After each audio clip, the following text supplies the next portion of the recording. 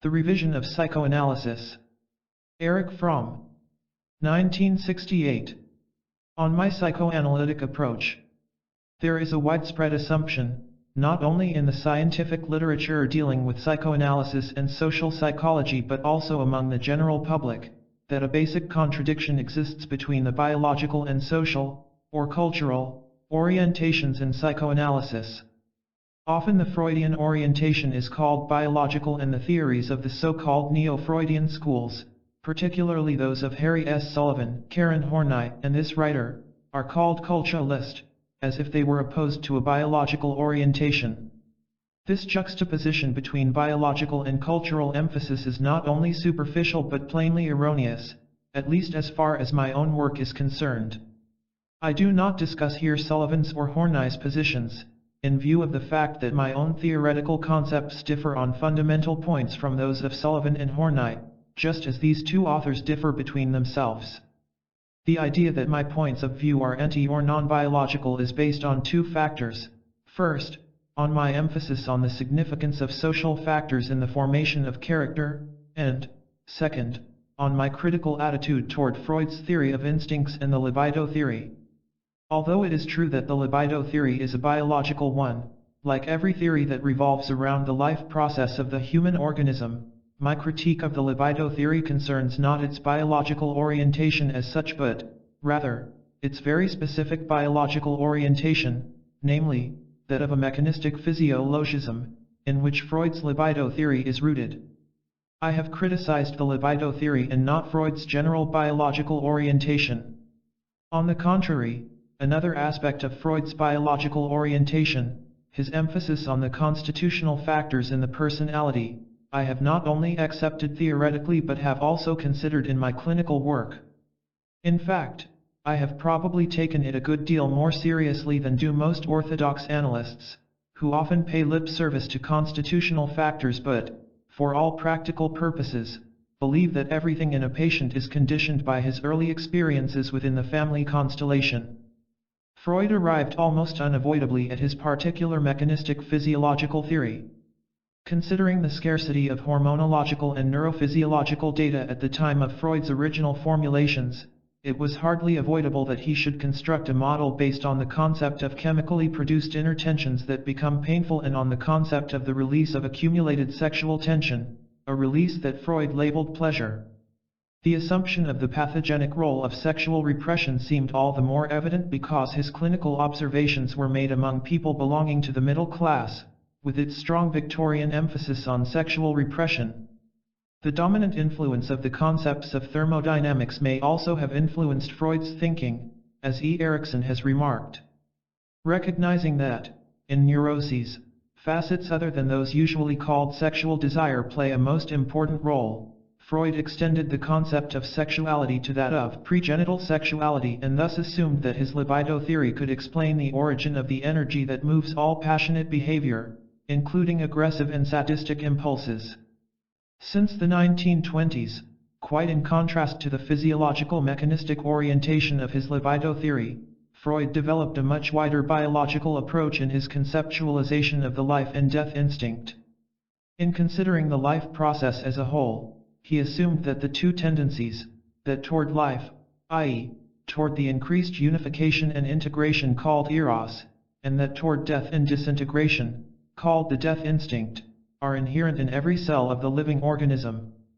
The correctness of this assumption may be questionable, but the new concept, though highly speculative, offered a global biological theory concerning the passions of man. From a biological standpoint, it should be noted that Freud's earlier theory, in spite of its narrowness, was based on the assumption that it is in the nature of the living organism to want to live, whereas in his more profound biological theory of the second phase, he discarded the earlier notion and made the assumption that the aim of disintegration is as much a part of man's nature as that following life and survival. In place of the hydraulic model of increasing tension and the necessity to reduce it, then, the nature of living substance, with its inherent polarity of life and death, became the new basis for Freud's thought. But it is tragic that Freud, for many reasons, never clarified the basic contradiction between the earlier and later theories, nor did he even connect the two in a new synthesis. As a parallel to the connection between necrophilia and anal sadism, I have tried to draw a connection between an element of Freud's libido theory and his concept of the death instinct. Freud, still clinging to his older concept that the libido is masculine, avoided the almost obvious step to connect eros with male-female polarity, but restricted the concept of eros to the general principle of integration and unification. Although Freud's biological orientation is beyond doubt, it would be a distortion of his work to characterize it as biologically versus socially oriented. Quite in contrast to such a false dichotomy, Freud was always socially oriented as well. He never regarded man as an isolated being, separate from the social context, as he put it in group psychology and the analysis of the ego. It is true that individual psychology is concerned with the individual man and explores the paths by which he seeks to find satisfaction for his instinctual impulses, but only rarely and under certain exceptional conditions is individual psychology in a position to disregard the relation of this individual to others. In the individual's mental life, someone else is invariably involved, as a model, as an object, as a helper, as an opponent, and so from the very first individual psychology, in this extended but entirely justifiable sense of the words, is at the same time social psychology as well. Freud 1921. It is true that when Freud thought of the social factor, he was mostly concerned with the family rather than with society as a whole or with classes within society, but this does not alter the fact that in his attempt to understand the development of a person he had to comprehend, first, the impact of social influences, the family, on the given biological structure. The false dichotomy between biological versus social orientation also underlies the false dichotomy in which my work is classified, as culturally rather than biologically oriented. My approach has always been a socio-biological one. In this respect it is not fundamentally different from Freud's, but it sharply contrasts with that type of behavioristic thinking in psychology and anthropology which assumes that man is born as a blank sheet of paper on which culture writes its text, through the mediation of the all-pervasive influence of customs and education, i.e., learning and conditioning. In the following pages I want to give a brief summary of the main points that express the socio-biological orientation. 1. This orientation is based above all on the concept of evolution. Evolutionary thinking is historical thinking. We call historical thinking evolutionary when we deal with bodily changes that have occurred in the history of the development of animals. And we speak of historical changes when we refer to those that are no longer based on changes in the organism. Man emerged at a certain point in animal evolution, and this point is characterized by the almost complete disappearance of instinctive determination and by an increase in brain development that permitted self-awareness, imagination, planning, and doubt. When these two factions reached a certain threshold, man was born, and all his impulses from then on were motivated by his need to survive under the conditions that had arisen by this point in his evolution. The evolutionary changes in living beings occur through changes in the physical structure, from the one-celled organisms to the mammals. The historical changes, i.e., the evolution of man, are not changes in man's anatomical or physiological structure but, rather, are mental changes, which are adapted to the social system into which he is born. The social system itself depends on many factors such as climate, natural resources, population density, means of communication with other groups, mode of production, and so on. The historical changes in man occur in the areas of intellectual capacity and emotional maturity. An important remark must be added. Even though man has retained the anatomical and physiological constitution that was present when he emerged as man, knowledge of the behavior and neurophysiological processes of animals, especially mammals, is of considerable interest for the study of man. It goes without saying that superficial analogies of the kind K. Lawrence is fond of making are of little scientific value, and that one has to be very careful about drawing any conclusion from animal and human behavior, precisely because man constitutes a system of his own characterized by the combination of weak instincts and a highly developed brain. But if one is aware of these pitfalls, the results of studies of animal behavior and of the neurophysiological processes in animals can be very stimulating for the study of man. Needless to say, the psychoanalytic study of man must make use of the neurophysiological findings concerning man. It is true that psychoanalysis and neurophysiology are sciences that use entirely different methods and, by necessity, do not proceed by tackling the same problems at the same time. Hence each science has to follow the logic of its own method. The synthesis of psychoanalytic and neurophysiological data is to be expected one day. But even before this happens, each branch of the science of man should not only know about and respect the other but should also stimulate the other by presenting data and posing questions that contribute to the research in both fields. 2. The socio-biological orientation is centered around the problem of survival. Its fundamental question is, how can man, given his physiological and neurophysiological apparatus, as well as his existential dichotomies, survive physically and mentally? That man must survive physically needs no explanation, but that he must also survive mentally requires some comment. First of all, man is a social animal. His physical constitution is such that he has to live in groups and therefore must be able to cooperate with others, at least for the purposes of work and defense. The condition for such cooperation is that he must be sane. And in order to remain sane, that is, to survive mentally, and, in an indirect sense, physically, man must be related to others. He must have a frame of orientation that permits him to grasp reality and to maintain a relatively constant frame of reference in an otherwise chaotic reality. In turn, this frame of reference enables him to communicate with others. He must also have a frame of devotion, including values, that enables him to unify and channel his energy in specific directions, thereby transcending mere physical survival. The frame of orientation is partly a matter of cognition, acquired by learning the thought patterns of his society.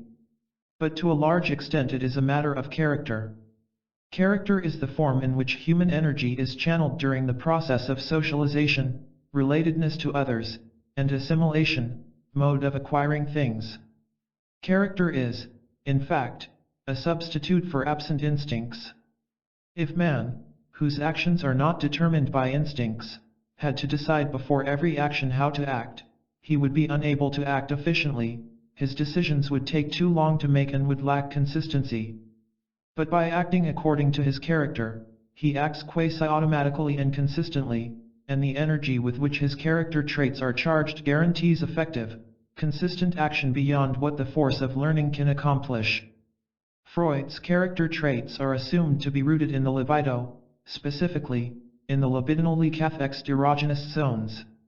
In the revision of the character concept that I attempted, character is seen as a biologically necessary phenomenon, necessary because it guarantees the mental and physical survival of man. The concepts of socialization and assimilation as two aspects of character orientation are also based on the biological consideration of man's twofold need to relate to others and to assimilate things. As those familiar with my previous writings know, I have wholly accepted Freud's clinical description of the various character syndromes. The difference lies precisely in the different biological approaches. One additional point needs to be mentioned, however. For Freud, the energy with which the character traits are charged is libidinal, that is, sexual, in the broad sense in which Freud used this term. But as I have used the term, energy is the desire of the living organism to survive, channeled into various paths that enable the individual to react adequately to this task. Energy in a general sense, rather than in the narrow sense of sexual energy, was first used by C.G. Jung, who did not, however, connect it with the socio-biological function of character. The socio-biological function of character determines the formation not only of the individual character but also that of the social character. The social character constitutes the matrix or nucleus of the character structure of most members of a group. This character structure develops as a result of the basic experiences and mode of life common to that group. The function of the social character, from a socio-biological standpoint, is to mold human energy in such specific ways that it can be used as a raw material for the purposes of the particular structure of a given society. It should be noted here that there is no society in general but only various structures of society, just as there is no psychic energy in general but only psychic energy channeled in various ways characteristic of a given character structure. The development of the social character is necessary for the functioning of a given society, and the survival of society is a biological necessity for the survival of man. Of course, this is not to say that a given social character guarantees the stability of a given society. When the social structure is too contradictory of human needs, or if new technical or socio-economical possibilities emerge at the same time, the previously repressed character elements will arise in the most advanced individuals and groups and help transform society into one more humanly satisfactory. Character, the cement of society during periods of socio-economic stability, becomes dynamite in periods of drastic change. To sum up, there is no cultural versus biological orientation, the former expressed by Freud, the latter by the cultural school of Fromm. Quite aside from the fact that I am not the founder of a school but, rather, a psychoanalyst who has attempted to further Freud's theory by making certain revisions, my orientation is a socio-biological one in which the development of personality is understood as the attempt of man, having emerged at a certain and definable point of evolution of animal life, to survive by dynamic adaptation to the social structure into which he is born. The false dichotomy between cultural and biological orientation is due partly to the general tendency to turn ideas into convenient clichés, rather than to understand them, and partly to the ideology of the bureaucratically organized International Psychoanalytical Society, some of whose members and sympathizers seem to need an easily grasped label to rationalize their dislike for the ideas of those analysts who believe that psychoanalysis and the bureaucratic spirit are incompatible. Table of Contents. Part 1. On my psychoanalytic approach. Part 2. The dialectic revision of psychoanalysis. The necessity for the revision of psychoanalysis. Subject and method of the revision of psychoanalysis. Aspects of a revised theory of drives. Revision of the theory of the unconscious and the repressed. Unconsciousness and the repression of sexuality. The unconscious and the repression of mother fixation. The fixation on idols as an expression of the social unconscious. The fixation on idols and the phenomenon of transference. Overcoming the fixation on idols. The socially repressed and its meaning for a revision of the unconscious. The new concept of the unconscious according to Ronald D. Lang. Causes of overcoming repression.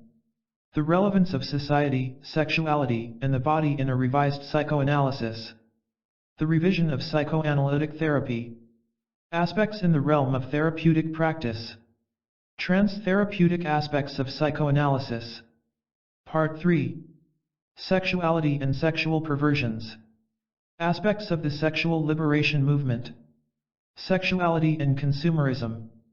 Sexuality and the new lifestyle of the hippie movement. Sexuality and psychoanalysis, the relevance of Wilhelm Reich. The sexual perversions and their evaluation. The history of the evaluation of sexual perversions. The psychoanalytic evaluation of perversions. The perverse experience of sadism and that of the anal character. The revision of perversions, using sadism as an example. Manifestations and the essence of sadism. The social determination of sadism. Sadism and necrophilia. Part 4. The alleged radicalism of Herbert Marcuse. Marcuse's understanding of Freud. The concept of perversions. The idealization of hopelessness. Part 1. The dialectic revision of psychoanalysis. 1. The necessity for the revision of psychoanalysis. Revision is a normal process within science. Paradoxically, a theory that remains the same for 60 years without being revised does not truly remain the same but becomes a system of sterile formulae. The question that matters, then, concerns not revision as such but what is revised and in what direction the revision leads. Does it continue in the direction of the original theory, even if it changes many single hypotheses within the theory? Or does it reverse the direction, even though it claims to continue the thought already indicated by the master? In considering this problem of revisionism we stumble upon a serious difficulty. Who is to decide what the essence of the original theory was? Obviously, a monumental work of genius carried on for more than 40 years grows and changes and, in the process, shows contradiction. It is necessary to understand its nucleus, its essence, as it were, as differentiated from the sum total of all its theories and hypotheses. But, we must further ask, who is to decide what this essence is? The founder of the system? That would, indeed, be the most desirable and most convenient solution for those who come after the master. But in most cases, unfortunately, the founder is unable to decide. Even the greatest genius is a child of his time, and he is influenced by its prejudices and modes of thought. Often he is so absorbed by the struggle with old views or the formulation of new and original ones that he loses his perspective on what actually constitutes the essence of his system. He may consider some details necessary for proceeding to new positions as being more important than do those by whom his discoveries have been accepted and, hence, are not in need of the auxiliary constructions. Who else is to decide what is essential in a system? The authorities? This word may seem strange when used in connection with scientific discoveries, but it is nevertheless quite appropriate. Science is often administered by institutions and bureaucrats who determine the expenditure of money, the appointment of researches, and so on, and who, in fact, have a controlling influence over the direction of scientific development. This is not always the case, of course. But it was undoubtedly very much the case in the psychoanalytic movement.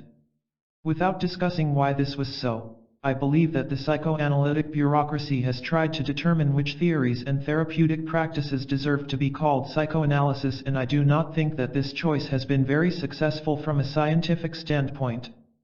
This is not surprising.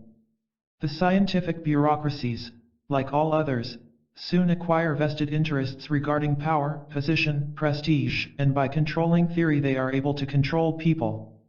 How, then, can one determine the essence of any great theoretical structure, be it Platonism, Spinozism, Marxism, or Freudianism, if neither its creator nor the official bureaucracy can tell what the essence of that theoretical structure is? The answer to this question cannot be very satisfactory because it leaves us without any hard and fast rule. Yet, in my opinion, it is the only one that is useful. Discovering the essence of a system is primarily a historical task. What does this task require? Whoever tries to undertake it must determine which new and creative thoughts in the system contradicted the views and ideas generally accepted at the time. He must then proceed to examine the general climate of thought and personal experience that existed during the period in which the system was created, from a social perspective as well as in the context of the master's life. He must also study how the master tried to express his new discoveries in terms of keeping in touch with the thought of his time, so that neither he nor his pupils feel completely isolated or crazy. The task, then, is to understand how the formulations of the original system have been influenced by the attempt to find a compromise between the new and the extant, and eventually how, in the process of social change, the core of the system can be widened, translated, and revised. In a short formula, the most crucial point could be expressed thus: the essence of the system is that which transcends traditional thought minus the traditional baggage in which this transcending thought is formulated. Returning now to the system that Freud created, I believe the crucial discoveries were as follows. 1. Man is largely determined by drives that are essentially irrational, drives that conflict with his reason, his moral standards, and the standards of his society. 2. Most of these drives are not conscious to him. To himself he explains his behavior as being the outcome of reasonable motives, rationalization, all the while acting, feeling, and thinking according to the unconscious forces that motivate his behavior. 3. Any attempt to bring into his awareness the presence and operation of these unconscious drives meets with an energetic defense, namely, resistance, which can take many forms. 4. Aside from his constitutional equipment, man's development is largely determined by circumstances operating in his childhood. 5. Man's unconscious motivations can be recognized by inference from, i.e., interpretation of, his dreams, symptoms, and unintentional small acts. 6. Conflicts between man's conscious view of the world and himself, on the one hand, and these unconscious motivating forces, on the other, if their intensity transcends a certain threshold, can produce mental disturbance such as neurosis, neurotic character traits, or general, diffused listlessness, anxiousness, depressiveness, and so on. 7. If the unconscious forces become conscious, a most particular effect ensues, the symptom tends to disappear, an increase in energy occurs, and the person experiences greater freedom and joy. All of these 7 points among Freud's findings have a special relationship to the historical time in which he worked. He lived both at the peak and at the end of the period of rationalism and enlightenment. He was a rationalist, inasmuch as he believed that the power of reason is capable of solving the riddles of life, to the extent that they are solvable. But he transcended rationalism by recognizing that man is motivated by irrational forces to a degree that the rationalism of the 18th century did not foresee. This discovery of man's irrationality and of the unconscious character of the irrational forces within him constitutes the most radical discovery of Freud, through which he transcended, and in a sense defeated, the optimistic rationalism current in the middle-class thought of his century. He dethroned conscious thought from its superior place, but he gave reason an even stronger foundation through his critique of conscious thought. By rationally explaining the irrational, he put reason on a new and very much more solid basis. But Freud might have become an advocate of pessimism and despair had he not discovered a method to liberate man from the power of irrational forces, by making the unconscious conscious. This principle, Freud once expressed it with the words, "Where there is ID there shall be ego," turned Freud's insight into man's irrationality into an instrument for man's liberation. Thus Freud created not only a new dimension for truth but also a new dimension for freedom. Political freedom and freedom of trade and in the use of property would mean little if man could not free himself from the irrational and unconscious forces within him. The free man is the one who knows himself, but knows himself in a new way, by penetrating the deceptive cover of mere consciousness, and by grasping the hidden reality within himself. Freud thus challenged the rationalistic optimistic picture of man deeply ingrained in the thinking and feeling of his time, yet he adhered to the contemporary frame of reference in other respects, most of all, in his admiration for an application of the methods of mechanistic materialism, whose leading exponents constituted a group of German professors, H. L. F. Helmholtz, E. du Bois-Reymond, and E. von Brugge. The latter, Freud's master and chief, as the head of the psychological laboratory at the University of Vienna, made a lasting impression on his student, who readily acknowledged his gratitude and admiration for the teacher. Although Freud shifted from physiology, neurology, and psychiatry, as the term was then used, to psychology, he carried with him the basic concepts and methods with which he had been imbued through Brugge's work. He was seeking the physiological substratum of psychic energy, libido. And, in his thinking within the new field of psychoanalysis, he kept alive the neurologia of Brugge's laboratory. Energy cathexis, bound and free energy, shifts of energy, these were among the basic categories of his new thought. When all is said, the fact becomes clear that Freud's historically crucial discoveries were these: 1. The presence of powerful irrational forces motivating man. 2. The unconscious nature of these forces. 3. Their pathogenic consequences, under certain circumstances, and 4. The curing and liberating effect of making the unconscious conscious.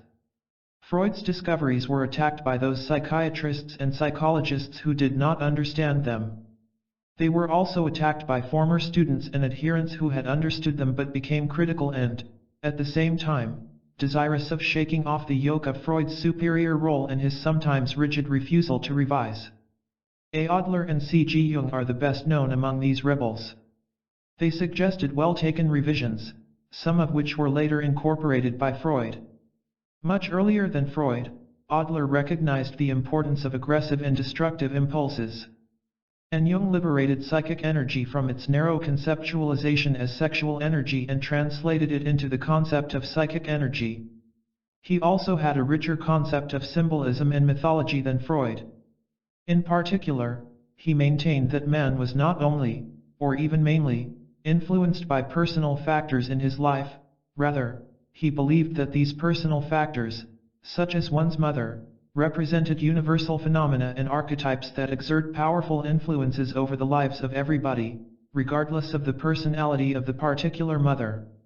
In the context of these conditions and revisions, there could not have been any reason, or at least any need, for a schism. Even Freud's own rigidity and the personal ambitions of Adler and Jung do not offer a sufficient explanation. The real reason and necessity for the break was the fact that both Adler and Jung, albeit in different ways, did not share Freud's basic position.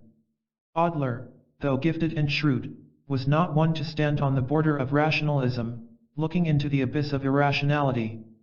On the contrary, he belonged to a group that represented a new, relatively superficial optimism, characteristic of the new middle class in Germany and Austria before and after World War I. No paradoxical or tragic dimension characterized this group's thought. It was convinced that the world was getting better and better, and that even handicaps and damages would be turned into advantages. The same naive optimism existed among the reformist Austrian and German social democrats, of whom Adler was one. But Jung stood in an entirely different historical position. He was basically a romantic and an anti-rationalist. He represented the romantic tradition whereby the irrational was not the emergence of reason to be understood in order to be overcome but, on the contrary, the fountainhead of wisdom, to be studied, understood, and incorporated, so as to enrich and deepen life. Freud was interested in the irrational and the unconscious because he wanted to liberate man from his power. Jung was interested because he wanted to help and cure man by bringing him into contact with his unconscious. Freud and Jung were like two men who, while walking in opposite directions, meet at the same spot for a moment, get into an animated conversation, and forget that when they resume their walk they will increase the distance between them. The third group of dissenters is usually called neo-Freudians, culturalists, or revisionists. The main representatives of this group are Sullivan, Horney, and this writer. Of course, there were others, too, who disagreed considerably with the ruling orthodox beliefs, such as F. Alexander and S. Rado. But as they remained within the Freudian organization, the label of neo-Freudian was never applied to them. The views of neo-Freudians are by no means identical. What they do have in common is a greater emphasis on cultural and social data than was customary among the Freudians. But certainly this emphasis was Freud's elaboration of the basic social orientation, which saw man in a social context always and attributed to society a crucial role in the process of repression. Sullivan placed less stress on sexuality and more on the avoidance of anxiety and insecurity. Horney emphasized the role of anxiety, of fears, and of incompatible ego ideals. She also suggested fundamental changes in Freud's psychology of women. And, finally, the present writer, who became increasingly doubtful of the libido theory, suggested one in which the needs rooted in man's condition of existence took the center. He emphasized the role of society, not as culture but as a specific society structured along the lines of its mode of production and its main productive forces, and stressed the significance of value and ethical problems for the understanding of man. None of the fundamental theories of Freud was attacked, in the sense mentioned above, nor did any of these three psychoanalysts try to form a new school that was to supersede Freud. They left the Freudian organization essentially because of the intolerance of the bureaucracy toward dissenters, not because of any will to found new organizations as the home for new or anti-Freudian systems. In this decisive respect they are entirely different from Adler and Jung. This difference is expressed symbolically by the fact that Adler and Jung gave their systems new names, individual psychology and analytic psychology, respectively, whereas the neo-Freudians insisted on keeping the word psychoanalysis, though not without the protest of some Freudians who claimed that anyone who did not follow the rules of the organization had no right to call himself a psychoanalyst. The absurdity to which this bureaucratic spirit can lead is shown by the fact that 5 sessions per week and the use of the couch were made into criteria that decided whether or not somebody underwent psychoanalysis. From a scientific standpoint, the main fault of the founders of these new schools, Adler and Jung, was to bagatelize and later give up completely the great discoveries of Freud, and then to replace them with their own often inferior brands. The neo-Freudians, including myself, may also be criticized for sometimes not having paid proper attention to Freud, or even for having been unnecessarily critical. Although such criticism is understandable, especially in light of the Freudians' hostility, it is not, on the whole, either excessive or unbalanced. In spite of great differences among the neo-Freudians, they focused on the need to understand unconscious processes and the aim to make the unconscious conscious. However, none of them tried to find such formulations as would have appeased the Freudian bureaucracy and perhaps led to a friendlier reception of neo-Freudian thought. 2. Subject and method of the revision of psychoanalysis. A creative renewal of psychoanalysis is possible only if it overcomes its positivistic conformism and becomes again a critical and challenging theory in the spirit of radical humanism. This revised psychoanalysis will continue to descend ever more deeply into the underworld of the unconscious. It will be critical of all social arrangements that warp and deform man, and it will be concerned with the processes that could lead to the adaptation of society to the needs of man, rather than with man's adaptation to society. Specifically, it will examine the psychological phenomena that constitute the pathology of contemporary society: alienation, anxiety, loneliness, the fear of feeling deeply, lack of activeness, lack of joy. These symptoms have taken over the central role held by sexual repression in Freud's time, and psychoanalytic theory must be formulated in such a way that it can understand the unconscious aspects of these symptoms and the pathogenic conditions in society and family that produce them. In particular, psychoanalysis must study the pathology of normalcy, the chronic, low-grade schizophrenia that is generated by the cybernate, technological society of today and tomorrow. I see the dialectic revision of classic Freudian theory as occurring, or continuing, in 6 areas: the theory of the drives, the theory of the unconscious, the theory of society, the theory of sexuality, the theory of the body, and psychoanalytic therapy. All have certain elements in common. One is the shift of philosophical background from mechanistic materialism to either historical materialism and process thinking or phenomenology and existentialism. A second element is the different concept of knowledge when applied to knowing a person, by contrast to knowledge as used in the natural sciences. We are dealing here with the fundamental difference between the Hebrew and the Greek ideas of knowledge. In the Hebrew concept, to know, jada, was essentially the active experience of a person, a concrete and personal relationship rather than an abstraction. H.S. Sullivan, in his formulation of the participant observer, came close to referring to this kind of knowledge. And R.D. Laing has made it the basis of his whole approach to the patient. To know in the Hebrew sense also means both penetrating sexual love and deep understanding. In the Greek, especially in Aristotle's works, knowledge of an object is impersonal and objective, and this kind of knowledge has become the basis for the natural sciences. Although the therapist also thinks in these objective terms when he considers many aspects of his patient's problems, his main approach must be the knowledge of active experience. This is the scientific method appropriate for the understanding of persons. A third element is the revised model of man. Instead of the isolated and only secondarily social homme machine, we have the model of a primarily social being, who is only in the sense of being related and whose passions and strivings are rooted in the conditions of his existence as a human being. A fourth element is the humanist orientation, which assumes the basic identity of the potential in all human beings as well as the unconditional acceptance of the other as being no other than myself. And a fifth element is the socially critical insight into the conflict between the interests of most societies and the continuity of their own system as opposed to the interest of man in the optimal unfolding of his potentialities. This insight implies refusal to accept ideologies at face value.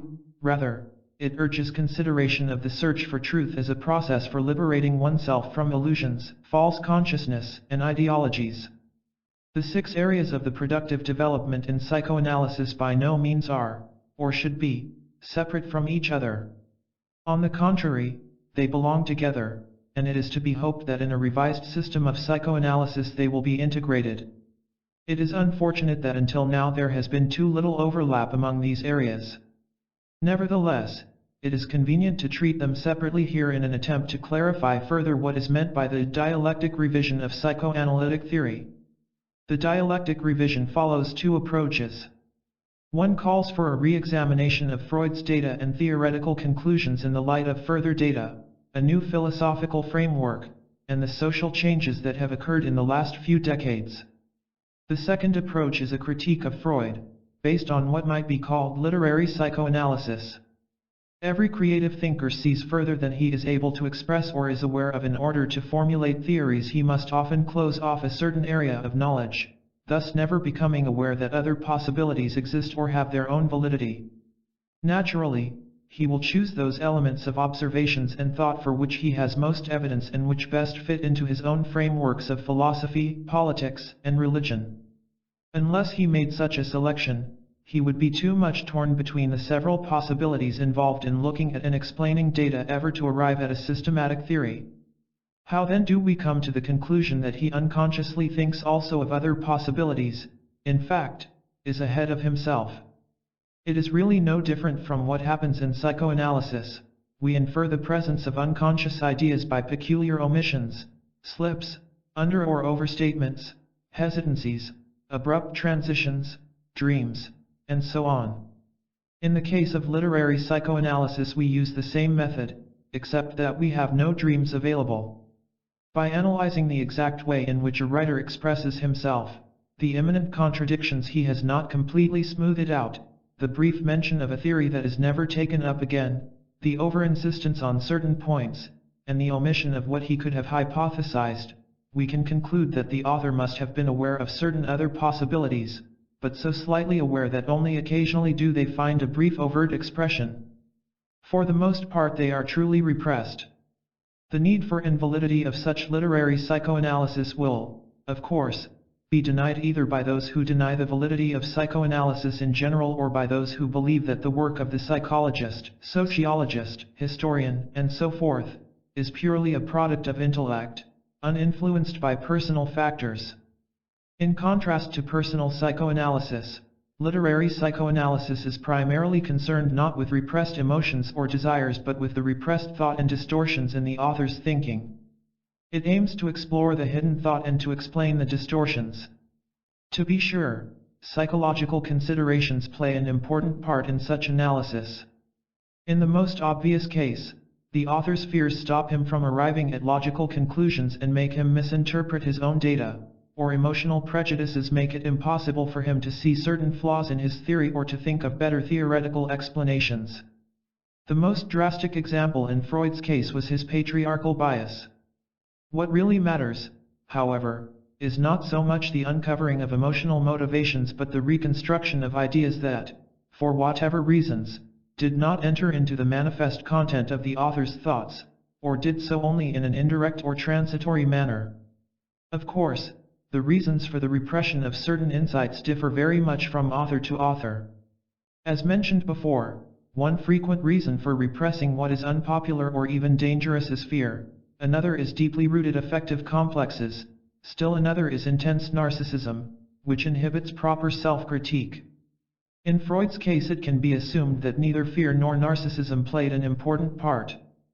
But there is another motive that may be quite significant: Freud's role as the leader of the movement. His adherents were bound together by the common theory, and if Freud had made drastic changes in it, he might have satisfied his passion for truth, but he would also have created confusion in the ranks of his adherents and thus endangered the movement. I think it possible that the fear of doing the latter might have sometimes tempered his scientific passion. It should be emphasized that literary psychoanalysis does not claim to decide whether a theory is right or wrong. It only brings to light, provided the evidence exists, what an author may have thought behind and beyond what he thought. In other words, literary psychoanalysis can help us, as Kant once said, to understand the author better than he understood himself.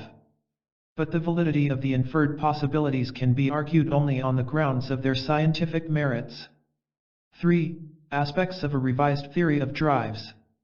In my own work, especially since 1941, I have attempted to develop a revised theory of the drives and passions that motivate men's behavior in addition to those that serve his self-preservation. I have assumed that these drives cannot be explained adequately as being an inner chemical process of tension and detention but, rather, are to be understood on the basis of man's nature. However, this concept of the nature or essence of man, i.e., of that by virtue of which man is man, differs from all those concepts which postulate that man's essence can be described in positive terms, as a substance, or as a fixed structure with certain unchangeable qualities such as good or bad, loving or hating, free or unfree, and so on. The essence of man is a dichotomy that exists only in the human being. It is an opposition between being in nature and being subject to all its laws, and simultaneously transcending nature, because man, and only he, is aware of himself and of his existence. In fact, he is the only instance in nature where life has become aware of itself. At the basis of this insoluble existential dichotomy, existential in contrast to historically conditioned dichotomies that can be made to disappear, like the one between wealth and poverty, lies an evolutionary, biologically given fact. Man emerges from animal evolution at the point where determination by instincts has reached a minimum, while at the same time the development of that part of the brain that is the basis for thinking and imagination has developed far beyond the order of size that is found among the primates. On the one hand, this fact makes man more helpless than the animal. On the other, it gives him the possibility for a new, albeit entirely different, kind of strength. Man qua man has been thrown out of nature, yet he is subject to it. He is a freak of nature, as it were. This biological fact of man's inherent dichotomy demands solutions, that is to say, it demands human development. From a subjective standpoint, the awareness of having been torn away from his natural basis, and of being an isolated and unrelated fragment in a chaotic world, would lead to insanity. The insane person is one who has lost his place in a structured world, one that he shares with others and in which he can orient himself. Hence the energies of man have as their aims the transformation of the unbearable dichotomy into a bearable one and the creation of ever new and, as far as possible, better solutions of the opposition. All of man's passions and cravings, whether normal, neurotic, or psychotic, attempt to solve his immanent dichotomy, and because it is vital for man to find a solution, they are charged with the entire energy inherent in a person. Broadly speaking, they are spiritual, survival, transcending ways of escaping the experience of nothingness and chaos by finding some frame of orientation in an object of devotion. They serve mental rather than physical survival. I have long been seeking an adequate formulation to denote the concept of spiritual or spirituality, but I have not found one that seems to me as useful as the following one used by S. Sontag, 1969. Spirituality, plans, terminologies, ideas of deportment aimed at resolving the painful structural contradiction inherent in the human situation, at the completion of human consciousness, at transcendence. However, I would put passionate striving before plans, terminologies, ideas. The nature or essence of man, then, as this theory conceives it, consists in nothing but the opposition inherent in man's biological constitution, an opposition that produces different solutions. The essence of man is not identical with any one of these solutions. To be sure, the number and quality of the solutions are not arbitrary and unlimited but, rather, are determined by the characteristics of the human organism and its environment. The data of history, child psychology, psychopathology, as well as, particularly, that of the history of art, religion, and myths make it possible to formulate certain hypotheses about possible solutions. On the other hand, as mankind has thus far lived under the principle of scarcity and hence force and domination, the number of such solutions has by no means been exhausted. With the possibility of achieving a social life based on abundance and hence the disappearance of crippling domination, new solutions to the existential dichotomy are likely to develop. This theory of the essence of man is dialectical, and it is in contradiction to those theories that assume a substance or a fixed quality to be the essence of man. But it also stands in contrast to the concepts of existentialism. Indeed, it constitutes a critique of existentialist thought. The views presented here center on the problem of human existence and for this reason could be called existentialist. But such a designation would be misleading inasmuch as they have little connection with existentialism as a philosophy. A more adequate option, if one needed a descriptive term, would be to designate them as rooted in radical humanism. If existence precedes essence, what is existence as far as man is concerned? The answer can only be that his existence is determined by the physiological and anatomical data that are characteristic for all men, since man's emergence from the animal kingdom. Otherwise, existence is an abstract and empty concept. If, however, the biological dichotomy not only characterizes man's existence physically but results in psychic dichotomies that demand solutions, Sartre's statement that man is nothing else but what he makes of himself, Sartre 1957, is untenable. What man can make of himself and what he desires are the various possibilities that follow from his essence, which in turn is nothing but his existential biological and psychic dichotomy. But existentialism does not define existence in this sense. It must remain caught in a voluntaristic position because of the abstract nature of its concept of existence. This concept of the specifically human passions that I have sketched is dialectic, in that it calls for an understanding of psychic phenomena as the outcome of opposing forces. It recommends itself, in my opinion, because 1. It avoids the unhistorical concept of a definite substance or quality as the essence of man. 2. It avoids the error of an abstract voluntarism whereby man is not characterized by anything other than his responsibility and freedom. 3. It puts the understanding of the nature of man on the empirical basis of his biological constitution qua man, explaining not only what he has in common with animals but also, dialectically, which opposite forces are released when he transcends animal existence, and 4. It helps to explain the passions and strivings that motivate men, both the most archaic men and the most enlightened. Man's inherent dichotomy is the basis for his passionate strivings. Which of these is activated and becomes dominant in the character system of a society or an individual depends largely on the social structures, which, by their specific practice of life, teachings, rewards, and sanctions, have a selective function with regard to the various potential drives. The concept of passions or drives that are specifically human, because they are engendered by man's existential dichotomy, does not imply the denial of the existence of drives that are rooted in man's physiology and are shared with all animals, such as the need to eat, to drink, to sleep, and, to some extent, in order to ensure the survival of the race, the sexual drive. These drives underlie the physiologically conditioned need for survival, and, in spite of a certain degree of malleability, are fixed. The fundamental difference between the theoretical framework presented here and the classic theory is that Freud tried to understand all human passions as being rooted in physiological or biological needs, and he made ingenious theoretical constructions in order to uphold this position. In the present framework, however, the most powerful human drives are not those aimed at physical survival, in the normal situation, where that survival is not threatened, but those through which man seeks a solution of his existential dichotomy, namely, a goal for his life that will channel his energies in one direction, transcend himself as a survival-seeking organism, and give meaning to his life. Much clinical and historical evidence shows that the pursuit and satisfaction of his biological needs alone leaves man dissatisfied and prone to serious disturbances. These drives can be regressive, archaic, and self-destructive, or they can serve man's full unfolding and establish unity with the world under the conditions of freedom and integrity. In this optimal case, man's trans-survival needs are born not out of unpleasure and scarcity but out of his wealth of potentialities, which strive passionately to pour themselves into the objects to which they correspond.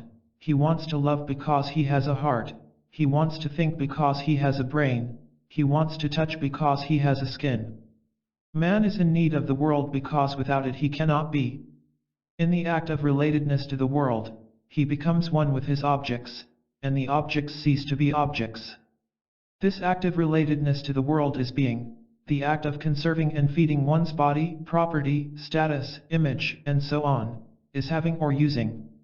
The examination of these two forms of existing, their relationship to the concept of ego as the subject of having and using and to the concept of self as the subject of being, the categories of activity and passivity, of attraction to life and attraction to death, these are the central problems for the dialectic revision of psychoanalysis. I have undertaken the revision of classic theory concerning pregenital sexuality in man for himself, to which I must refer the reader. The central point of this revision is the thesis that the oral and the anal characters are not an outcome of anal and oral excitation. Rather, they manifest a specific kind of relatedness to the world that is a response to the psychic atmosphere in the family and society. Two passions seem especially to require a thorough revision: aggression and eros. By not differentiating among qualitatively different classes of aggressiveness, for example, among reactive aggression in defense of vital interests, sadistic passion for omnipotence and absolute control, and necrophilous destructiveness directed against life itself, Freud and most other psychoanalytic authors blocked the way to understanding the genesis and dynamics of each of them. New theories of the various kinds of human aggressiveness are not only scientifically warranted but especially needed in a world gravely in danger of not being able to cope with the aggressiveness it engenders. In recent years, a hypothesis, first presented in The Heart of Man, has been confirmed by many clinical observations made by myself and others, especially by M. Maccabee, 1976. I refer to the idea that the two most fundamental forces that motivate man are biophilia, the love of life, and necrophilia, the love of death, decay, and so on. The biophilous person is the person who loves life, who brings to life all that he touches, including himself. The necrophilous person, like Midas, transforms everything into something dead, unalive, mechanical. Nothing more than the relative strength of biophilia and necrophilia is what determines the whole character structure of a person or a group. This concept is a revision of Freud's life and death instinct based on clinical observation, but in contrast to Freud, the two tendencies are not biologically given forces present in every cell. Rather, necrophilia is seen as a pathological development that occurs when, for a number of reasons, biophilia is blocked or destroyed. I believe that the further investigation of biophilia and necrophilia will be an important task for the dialectic revision of psychoanalysis. The revision of Freud's concept of love is bound up with the examination of the concepts of libido and eros. Freud did not view the male-female attraction as a primary phenomenon underlying sexual desire, because he saw sexual desire as produced by inner chemical processes and tensions that demand release. Aside from the attractiveness of this physiological explanation, there is probably another reason Freud could not see male-female polarity as a primary phenomenon. Polarity implies equality, though also difference, and his strictly patriarchal viewpoint made it impossible for him to think in terms of male-female equality. Freud's concept of sexuality did not include eros. He believed that the sexual drive was produced by an inner chemical process within the male, and that the female was the proper object for the drive. When Freud developed his theory of eros against the death instinct, he could have changed his position and suggested that eros was the specific male-female attraction, in the sense of Plato's myth that male and female were originally united and longed for a new union after separation had occurred. Ironically, this concept would have held the great theoretical advantage of permitting Freud to consider eros as fulfilling his qualification for an instinct, namely, the tendency to return to an earlier condition. But Freud declined to move in this direction, again, I believe, because it would have implied accepting male-female equality. Freud's theoretical difficulty regarding the problem of love and eros was indeed considerable. Just as he had not considered aggression a primary drive in his earlier work, although he also never neglected it altogether, he believed love to be an epiphenomenon. Aim inhibited sexuality. Love's substrate was sexuality, conceived in the spirit of Freud's physiologizing frame of reference. Indeed, his original concept of sexuality and his later concept of eros cannot be reconciled. They are based on entirely different premises. Eros, like the death instinct, is not localized in a specific erogenous zone. It is not regulated by inner, chemically produced tensions and the need for detention. Furthermore, unlike the libido, it is not subject to evolution but, rather, is an essentially fixed quality of all living substance. Nor does it live up to Freud's requirements for an instinct. I have already referred to Freud's admission that eros did not have the conservative nature he once assumed essential for an instinct. O'Fenichel, 1953, has made the same point with regard to Freud's concept of the death instinct.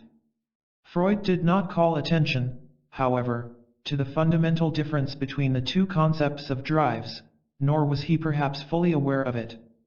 He tried to fit the old and the new concepts together, so that the death instinct took the place of the former aggressive instinct and eros took the place of sexuality. But one can recognize the difficulty he found in this endeavor.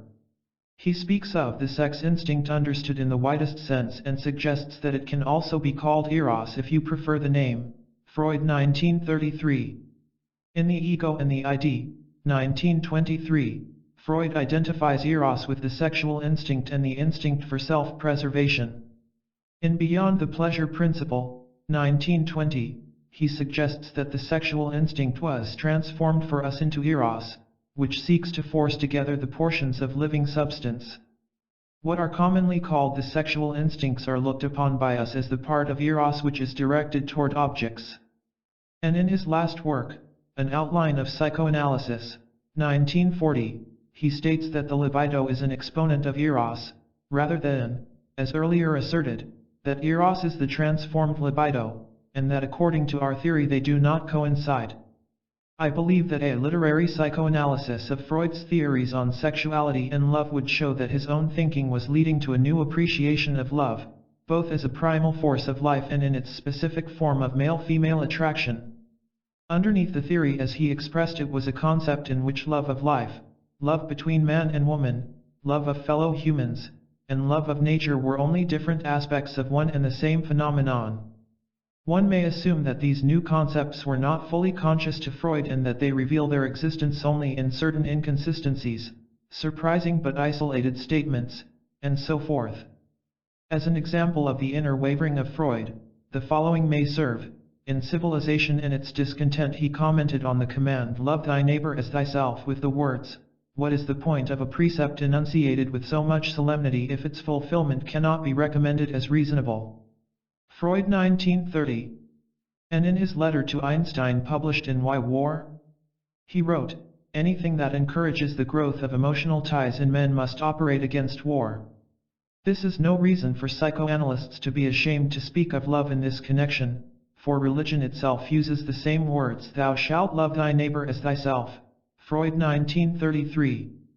Such a hypothesis, being a matter of interpretation and conjecture, cannot be proven, but much evidence can be adduced in its favor, thus suggesting the possibility that a deep conflict was going on in Freud's own thought.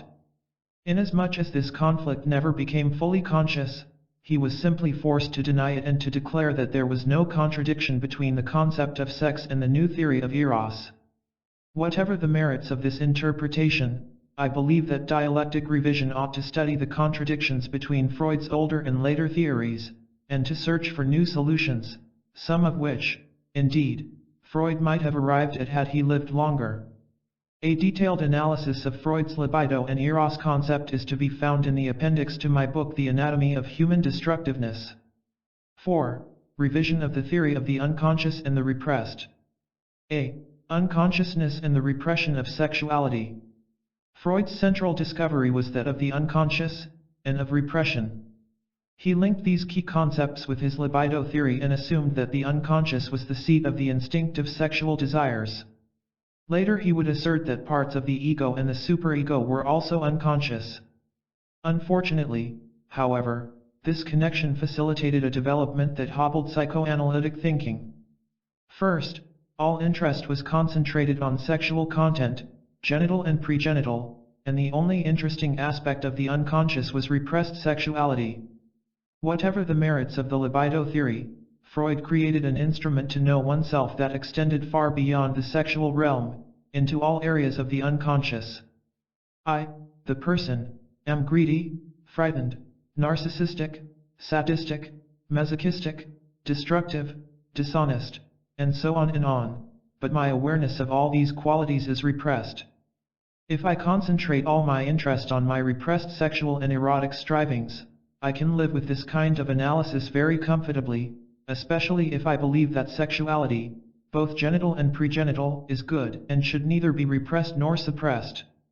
I do not have the painful task of seeing that side of myself which does not correspond to my conscious self-image. Restricted to the libido, the great discovery of Freud loses much of its truly critical and unmasking character. It is apt to be used simply as a tool to analyze others, those who still have not liberated themselves from the sexual taboos, rather than as an instrument to know myself and to change myself. We cannot dismiss this type of psychoanalysis by calling it therapy and saying that it belongs in the office of the clinician. The therapy may have some technical character, but the phenomenon itself, the understanding of my own unconscious and its incompatibility with my conscious image of myself, is precisely the discovery that gives psychoanalysis its importance as a radical step in man's self-discovery and toward a new form of sincerity. But, unfortunately, it has become fashionable to apply the concept of repression exclusively to sex, and to believe that if there is no repression of sexual desires, the unconscious has been made conscious. The lack of repression of sexual desires does not mean that most of the unconscious has been made conscious, a fact clearly demonstrated by those social groups in which sexuality in all its forms is freely practiced and experienced, without the burden of the traditional feelings of guilt. This is, indeed, one of the remarkable changes occurring in Western society today. Also remarkable is the fact that this free and guiltless experience of sex is to be found not only in the politically radical groups of the youth but also among the non-political hippies and the politically unradical middle-class youth of North America and Western Europe. Furthermore, it exists in certain circles of the middle-aged and the affluent middle class. Apparently the sexual liberation for which W. Reich was the most gifted spokesman is occurring with amazing speed in all groups of the consumer society, but without the political consequences Reich assumed would follow. The important problem is to understand the quality of sexual experience. In large measure, sexual gratification has become an article of consumption and now has the characteristics of all other modern consumption, motivated largely by boredom, hidden depression, and anxiety. The act of satisfaction itself is shallow and superficial. It strikes me that much of the sexual motivation among those of the younger radical generation is somewhat prompted by theoretical considerations along the lines of Freud and Reich. Sexual satisfaction as a way of getting rid of all one's complexes can become somewhat obsessional, especially when it goes together with anxious self-examination about an adequate orgasm and so on. Group sex, though much can be said for it theoretically, such as that it overcomes jealousy or the sense of property, may in practice not be as different from the conventional bourgeois extramarital sex life, including voyeurism and exhibitionism, as its participants think.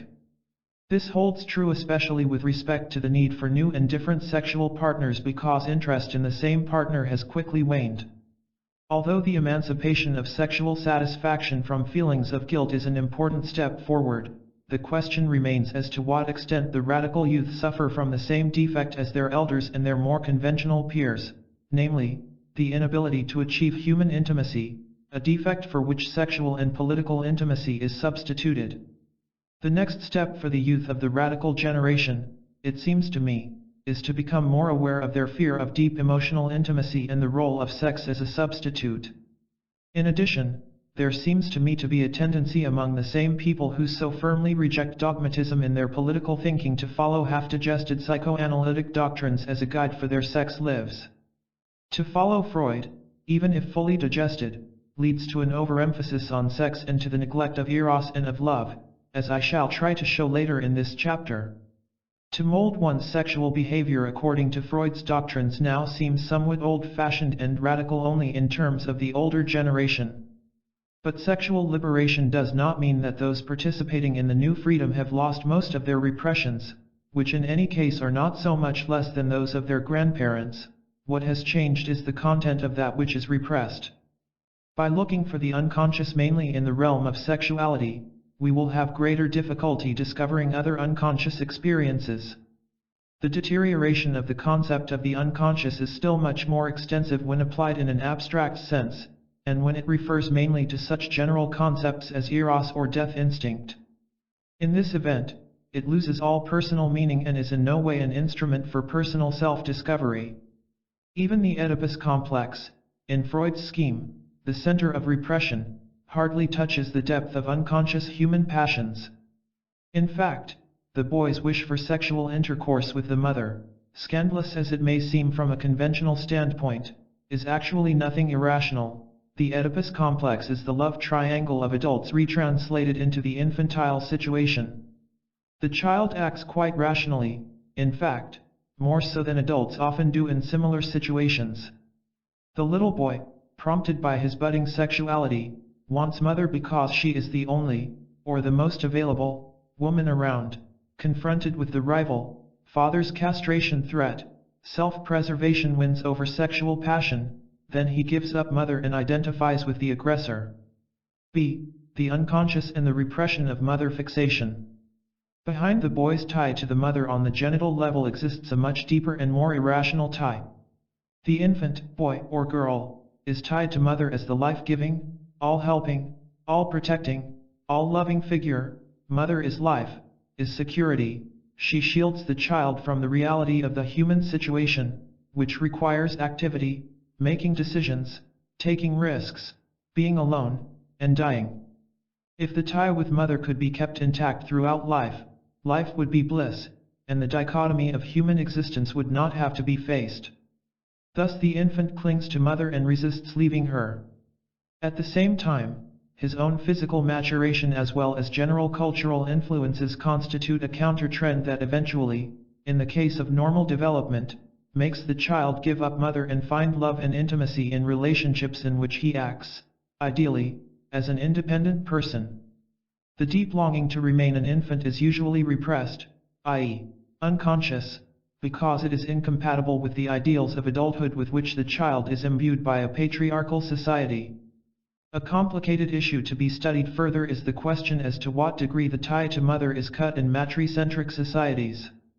In such societies, some of which are still in existence, private property, hired labor, and development of individuality are minimal. In a primitive society, the initiation rites have the function of breaking this tie drastically. However, in the form that I have just described, the refusal to accept the full burden of individuation has still not lost rationality and contact with reality. The person may find a mother figure or a representation to whom he can remain attached in reality, one who dominates, or serves, and protects him. He can, for instance, attach himself to a motherly woman, or to an institution such as a monastery. But the refusal to be separated from mother can take on more extreme forms. Deeper and still more irrational than the wish to be loved and protected by mother throughout life is the craving to be one with her, to return to her womb, and eventually to undo the fact of having been born. Then the womb becomes the grave, the mother earth in which to be buried, the ocean in which to drown. There is nothing symbolic in this. The cravings are not disguises for repressed Oedipus strivings. On the contrary, the incestuous strivings are often an attempt to save oneself from the deeper, life-threatening cravings for mother. The deeper and more intense these cravings, the more repressed they are. Only in the case of psychosis and in dreams do they become conscious. Classic psychoanalysis has not taken account of the depth of these cravings. Nor has it given proper weight to the fact that the primary tie of the infant, boy or girl, is to the mother. It was not until 1931 that Freud, in Female Sexuality, made a significant revision of his earlier theory by stating that the pre-Oedipus phase, pre-Oedipus attachment to mother preceding the attachment to father, in women gains an importance which we have not attributed to it hitherto. Freud 1931. It is interesting that Freud compares this pre-Oedipal attachment to mother with matriarchal society. Our insight into this early, pre-Oedipus phase in girls comes to us as a surprise, like the discovery, in another field, of the Minoan/Mycene civilization behind the civilization of Greece. Freud 1931. In an outline of psychoanalysis, Freud takes still another step. He writes, in these two relations, feeding and care of the child's body, lies the root of a mother's importance. Unique, without parallel, established unalterably for a whole lifetime as the first and strongest love object and as a prototype of all later love relations, for both sexes. In all this, the phylogenic foundation has so much the upper hand over personal accidental experience that it makes no difference whether a child has really sucked at the breast or has been brought up at the bottle and never enjoyed the tenderness of a mother's care. Freud 1940. It certainly seems that, At the end of his life, Freud was presenting a theory that drastically contradicted his previous position. After describing the depth of the pre-Oedipus tie to mother, he states that it exists both in girls and in boys. In female sexuality he discussed it only in terms of girls, and that it exists on phylogenetic grounds, regardless of the actual feeding and body caring that has taken place. However, Freud does not introduce this statement as a radical revision. Instead, it follows his traditional comments about how the mother establishes ties to the infant by feeding him and taking care of his body. The almost casual manner in which Freud made this addition can be explained only by literary psychoanalysis. I assume that Freud had been occupied for years with the possibility that a number of older assumptions were not correct.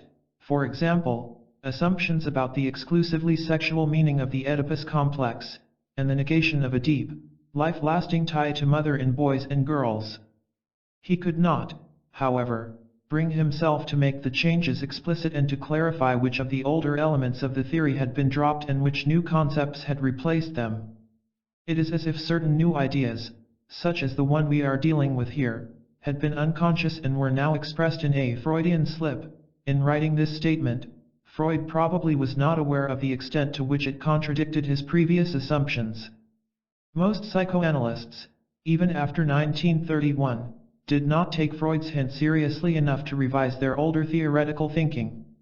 In John Bowlby's study The Nature of the Child's Tie to the Mother, Bowlby 1958, one also finds a detailed history of psychoanalytic thinking in the problem of the child's tie to mother.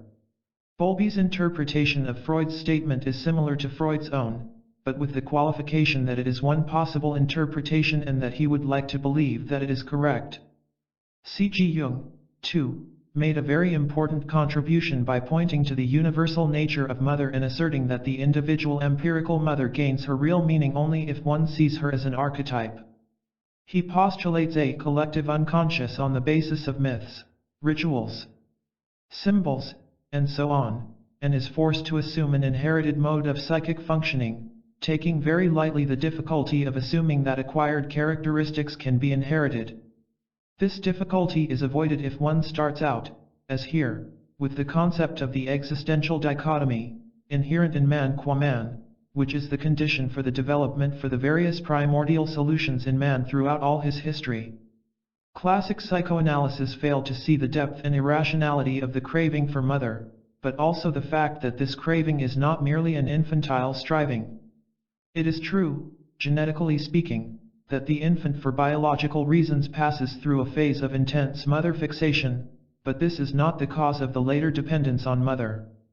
This tie to mother can retain its force, or the individual can regress to this solution, precisely because it is one of the spiritual answers to human existence. True enough, it may lead to absolute dependence, insanity, or suicide, but it is also one of the possibilities open to man in his attempt to find a solution to the existential dichotomy.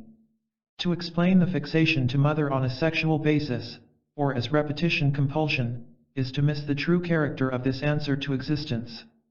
All these considerations have led me to assume that the central issue is not really attachment to mother but what we might well call paradisiacal existence, characterized by the attempt to avoid reaching full individuation and, instead, living in the fantasy of absolute protectedness, security, and at-homeness in the world, at the expense of individuality and freedom.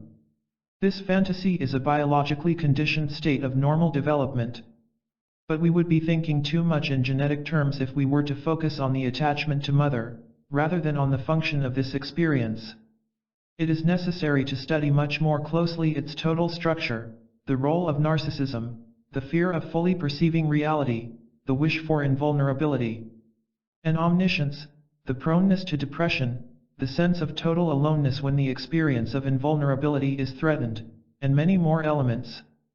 The same principle can be demonstrated with regard to other drives that are usually unconscious. An example is the anal hoarding striving. In its most rational forms, this striving is a clinging to possession, interpreted by the classic theory as the sublimation of the wish to retain the feces.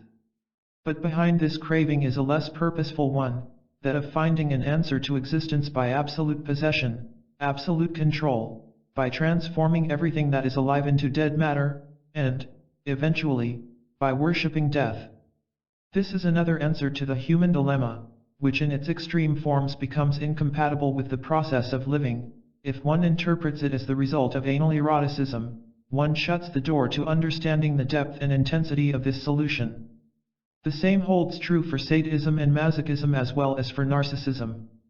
After all, it should be remembered, as one looks at man's existence as a whole, that the adult is not so different from the child in his helplessness toward the forces that determine his life. He is much more aware of them and of how little he can do to control them, and his helplessness is on an adult level. But, in a certain sense, this helplessness is not less than that of the child. Only the full unfolding of all his potentialities can enable him to face his objective helplessness while not seeking shelter in the paradise fantasy. See, the fixation on idols as an expression of the social unconscious. From this helplessness of man an extremely important phenomenon follows. The average person, regardless of his early relationship to mother and father, carries within himself a deep longing to believe in an all-powerful, all-wise, and all-caring figure. But there is more than belief in this relationship. There also exists an intense affective bond to this magic helper. It is often described as awe or love, but sometimes it is not given any particular name. It resembles the attachment of the child to mother and father, in being essentially passive, hoping, trusting. But this passivity by no means reduces the intensity of the bond. If anything, it increases that intensity, inasmuch as one's life, as in the case of the infant, seems to depend on not being abandoned. In many instances the intensity of this bond far surpasses that of the ties to persons close to one in ordinary life. Of course, the less satisfaction there is in these ties, the more intense is the bond to the magic helper. Only through belief in the support of this figure can the person cope with his sense of helplessness. Such figures can be religious idols, natural forces, institutions, and groups, such as the state or nation, charismatic or simply powerful leaders, or individuals such as father and mother, husband and wife. It also makes little difference whether these figures are real or only imaginary. I suggest that we call all of these figures by the generic name idols. An idol is the figure to which a person has transferred his own strength and powers. The more powerful the idol grows, the more impoverished the individual himself becomes. Only by being in touch with the idol can he try to be in touch with himself. The idol, the work of his hands and fantasy, stands over and above him, its maker becomes his prisoner. Idolatry, in the sense of the Old Testament prophets, is essentially the same concept as that of alienation. Only ideology, the full study of all idols, could give a satisfactory picture of the intensity of the passion to find an idol and of the variety of idols that have existed in history. At this point I want to mention only one specific typology of idols, the mother and father type idol. The mother idol, as described above, is the unconditionally loving figure, the attachment to whom, however, stands in the way of full individuation. And the father idol is the strict patriarch whose love and support depend on obedience to his commands. What evidence is there for the hypothesis that the average man is in need of an idol? The evidence is so overwhelming that it is hard to select the data. First of all, the greater part of human history is characterized by the fact that the life of man has been permeated by religions. Most of the gods of these religions have had the function of giving man support and strength, and religious practice has consisted essentially in appeasing and satisfying the idols. The prophetic and later Christian religions were originally anti-idolatric. In fact, God was conceived as the anti-idol. But in practice the Jewish and Christian God was experienced by most believers as an idol, as the great power whose help and support could be attained through prayer, ritual, and so forth. Nevertheless, throughout the history of these religions a battle was fought against the idolization of God, philosophically, by the representatives of negative theology, e.g., Maimonides, and, experientially, by some of the great mystics, e.g., Meister Eckhart or Jacob Boehme. But idolatry by no means disappeared or was weakened when religion lost its power. The nation, the class, the race, the state, the economy, became the new idols. Without the need for idols, one could not possibly understand the emotional intensity of nationalism, racism, imperialism, or the cult of personality in its various forms. One could not understand, for instance, why millions of people were ecstatically attracted to an ugly demagogue like Hitler, why they were willing to forget the demands of their consciences and to suffer extreme hardship for his sake. People's eyes shine with religious fervor when they see, or can touch, a man who has risen to fame and who has, or might have, power. But the need for idols exists not only in the public sphere. If one scratches the surface, and often even without doing so, one finds that many people also have their private idols, their families, sometimes, as in Japan, organized as ancestor cults, a teacher, a boss, a film star, a football team, a physician, or any number of such figures.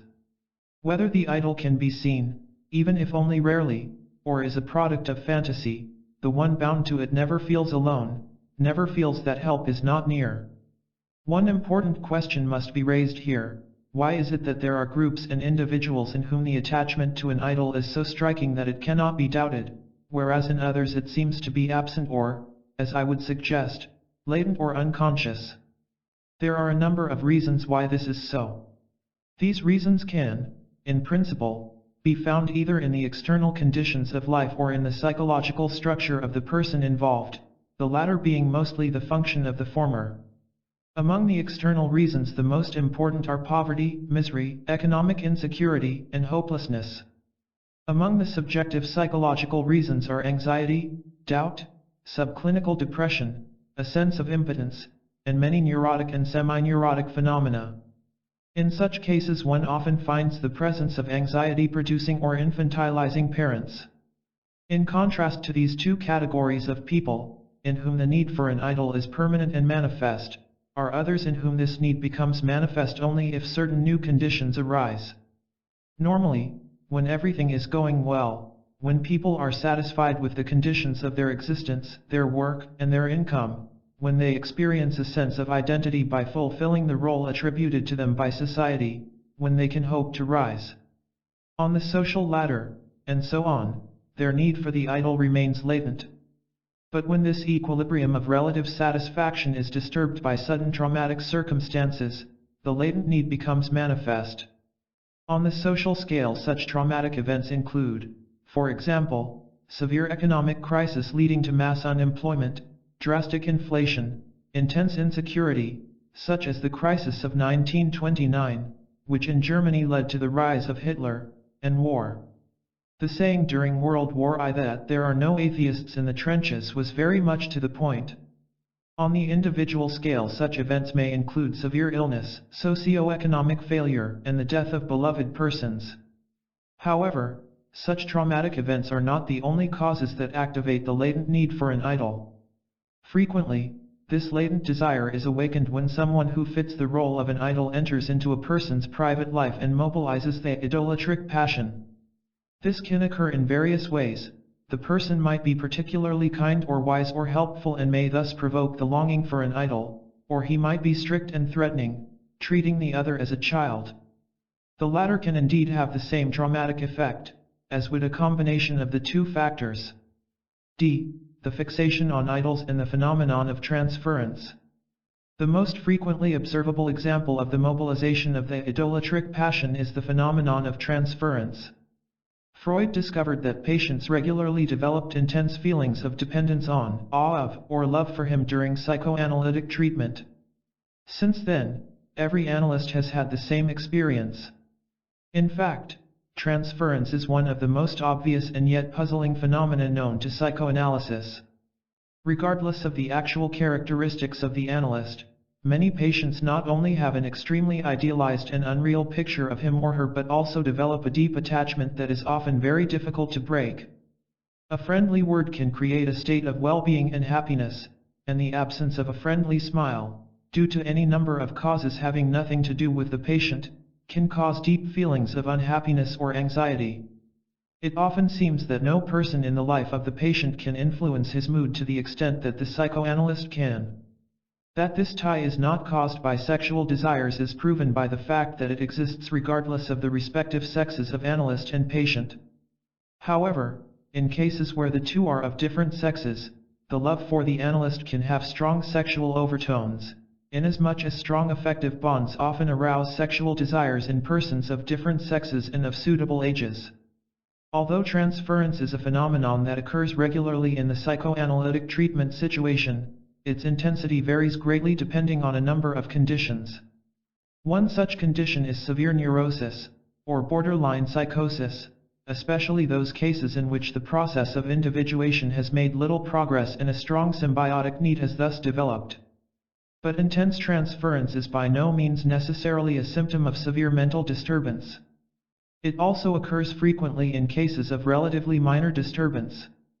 In these cases another factor can often be observed, namely, the infantilization of the patient produced by the arrangement used in the classic psychoanalytic procedure whereby the patient lies on a couch with the analyst sitting behind him, not responding to any direct questions but only voicing an interpretation from time to time.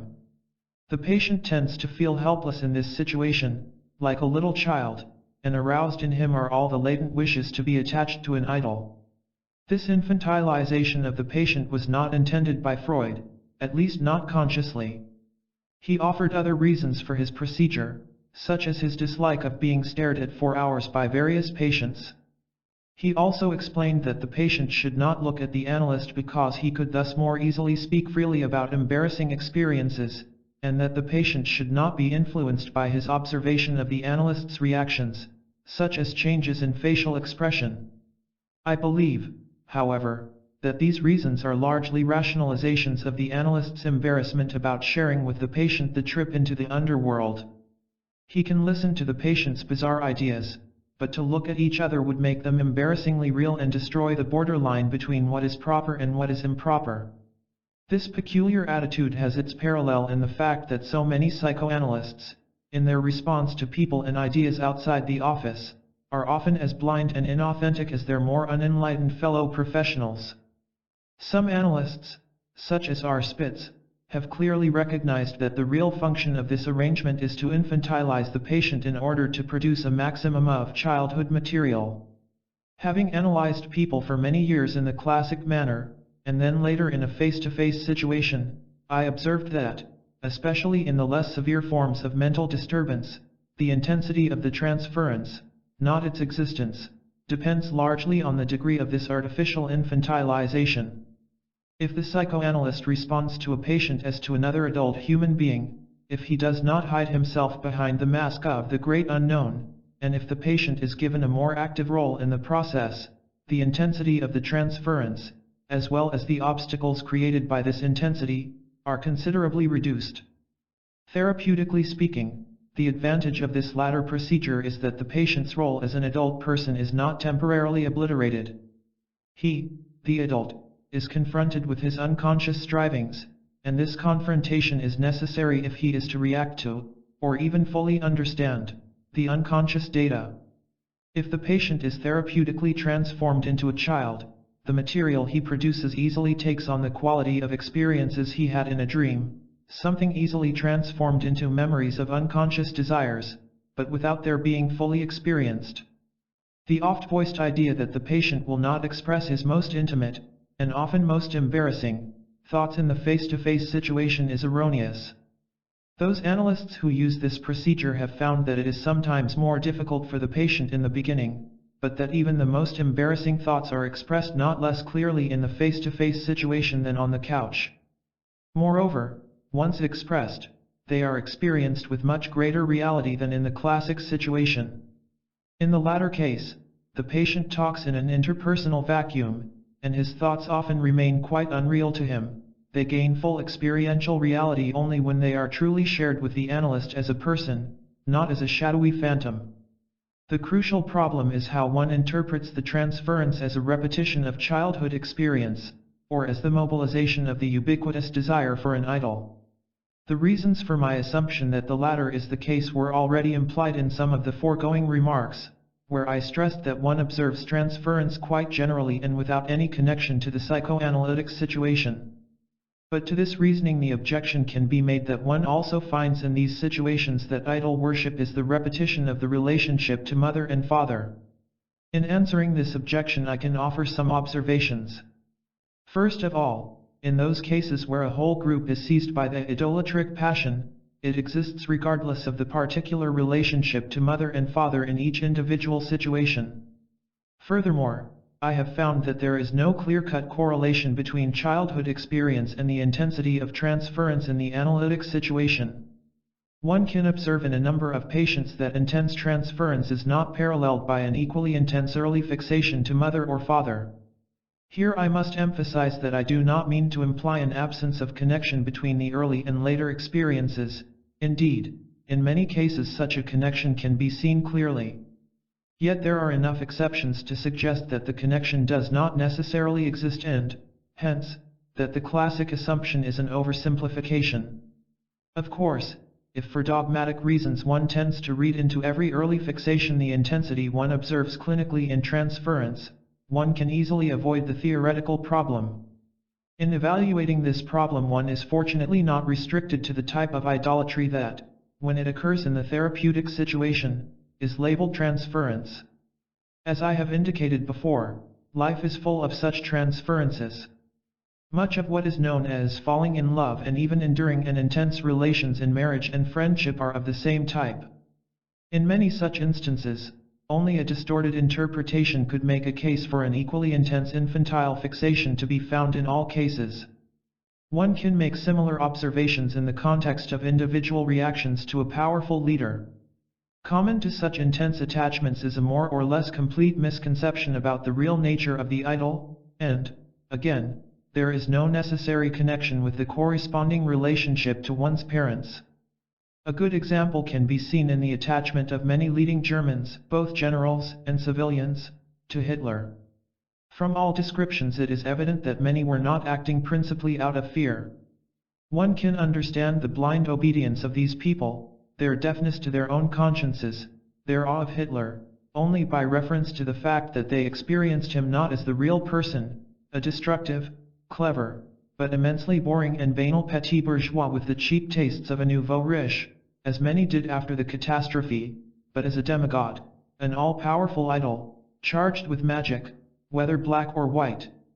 Even while some plotted against him, they were under his hypnotic influence. How is one to explain this? Could it be that all these people had a particular kind of father and were only repeating this early experience? No, it hardly seems likely that this should hold true for such a mixed group. Was it the result of abnormal insecurity? This, too, is not likely, inasmuch as the generals, especially, had been very successful under competitive conditions before. Was it a function of pure opportunism? This was indeed a factor in many cases, but it does not explain the intensity of the affective bond. What else could it have been?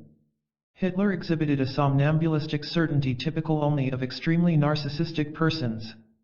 His magic proceeded from his success during the first 9 years of his reign, although this success was largely made possible by the money supplied by German industrialists, by the failure of Great Britain and France to contribute to his overthrow, and by the discord among and lack of courage of his opponents in Germany. Hitler was not interested in any human being, thus he was free of all warm sentiments. He could show an unrestricted aggressiveness against even his main collaborators, alternating this with friendly, benevolent smiles and gestures. In other words, through his behavior he made people feel like small children and offered himself as the all-knowing, all-powerful, all-punishing idol. The recent book of memoirs by A. Speer, Inside the Third Reich, presents an abundance of material on the nature of this transference. Speer was truly in love with Hitler until the day of Hitler's death. Even when doubts overcame him in the last years, and even though he counteracted Hitler's orders to destroy everything in Germany before leaving it to the enemy, Speer was apparently a biophilous person and not a necrophilous character like Hitler. Hitler retained the aura of an idol. Even at the end, when Hitler was powerless and sick, Speer's adoration remained. Yet from Speer's autobiography it becomes reasonably clear that his relationship to his father was not characterized by either excessive love or fear. All these considerations invalidate neither Freud's concept of transference nor its tremendous significance. They simply lead to a wider definition, the transference phenomenon is to be understood as the expression of the fact that most men unconsciously feel like children and, hence, long for a powerful figure whom they can trust and to whom they can surrender.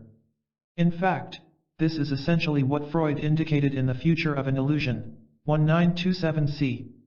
The only difference between the view presented here and the classic theory is the idea that this longing is not necessarily, and is never exclusively, a repetition of childhood experience but, rather, is part of the human condition. The understanding of transference in the psychoanalytic situation is thus obscured if one focuses mainly on the relationship to mother and father, rather than considering it a human trait that is mobilized by certain later, acute or chronic, conditions and remains dependent on the total character structure of the person. It seems that Freud, under the influence of early clinical interpretations and, later, because of his acceptance of the idea of repetition compulsion, did not broaden his transference concept and hence did not apply it to some of the most widespread phenomena of human behavior. Here, as is so often the case with Freud's concepts, they have an even greater significance than he attributed to them if one liberates them from the limitations of the theoretical assumptions he made in his early clinical work. I have not meant to imply that the need for idols is a fixed trait in human nature that cannot be overcome. Indeed, I have spoken of the majority of people and of the evidence in past or present history. But there have always been exceptional individuals who seem to have been free from the longing for idols. Besides, one can observe many individuals in whom the idolatric passion, though present, is less strong than in the average person. 0 Overcoming the fixation on idols. The question, then, is what conditions account for the relative absence of the need for idols?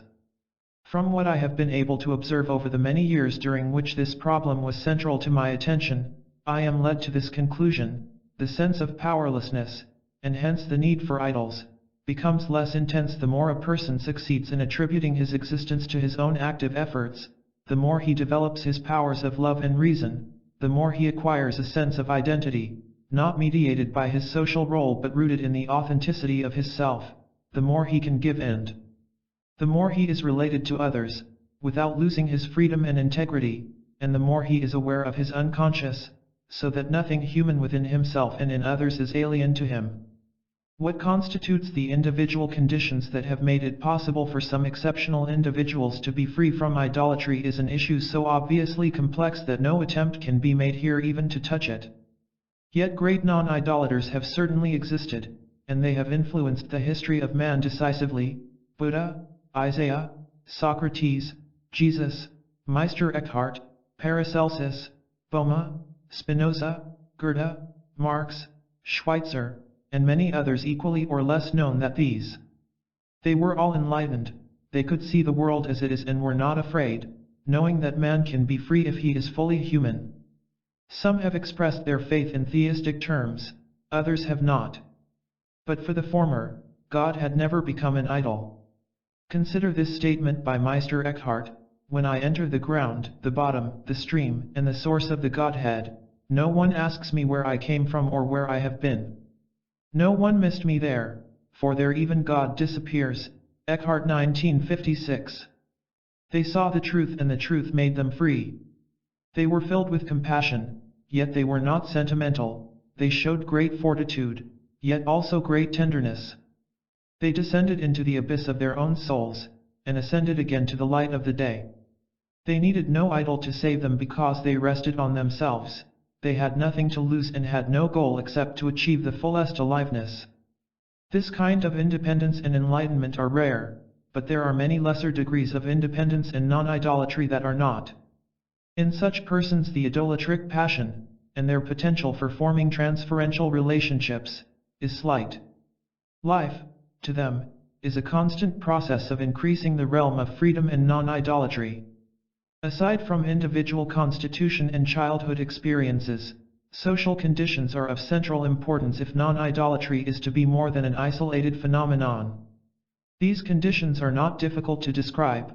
Among the most important ones are absence of exploitation, hence also absence of the need for confusing the mind with justifying ideologies, the possibility for each person to be free from overt or hidden force and manipulation, beginning in early childhood, and stimulating influences that further the development of all a person's faculties. Wealth and a high consumption rate have nothing to do with freedom and independence. The capitalist and communist versions of industrial society are not conducive to the disappearance of the idolatric passion. On the contrary, they further it. These thoughts on the helplessness of man and on the possibilities of overcoming it have been beautifully expressed by Freud. Thus I must contradict you when you go on to argue that men are completely unable to do without the consolation of the religious illusion, that without it they could not bear the troubles of life and the cruelties of reality. That is true, certainly, of the men into whom you have instilled the sweet, or bittersweet, poison from childhood onwards. But what of the other men, who have been sensibly brought up? Perhaps those who do not suffer from the neurosis will need no intoxicant to deaden it.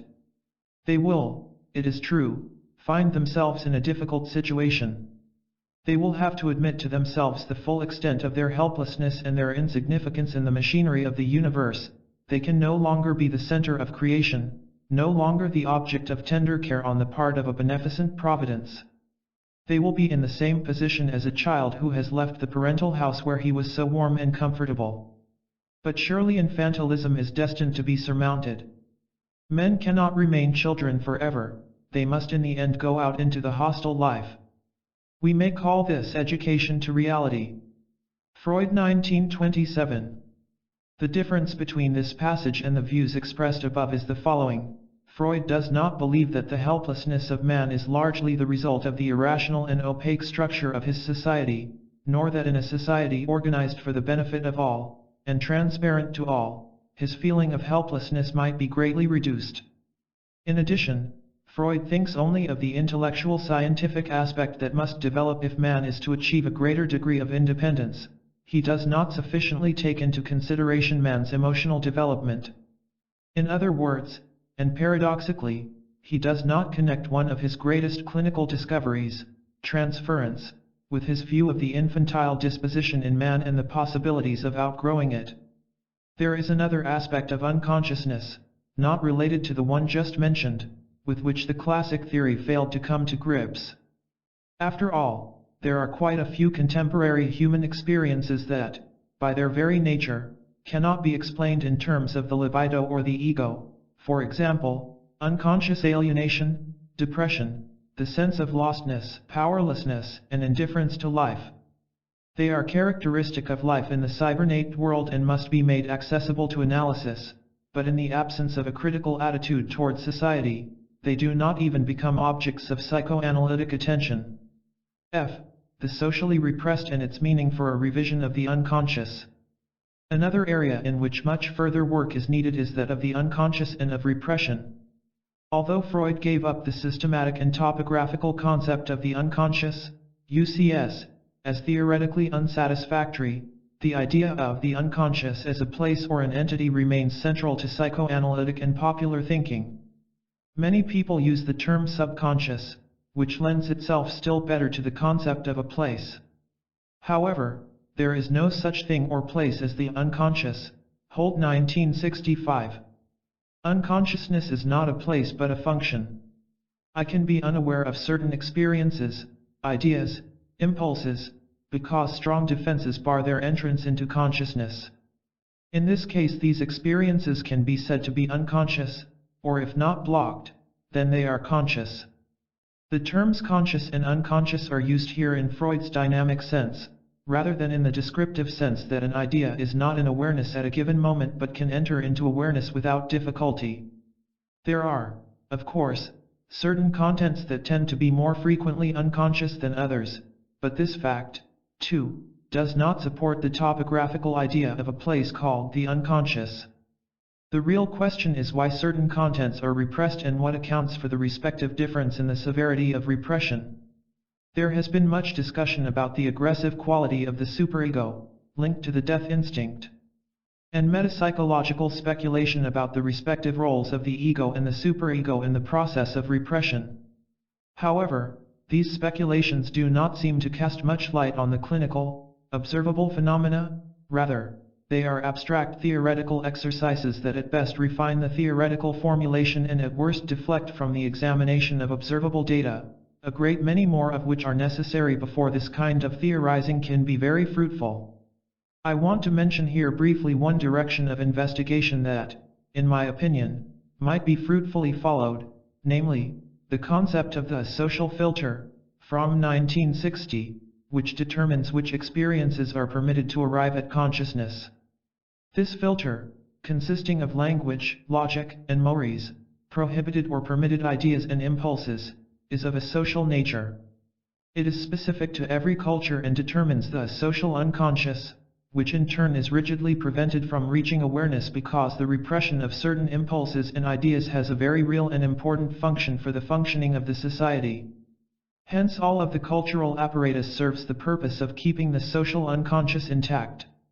It seems that individual repression, due to the particular experiences of the individual, is marginal by comparison, and, furthermore, that individual factors are all the more efficient when they operate in the same direction as the social factors. Whatever the merits of these concepts, a great deal of work will have to be done to build a more adequate theory of the social unconscious and its relation to the individual unconscious. It hardly needs to be stated that the term social unconscious, as used here, has nothing to do with Jung's collective unconscious. The first deals with the social structure, the other, with archaic strivings common to all men. The same holds true for another line of thought that I have discussed in the Forgotten Language. I refer to the view that the concepts of consciousness and unconsciousness are, strictly speaking, relative. What we usually call consciousness is a state of mind determined by our need to control nature for the aim of survival and, in the narrow sense, or for material production, to satisfy needs that have developed in the historical process. But we do not live only in order to take care of our biological needs and to protect ourselves against danger. In sleep, and, more rarely, in other states such as meditation and ecstasis or states induced by drugs, we are freed from the burden of taking care of survival. Under these conditions another system of awareness can function in which we perceive ourselves and the world in an entirely subjective and personal way, without having to censor our awareness in the interests of survival thinking. This mode of perception is conscious, for example, in our dreams. When we are asleep, the subjective experience is conscious and the objective experience is unconscious, and when we are awake, the opposite is the case. Because the life of man has been devoted mainly to the fight for his existence, consciousness has been considered to be related exclusively to this purposive state of being. Complete freedom from external obligation, on the other hand, has been seen as unconscious. In fact, consciousness and the unconscious are entirely different modes of logic and experience, depending on the two different modes of being and acting. Only from the standpoint of common sense, that is, of the thinking related to practical action, do the processes of the unconscious appear as archaic, irrational, punitive. From the standpoint of freedom, they are not a bit less rational or unstructured than those of the consciousness. By studying this problem further, one will arrive, I believe, at a critical evaluation of Freud's concepts of primary and secondary processes, and of the traditional psychoanalytic investigation of artistic process, inasmuch as the latter is based on these concepts. Unfortunately, classic psychoanalysis was greatly handicapped in developing a psychoanalytic theory of art because of the concept of primary process, which operates in the unconscious and by its very nature is an archaic, unstructured process within the ID. Based on these premises, the language of art cannot be understood as what it is, another language, with its own logic and structure. One will be able to demonstrate, 1. That various states of consciousness and unconsciousness, respectively, are determined by socio-economic factors, specifically by the degree of preoccupation with the domination of nature, and 2. That the strict dichotomy between consciousness and unconsciousness is not necessary in individual or cultural constellations that are not dominated by interest in material production. When the balance has changed between the two states of being, their inherent antagonism is likely to disappear. Then, as a consequence, it will be possible to talk about different forms of consciousness, each with its own structure and logic, and about the possibility of their being blended with each other. An entirely different area of unconsciousness to be studied is that of false consciousness. I am referring to the fact that we conceive of ourselves, of others, and of situations in a distorted, false way, and that we are unaware of what they really are, or, more precisely, of what they are not.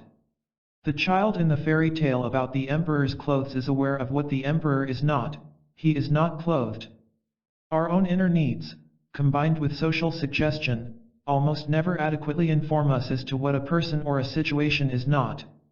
We fail to see, for example, that our actions are not in accordance with our values, that our leaders are not different from the average man, that we ourselves are not fully awake, are not making sense, are not happy.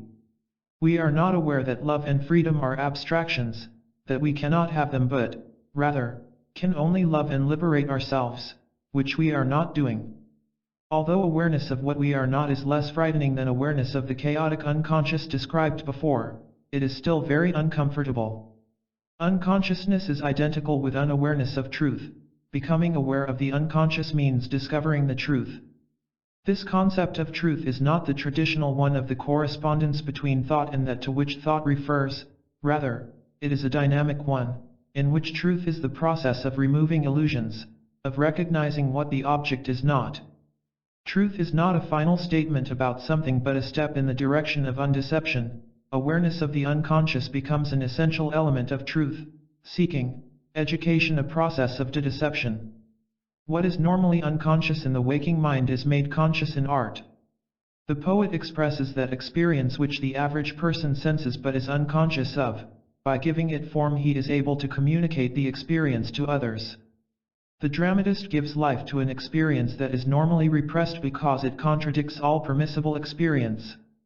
If Hamlet had come to a psychoanalyst, he probably would have complained about an uneasy feeling when he was with his mother and an unreasonable distrust of his stepfather.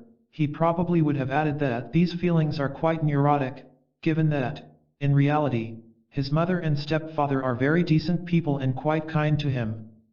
A classic analyst might then have tried to show him that his hatred of his uncle was the result of his Oedipus rivalry, and that the root of the whole complex lay in his incestuous desire for his mother. Shakespeare's analysis, on the other hand, consists in uncovering Hamlet's unconscious insight into the real character of his mother and uncle. They are ruthless, lying murderers. What Hamlet represses is not his incestuous desire but his awareness of reality. And the device of the ghost serves to establish the truth of Hamlet's suspicions. The artist unveils the truth, which is repressed because it is incompatible with convention and the thinkable. In his art he does what the psychoanalyst does on a private scale, he uncovers the repressed truth. For this reason all great art is revolutionary. Even the reactionary artist, e.g., Dostoevsky, is a revolutionary because he uncovers the hidden truth, whereas the artist of socialist realism is reactionary because he helps to protect state-made illusions. Homer's description of the Trojan War did more for peace than did the peace art used by political propaganda. The new concept of the unconscious according to Ronald D. Laing. Profound new insights into the understanding of unconscious processes have made their appearance in R. D. Laing's work.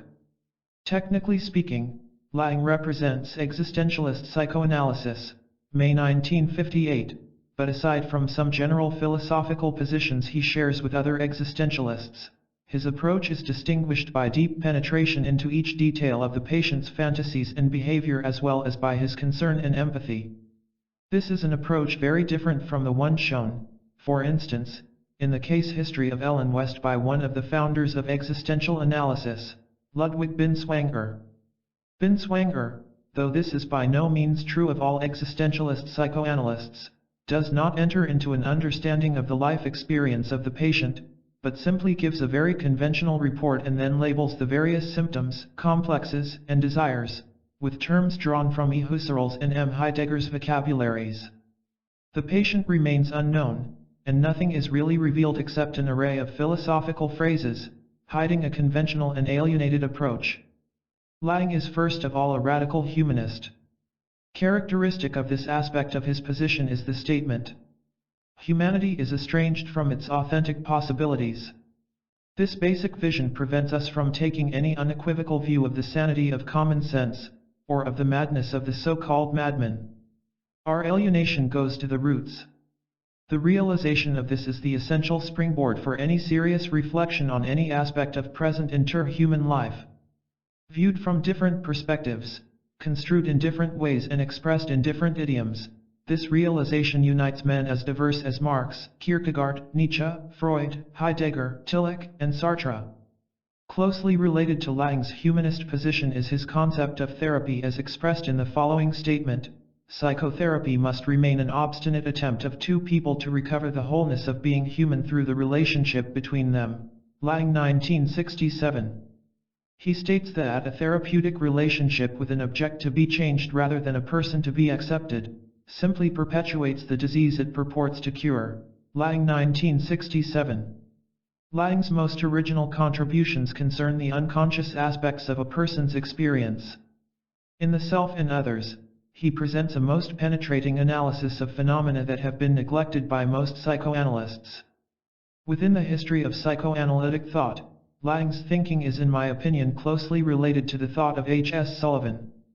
In saying this, I refer to his concrete description of the patient's unconscious fantasies and communications with others, specifically with the analyst as a participant observer. Suffice it to say here that he has cast new light on the interpersonal experiences of the schizophrenic patient, not only by describing what goes on in him as a man suffering from schizophrenia, but also by describing the interpersonal communication within his family. In addition to the data on schizophrenic experience, Laing has analyzed a number of other most relevant experiences. His discussion of the phenomena of fantasy, pretense, and the illusion of experience, of identity and the experience of self, of conformation, disconformation, and collusion, are particularly worthy of mention. The significance of Laing's approach for the creative revision of psychoanalysis lies in the depth of his experience of life and in his application of the principle of minute observation and description, unhampered by the ballast of dogmatic thinking and free from conventional repression by his critical approach to existing society. C.F. Laing, 1961. In only one essential respect do I have to disagree with Laing. He takes the position that there is no basic personality or one internal system, but, rather, that every person causes within himself various internalized social modes of being. He also holds that there are no basic emotions, instincts, or personality outside of the relationship a person has within one or another social context. Laing, 1967. I only want to say that the assumption of a basic character system in person A does not exclude the possibility that this system is constantly being affected by systems B, C, D, with which it communicates, and that in this interpersonal process various aspects of the character system in person A are energized and others lose in intensity. The simplest example is the person characterized by a sadomasochistic system. In his encounter with one system, B, his sadism will be activated. In his encounter with another, C, his masochism will be activated. However, the person in whose system sadomasochism is not pronounced will react neither masochistically nor sadistically when he encounters systems B or C, respectively. Laing has discussed the problem of adjustment and adaptation from a radical humanist and socio-critical position. If the formation is itself off course, then the man who is really to get on course must leave the formation. Laing, 1967. But perhaps his greatest achievement thus far is what one could conventionally call his contribution to the study of schizophrenia. This, however, would be a very poor way of describing Laing's approach, because, from his perspective, this illness ceases to be an illness and becomes a state of being, a journey into the darkness of the inner world, a dimension of being in comparison to which the normal ego experience is a preliminary illusion. What Laing has to say here goes far beyond what, to my knowledge, has been said by psychoanalysts thus far, and it opens up new vistas for the psychoanalytic understanding not only of psychosis but also of the normal mind, in both its healthy and its sick aspects, and of religious and artistic experience. His work, in my opinion, is the most important and promising contribution to the dialectic revision of psychoanalysis. H. Causes of Zero Overcoming Repression. In addition to learning the causes of repression, it is equally important to discover the factors that permit and further the repression, by which the unconscious becomes conscious. This, after all, is the key to psychoanalytic therapy, but it has attracted relatively little attention. For an explanation, people were all too ready to rely on the traditional psychoanalytic answer that suffering from the symptom, on the one hand, and having a positive transference relationship to the analyst, on the other, are largely responsible for repression. This is undoubtedly true, but it is not a sufficient explanation for the occurrence of repression in therapeutic situations. In my experience, the strength of the biophilous tendencies in comparison with necrophilous ones plays a decisive role as a condition for repression. The question must be raised regardless of whether awareness of the unconscious is possible only as a result of psychoanalytic therapy. Does it happen outside of this situation? And if so, what are the important factors? The dialectic revision of psychoanalysis will focus on this problem, and many new insights are to be expected from such research. I want to mention here only a few factors that appear relevant to me. One is social. It seems that situations of radical social change, in which many traditional categories of thinking and feeling begin to crumble, are conducive to repression, at least in certain areas. Another factor seems to be the degree of awakeness or aliveness of a person. Though difficult to describe, awakeness is an experience of which many people sensitive to their moods are aware. They discover differences of awakeness in themselves in different states of being, and they can make the same observation in others.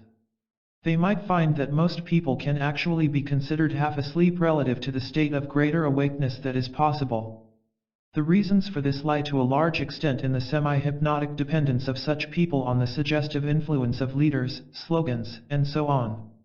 Another reason is the obsessional busyness of people, which not only prevents them from ever coming to themselves but also reduces their awakeness to the level necessary for going about their business.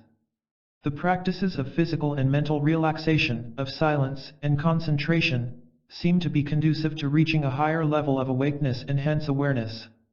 It seems to me that the idea, so fashionable today, that people can discover their unconscious by talking frankly about themselves in a group is based on an illusion. To say frankly what one thinks and feels about oneself and others usually produces not unconscious material but conscious, though secret and not usually communicated, material. By sharing it with others, one tends to miss the truly unconscious components, which are subtle enough that the crude instruments of group talk will tend to hide them rather than revealing them.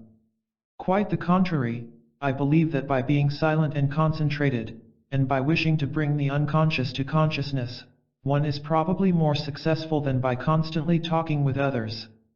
The ideal solution seems to be the possibility of communicating with another person in a quiet way, such that the listener, if he says anything at all, raises some questions and tries to communicate what he understands of the unconscious communication.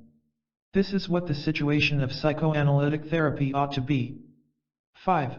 The relevance of society, sexuality, and the body in a revised psychoanalysis. Freud clearly recognized the connection between individual and society, and hence the fact that individual and social psychology are intertwined. But by and large he tended to explain social structure as determined by instinctive needs rather than emphasizing their interaction. It was unavoidable that psychoanalysts should become increasingly interested in the application of psychoanalytic findings to social data.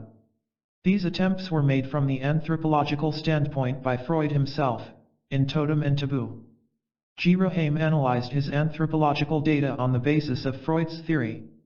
A. Gardiner, in collaboration with anthropologists, attempted an understanding of the basic personality of primitive society. And with respect to the analysis of sociological data, the earliest attempts were made by W. Reich and myself. Whereas Reich focused on the relationship among sexual morality, repression, and society, I was mainly interested in the social character, that is, the character matrix shared by the members of a society and class, through which general human energy is transformed into the special human energy necessary for the functioning of a given society. As the growing social and human crisis has made clear, in order to understand such phenomena as war, aggression, alienation, apathy, and the consumption compulsion, one has to arrive at a better understanding of the unconscious aspects of human motivation and the way in which it interacts with socio-economic and political forces.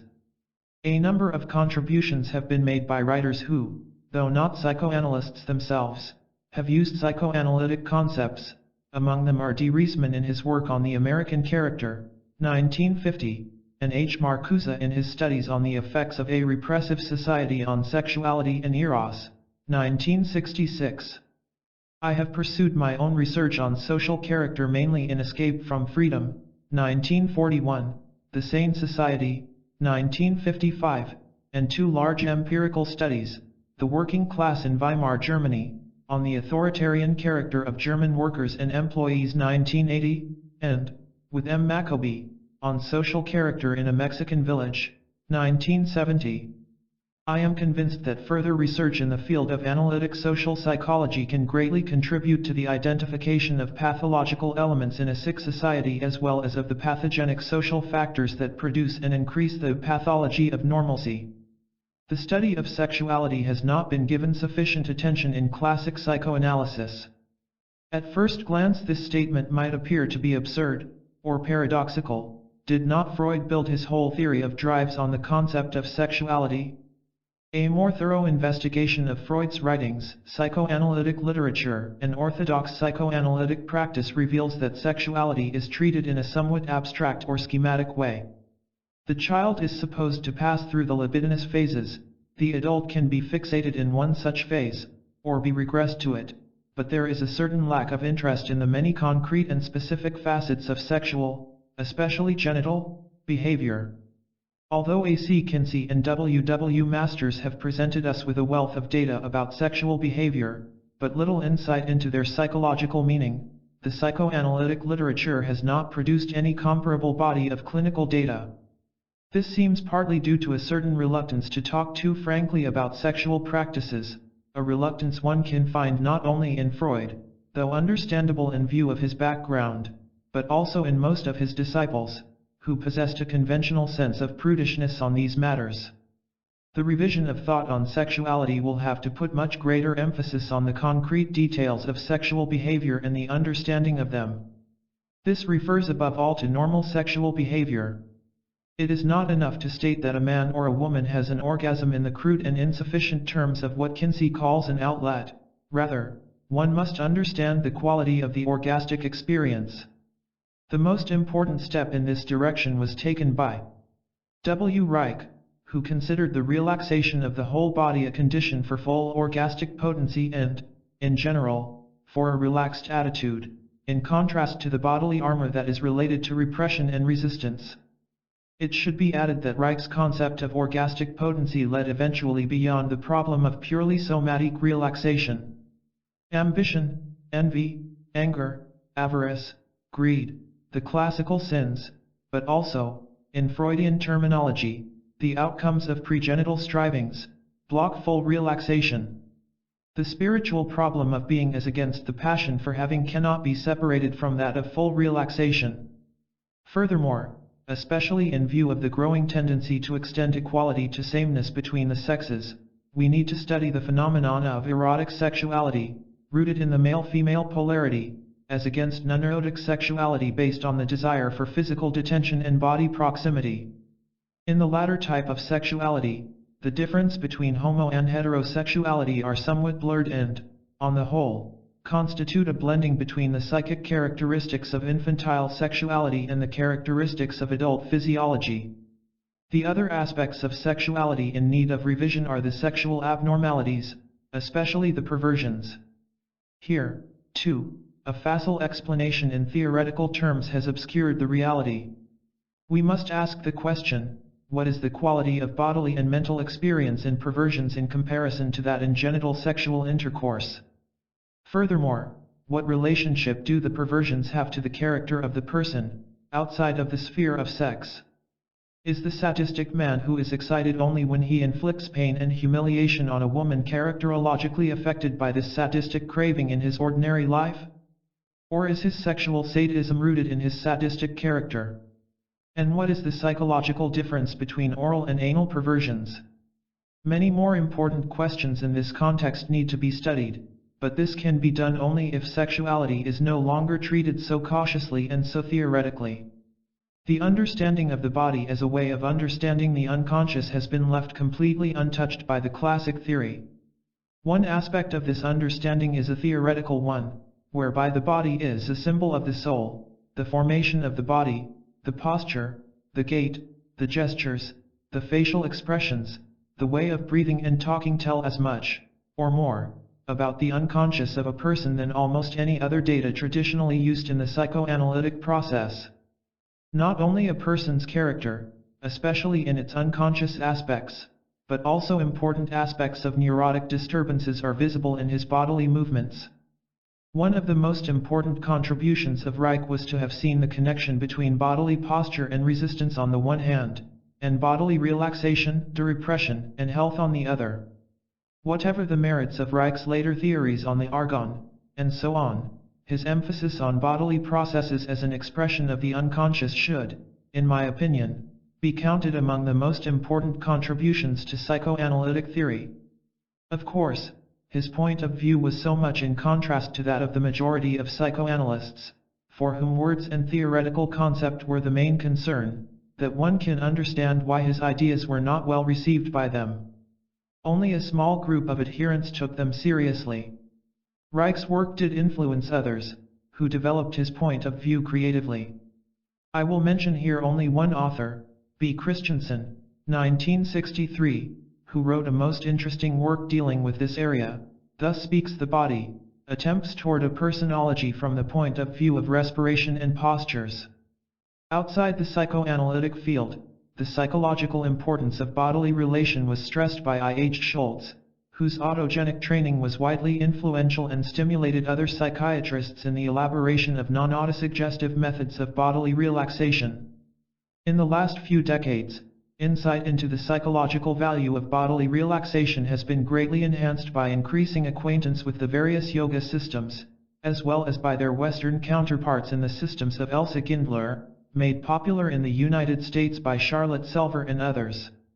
I believe that we are only on the threshold of a most important field of theory therapy, characterized by an emphasis on awareness of experience, rather than on thinking about experience. I also believe that a creative development of psychoanalysis will lead to new important findings in this area. 6. The revision of psychoanalytic therapy. A. Aspects in the realm of therapeutic practice. The need for a revision of psychoanalytic therapy is recognized by many analysts. The question is only how deep a revision is envisaged. In the writings of Sullivan, Lang, myself, and others, the most fundamental point of a revision is the transformation of the whole analytic situation from one in which a detached observer studies an object to one of interpersonal communication. This is possible only if the analyst responds to the patient, who in turn responds to the analyst's response, and so on. In this process the analyst becomes aware of experiences that at a given moment the patient may not be aware of, and by communicating what he sees, the analyst furthers new responses. The whole process leads to ever greater clarification.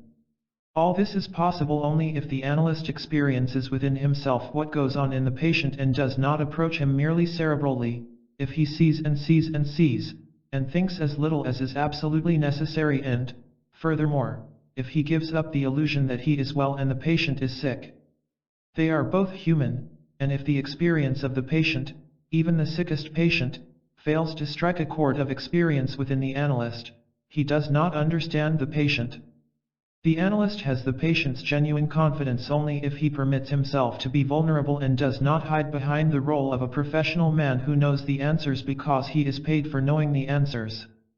The fact is that he and the patient are engaged in a common task, the shared understanding of, and of the analyst's response to his experience, not of the patient's problem. The patient has no problem but is a person who is suffering from his way of being.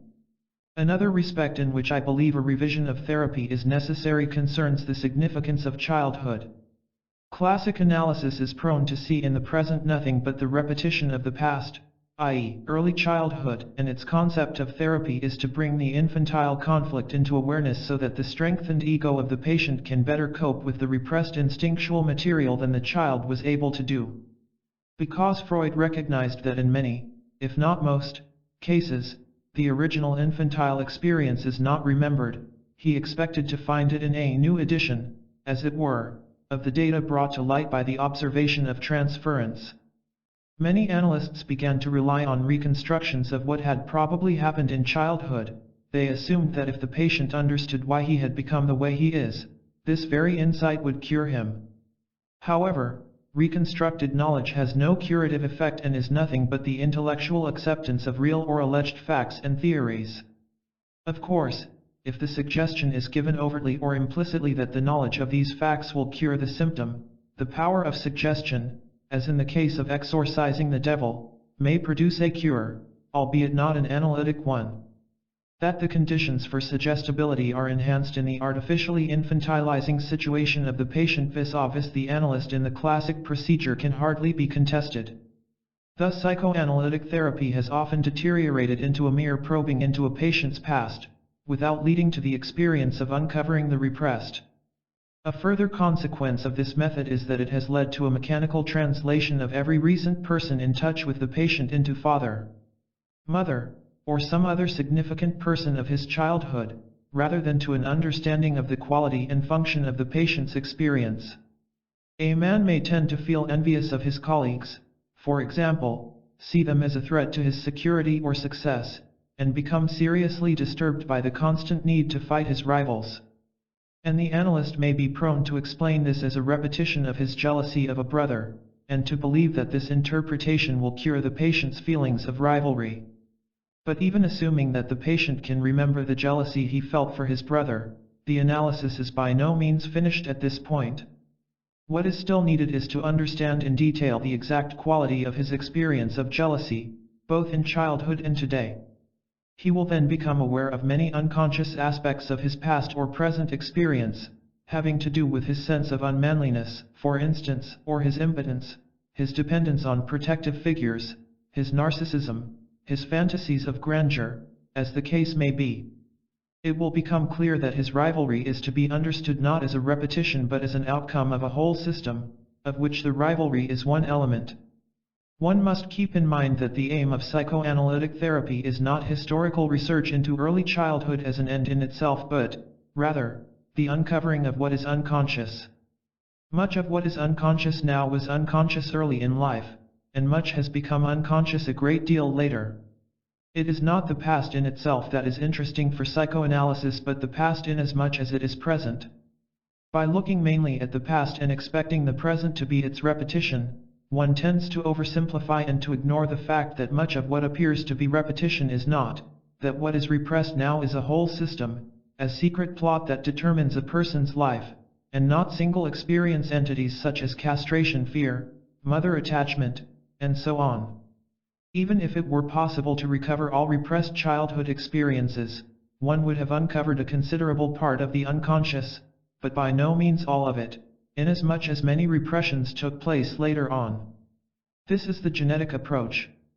On the other hand, if one knew nothing about these childhood experiences, one could discover all that is repressed by taking the equivalent of an X-ray picture, that is, by studying the present unconscious via the transference phenomena, dreams, associations, slips, style of speaking, gestures, movements, facial expressions, tone of voice, in short, all manifestations of behavior. This is the functional approach. Note especially that the transference phenomena are much more than the experiences of childhood, in relation to father and mother, that are now transferred. Both the genetic and functional approaches are legitimate. However, if one uses only the genetic approach and transference, as mere repetition of childhood experience, one not only misses a great deal of unconscious material but is also prone to use the discovery of the childhood material for the purpose of explaining why the patient has become the person he currently is. In doing so, one has changed the central psychoanalytic principle of experiencing the unconscious into historical research. And though this may be good, but not good enough, for purposes of the psychobiography of a person, it is of no therapeutic value.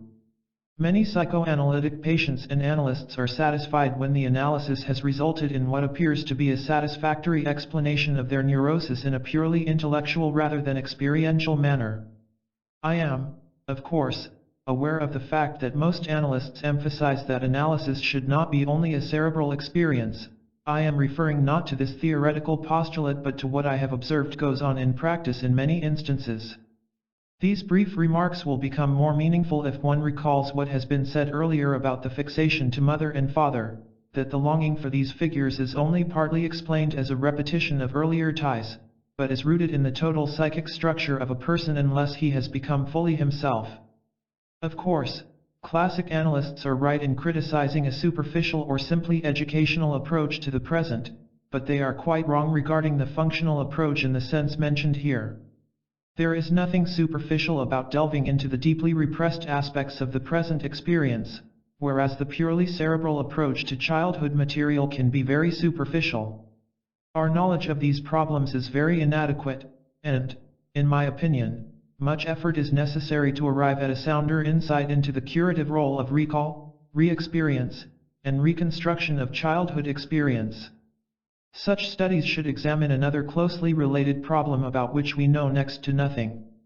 I am referring to the theories about the connection between early and later experience. According to classic theory, the later experience is a repetition of an earlier one by way of fixation on, or regression to, certain pregenital levels of libido, assuming a causal nexus between past and present. For example, the miser is supposed to have regressed to the anal level of libido development. However, as I have already pointed out, what we are dealing with in anal hoarding, in the oral sadistic, exploitative, orientation, in sadism and masochism, in biophilia and necrophilia, in narcissism and incestuous fixation, are ways of life that reflect the effort, however desperate, to cope with the fundamental question posed by human experience. One of these solutions may be better than another from the standpoint of the most harmonious and vital experience of life, but they all fulfill the function of a system of orientation and devotion. They are all spiritual orientations in the sense of the definition given above. A person adapts one of these orientations as his private religion, as it were, and lives in accordance with it. And the orientation is powerful, not because it entails regression to a pregenital level of libido but because it fulfills the function of being an answer to life endowed with the energy of the whole system. What accounts for the person's specific orientation? Aside from constitutional factors, the answer would seem to be the social character of the society in which he lives and, to a smaller degree, the specific variation of the family he has been born into. The implication here is that we understand character development essentially as a response of man to the total configuration of the society of which he is a part, mediated originally through his family. One might hypothesize that infancy and early childhood permit the practice of various forms of orientation because they are suggested by the stages of the body's development. The early biological stages, however, are not necessarily the cause of the later development but, rather, only the first instance of a character formation molded by interpersonal factors that manifest themselves from childhood on throughout life, that is, unless new and counteracting forces are set in motion, among them the force of awareness. B. Trans-therapeutic aspects of psychoanalysis. Let me add one final but extremely important point in regard to the revision of the theory and practice of psychoanalytic therapy, which, as I have pointed out, started out as a method to cure neurotic illness in the traditional meaning of the word. It then proceeded to treat the neurotic character, that is, a character system that was considered sick, although it did not have conventional symptoms. More and more, psychoanalysis was sought by people who were unhappy and dissatisfied with their lives, by people who felt anxious, empty, and without joy. Although the reason for their treatment was rationalized in the traditional terms of being cured of chronic illness, the fact was that many were seeking a higher degree of well-being.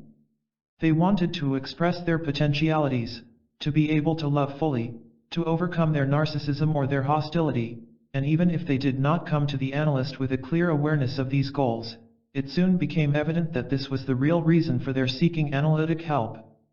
What is a therapy whose gain is greater joy and vitality, greater awareness of self and others, greater capacity to love, greater independence and freedom to be oneself?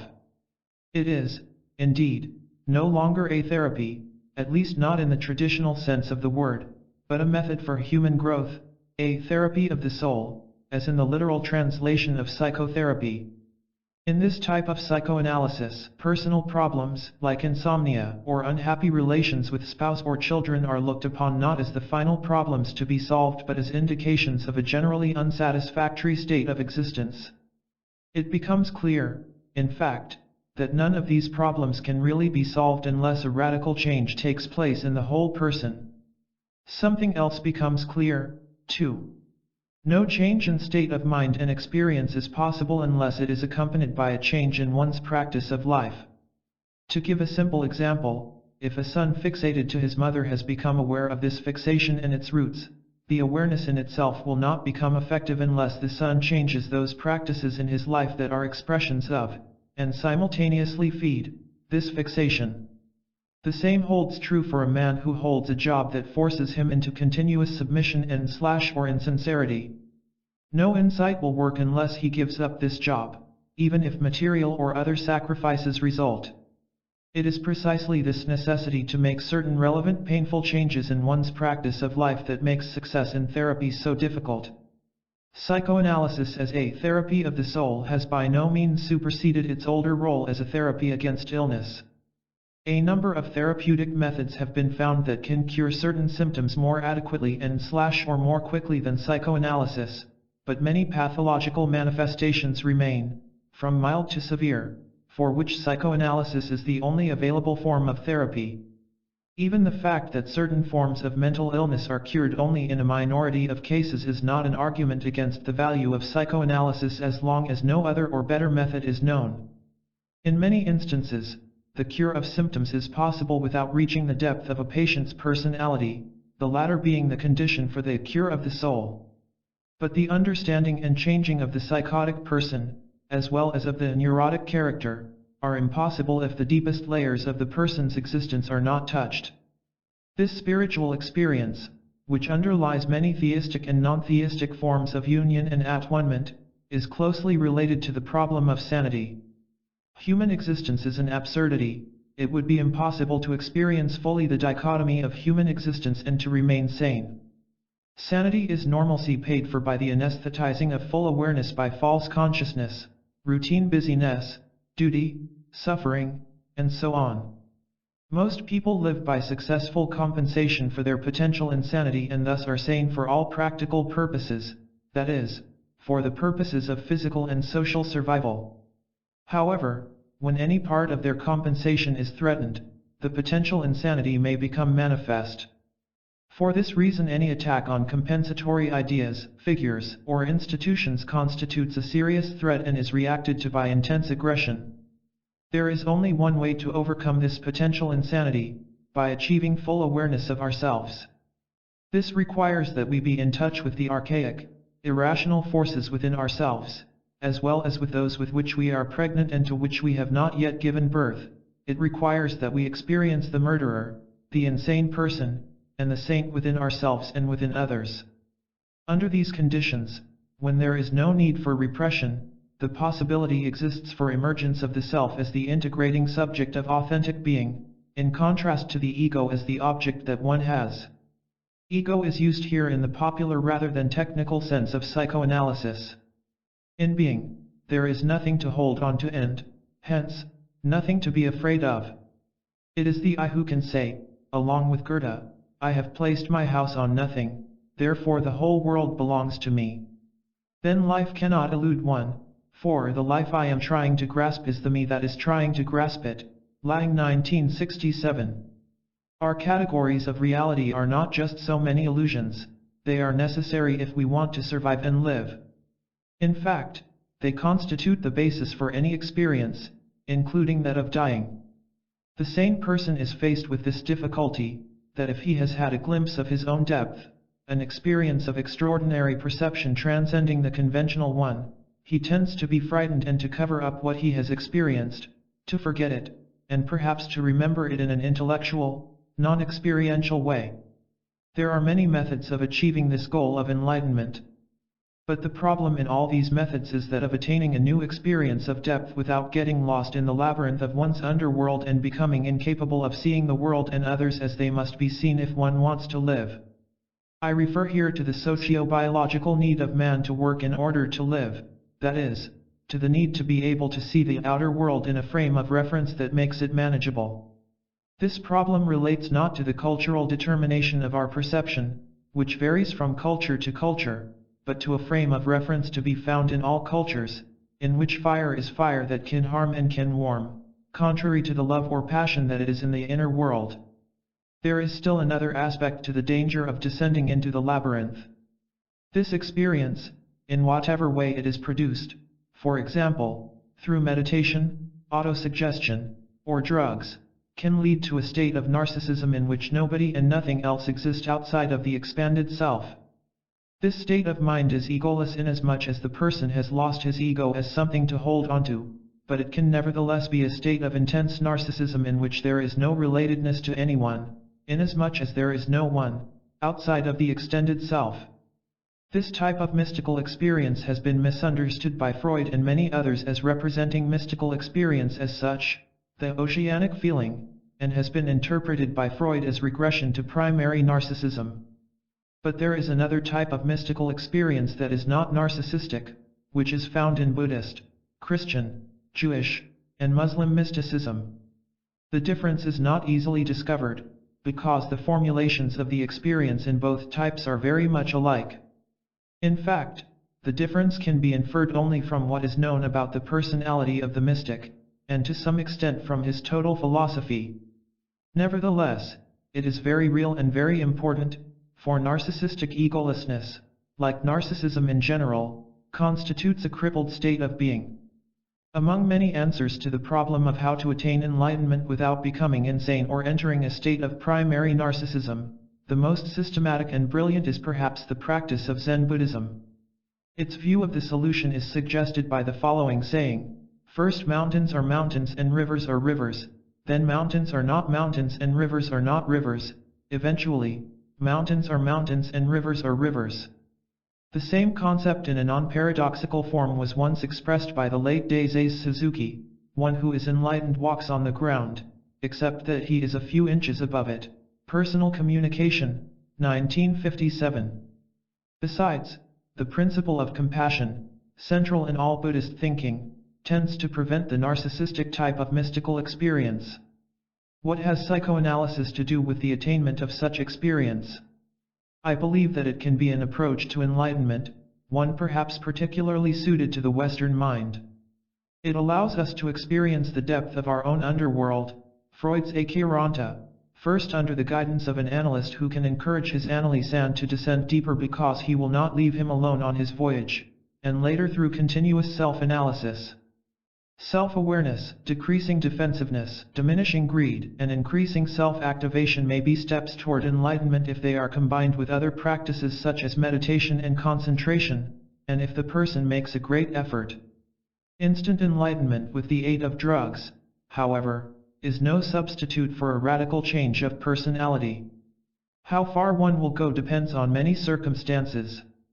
Attainment of the goal is extremely difficult, but many steps can be taken toward it. In fact, the goal should be forgotten as another accomplishment to which one is greedily attached. Although our subject is not psychoanalysis as a means of furthering spiritual development, the point is important enough to be mentioned, albeit sketchily, in this outline of a program for dialectic revision. These considerations may seem to be far removed from the method by which Freud tried to cure hysterical and obsessional patients.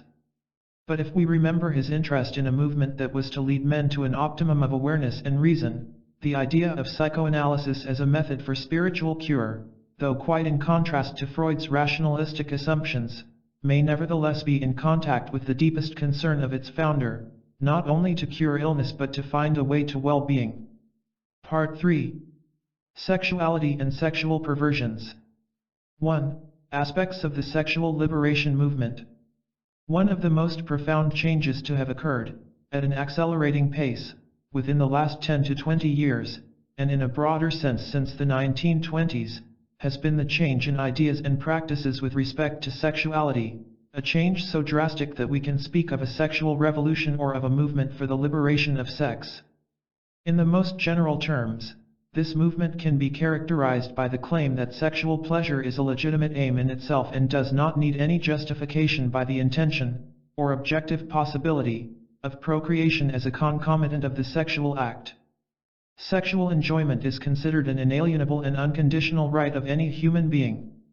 This change in attitude implies the repudiation of the traditional Christian position and especially that of the Roman Catholic Church, for which the natural purpose is unnatural, in the sense of the divine plan, and sinful, to be compared with the masturbatory practice of onan. The sexual liberation movement began on a somewhat limited scale among the younger generation of the 1920s, and in the 1950s and 1960s became a mass phenomenon in North America and most European countries. The force of this movement finds a telling expression in the widespread dissent over the anti-pill ruling of Pope Paul VI among millions of people who cannot be considered in any way radical or rebellious. If one thus defines the sexual revolution in terms of affirmation of the right to sexual pleasure or happiness, it seems part and parcel of the general trend toward liberalization and greater freedom that characterizes the political development of the Western countries, a development that could be characterized as historically logical and progressive. However, a few questions arise that indicate the problem is not that simple. First, is it valid to speak of an increasing tendency toward personal freedom within the Western world? Or is this statement an ideological one, in contrast to the fact of increasing conformity and alienation? And are such widespread practices as promiscuity and multi-sex among the middle-aged members of the middle class and the younger ones in all classes a sign that the society has achieved a greater degree of spontaneity and freedom? It seems that the people practicing the new sexual mores are otherwise very well adapted to the dominant social patterns of thinking and feeling and by no means a radical avant-garde. Can the sexual revolution among these well-adjusted members of our alienated society really be called a revolution or liberation when their lives are still so deeply conventional? And is the sexual behavior of the hippies and of leftist students part of the same phenomenon? The following discussion attempts to answer these questions. 1a. Sexuality and consumerism. An analysis of the social psychological development during the last 50 years reveals the existence of two entirely different trends. The most noticeable is the growth of the consumer attitude. The economic requirements for capital accumulation in the 19th century required of the middle-class man that he develop a character for which saving and hoarding was an inner need, the fulfillment of which satisfied him, and the necessities of the cybernate mass-producing society in the beginning of the Second Industrial Revolution required a personality who found his satisfaction in spending and consuming. Thus man was transformed into a busy but inwardly passive homo consumens. The motto of this new type of man was expressed tellingly by A. Huxley in his Brave New World, 1946, never put off till tomorrow the fun you can have today. What is essential for modern consumption is that it be perceived as an attitude or, to put it more correctly, as a character trait. It does not matter what one consumes. It can be food, drink, television, books, cigarettes, painting, music, or sex. The world in its richness is transformed into an object of consumption. In the act of consuming, the person is passive, greedily sucking the object of his consumption while at the same time being sucked in by it. The objects of consumption lose their concrete qualities because they are sought after not by specific and real human faculties but by one powerful striving, the greed to have and to use. Consumption is the alienated form of being in contact with the world by making the world an object of one's greed rather than an object of one's interest and concern. If the economic system requires a social character whose aim is consumption, it can hardly keep up a Victorian morality. One cannot produce consumption addicts and train them at the same time to be hoarders and to repress their greed with regard to ever-present, actual or potential, sexual desires. Sexual consumption shares the quality of all consumption. It is shallow, impersonal, lacking passion, unadventurous, passive. The difference is that it has the advantage of being practically gratis and does not interfere with the working capacity. It also gives pleasure and helps people forget the worries and pains of their daily lives. This would in fact be a disadvantage in a society where it is vital that people buy the maximum of what they can afford, provided that people buy fewer commodities because they are occupied with sexual consumption.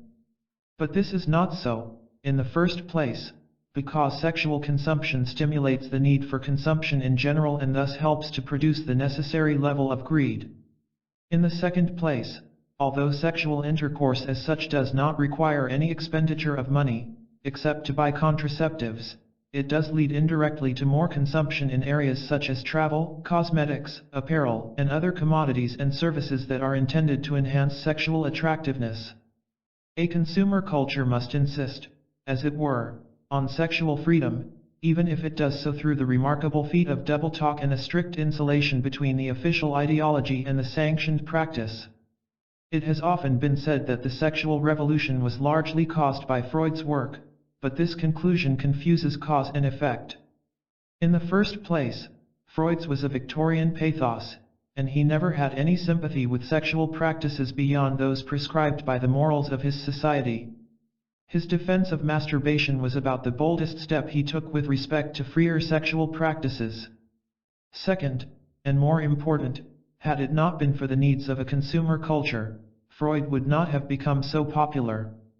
The popularization of Freud's theories was a handy, semi-scientific rationalization for the change in mores that would have happened anyway in the period after 1920. 1b. Sexuality and the new lifestyle of the hippie movement. Sex as an article of consumption is a product of the Second Industrial Revolution. Its impact is, if anything, reactionary and in no way revolutionary either politically or personally. The opposition to the new sexual mores came, and still does come, from the older lower and middle classes, whose members were not affluent enough to participate in the new consumer culture and hence resented it. But the fact that the opponents of the sexual revolution were politically reactionary does not mean that the promoters and participants in the new sex consumption are revolutionary or progressive. However, the consumer sector of the sexual liberation movement does not represent the whole. Aside from the majority patterned along the lines of the consumption personality, there is a minority that represents exactly the opposite. This minority, consisting largely of the hippies and a part of the radical wing of the youth, is made up of radical critics of the consumer culture, in terms of both their ideas and their practice of life. They protest against the reification of man, against his transformation into a consuming thing. They resent the alienation, the lack of joy, the idolatric submission to things, behavior patterns, slogans, and synthetic personalities, and they are sensitive to the point of being allergic to the sham and double talk that prevail in our culture. Most of all, they are hungry for life. They want to be and not to have and to use. Insofar as they are politically concerned, they want a culture in which life rules over death and men rule over things. I forego as being irrelevant in this context a critique of the sexual liberation movement, particularly for its failure to develop a lifestyle for those over 30 or for the reliance of these people on drugs, for their break with the very tradition of which they are an upshot, and for their inability to find or to aim at a synthesis between the neo-matriarchal, anarchistic experience of equality and disorder and the neo-patriarchal acceptance of rational authority, structure, and a minimum of organization. Furthermore, their passivity seems to mold many of them as consumers at a low level of material needs, and their destructive necrophilous traits motivate some of them, if only a minority. However, in spite of all this, for many of them sexual pleasure is a joy and primarily part of their hunger for an affirmation of life. It is an expression of life, though perhaps not in terms of the individual love that is supposed to exist in married life. It is part of being, not of possessing, and by overcoming the traditional stigma of sex, it shows a lack of lasciviousness among its alienated practitioners in the world of conformity. In order to understand the hippies, to whom I refer broadly as having adopted a similar style of life and philosophy, including those who at the same time have a radical political philosophy, one must understand the hippie movement as an original religious mass movement, perhaps the only significant one in our time. It is, of course, a non-theistic movement, although it is based on faith in love, in life, in equality, and in peace. It is in complete opposition to the ruling purpose-bound worship of the machine. It is based on shared enthusiasm and certain rituals. The ways of dressing and wearing hair represent not only a protest against middle-class respectability but also a common ritual by which the members of the new religion identify themselves. I believe the same holds true, to some extent, for drug taking. Through drugs the hippies reach out for spiritual experience in the instant manner and, in this respect, contribute to the consumer culture, but drug taking is also a common ritual that permits the members of the new religion to experience union and solidarity. The gatherings of between 300,000 and 400,000 enthusiasts in New York State and of 200,000 at the Isle of Wight in the summer of 1969 were impressive demonstrations of the strength of this movement. Not only the number of people who gathered to listen to their favorite artists but also the order, lack of aggressiveness, general helpfulness, and good mood under the most trying circumstances facilitated a new spirit so visible that even the conservative local villagers were impressed and became helpful and sympathetic. In terms of the religious quality of the movement, the happening was not so much a mass visit to a concert as a pilgrimage, with all the attendant qualities of shared intention, interest, and experience. Yet considering the hippies' own limitations and the power of the established idolatry, it seems to me doubtful that they will survive. 1c. Sexuality and Psychoanalysis, the relevance of Wilhelm Reich. Having distinguished between the sexual revolution as part of the consumer culture on the one hand and as part of a revolution for life on the other, we can take up once more the question of its relation to psychoanalysis. Although the fact remains, as earlier noted, that Freud did not sympathize with loose sexual mores and would probably have been shocked by the suburbanites as well as by the hippies, he nevertheless had opened a door. His thesis was that man's passions, all his intense strivings aside from those for self-preservation, were of a sexual nature, that, in fact, man as a passionate being was a sexual being. To be sure, unless sexuality was curbed and repressed, there could be no civilization, but the stuff of human strivings, beyond those for survival, was made of libido. W. Reich reproached Freud for not opening the door wider. Freud did not consider the prospect of a radical sexual revolution, which was to occur later. The one psychoanalyst who really opened the door to sexual revolution was Reich himself. In my opinion, Reich's most important contribution in this respect was his lack of satisfaction with Freud's concept of genital potency. Freud did not raise the question about the quality of sexual experience. If a man was able to perform the sexual act successfully, he was considered to be genitally potent, and by successfully was meant the ability to have an erection and to continue the sexual act long enough to give his partner a chance for an orgasm. On the basis of this criterion, most men are genitally potent, and those who were absolutely or relatively impotent can be considered sick. Thus the sexual act was evaluated, from the biological standpoint, in terms of serving reproduction, with an allowance made for the woman's enjoyment. Reich, who was concerned with the whole body as being relaxed and free as opposed to cramped, went a decisive step beyond Freud. He took into account the quality of the orgastic experience, not just its effectiveness. Moreover, he looked upon the genital organs not as instruments, originally meant to produce children, but as parts of the body able, together with the whole body, to experience ecstatic joy and freedom. His concept of genital potency exploded the limitation of the unpleasure-pleasure principle and entailed instead the response of the non-repressed, non-defensive personality, of the total life-affirming and life-enjoying, free human being. Reich developed a concept of sexual freedom that probably comes as close as any theoretical concept to the experience of the revolutionary wing of the sexual liberation movement. It is only logical that among its members Reich seems to enjoy a high degree of popularity. Had he not lost himself, at least in my opinion, in rather fantastic theories about argon and so on, in connection with which he eventually became a martyr for his teachings, he probably would have followed the line of thought that connects sexuality with the whole personality. He might also have become an even more influential teacher for the sexual revolutionaries. But he made the error of believing naively in the immediate political consequences of the attitude of the sexually liberated youth. He wrongly assumed that because the reactionary adhered to a strict sexual morality, the opposite attitude characterized the revolutionary. Specifically, he failed to foresee that the Nazis would not adhere to the conservative standards of sexual morality. Yet the connection between sexual happiness and total happiness, physical relaxation and a repression, sexuality and character, inner activity and greed, being and having, has not lost any of its importance. There is an urgent need to go much further with the research into this connection. 2. The sexual perversions and their evaluation. 2a. The history of the evaluation of sexual perversions.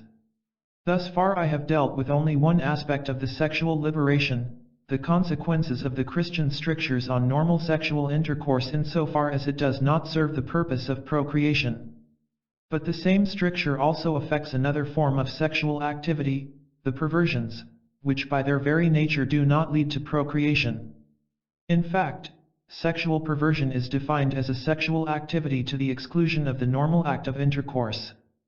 The sexual perversions include sadism and masochism, anal and especially coprophilic sexuality, exhibitionism, voyeurism, transvestitism, oral genital practices, even masturbation was once looked upon as a perversion, and all forms of homosexuality. One used to speak of perversions as if they were replacing the normal sex act completely or, in the case of homosexuality, making it impossible.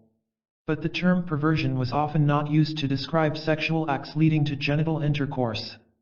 In recent years, however, it has become commonplace to exclude homosexuality, oral contact with the genitals, voyeurism, and exhibitionism from the category of perversions. The traditional definition of perversion, inasmuch as it was based on non-procreation, quite obviously was not useful for arriving at any distinctions between different kinds of perversions. It was based on an ideological and theological definition of what was natural and unnatural, not on the nature of the different desires and practices. But with the weakening and disappearance of this theological and moral ideology, the reactions of people to perversions have changed.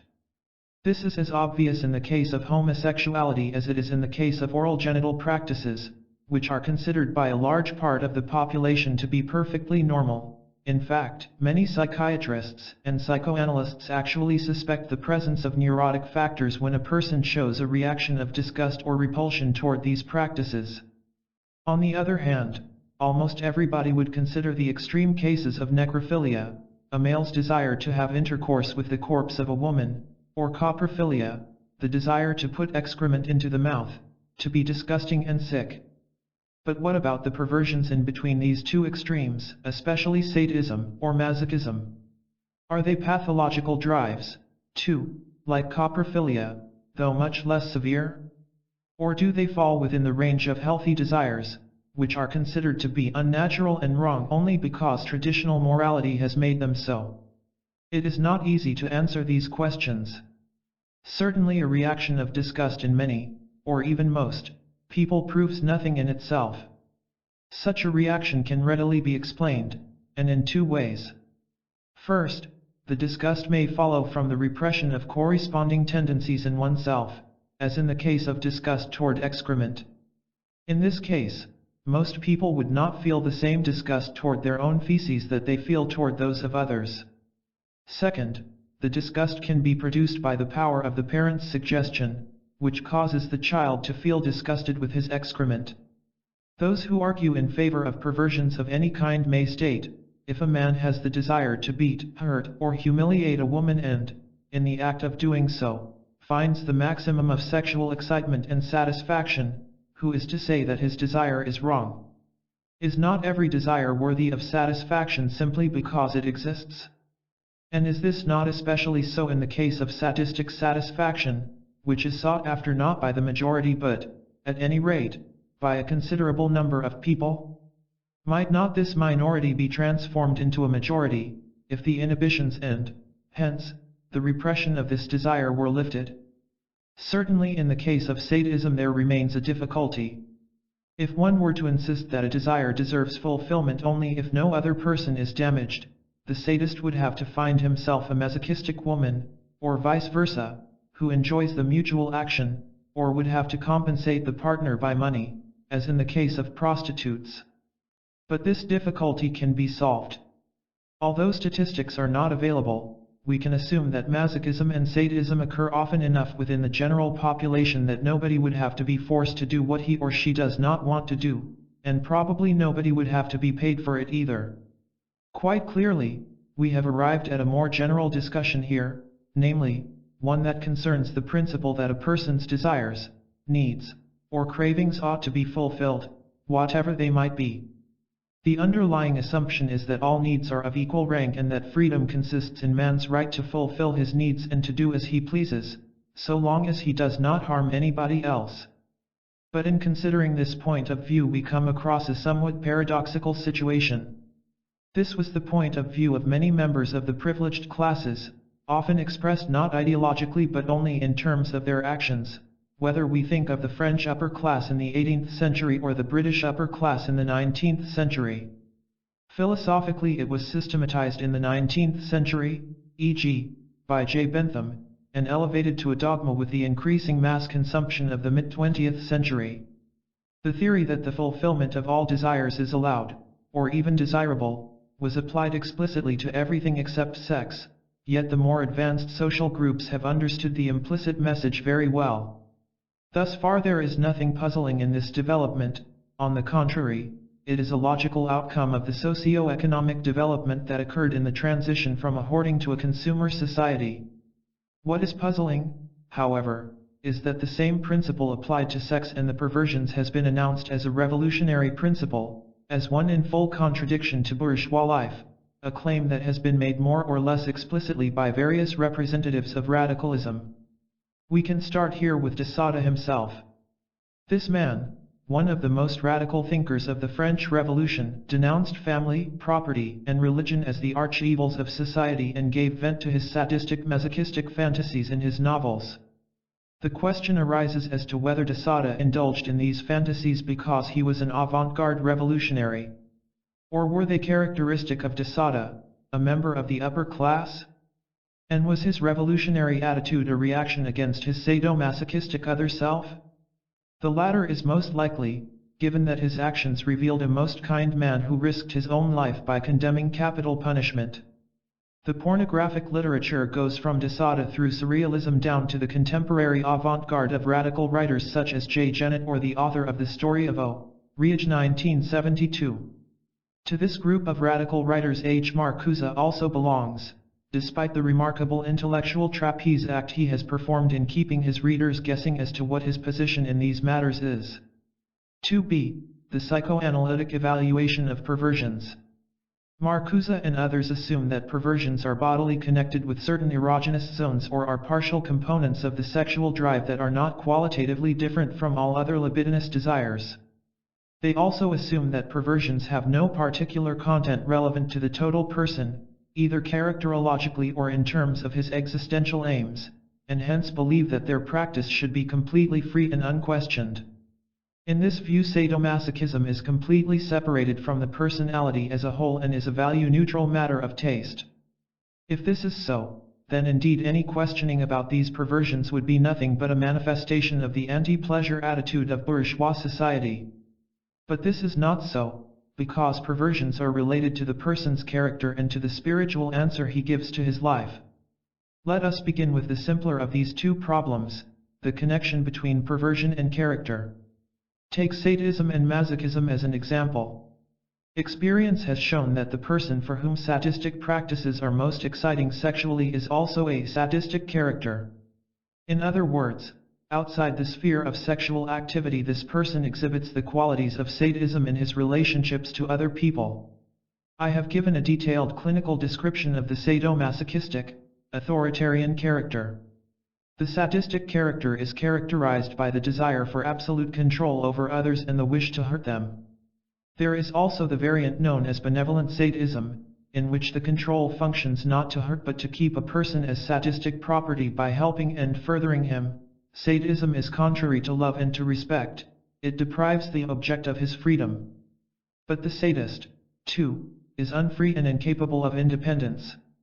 Characterological sadism can be conscious but is usually unconscious and rationalized, for instance, as justified revenge, performance of duty, or nationalistic or revolutionary hatred in the fight for the just cause. In instances of overt sadistic perversion, the intensity of characterological sadism may be somewhat reduced because of its direct satisfaction in the sexual act. Even if our observation is directed to the unconscious part of the character, however, there is no doubt that the sadistic perversion is rooted in a sadistic character structure. Thus, sexual sadistic desire and characterological sadism are two aspects of the same system. The same holds true for genuine masochism, the desire to be completely controlled, to be clay in the partner's hand. The anal aspect of sadism, of which coprophilia is one manifestation, also has clinically well-known qualities. The anal character, according to the incontestable clinical findings of Freud and others, tends to be stingy, stubborn, and excessively clean, orderly, and punctual.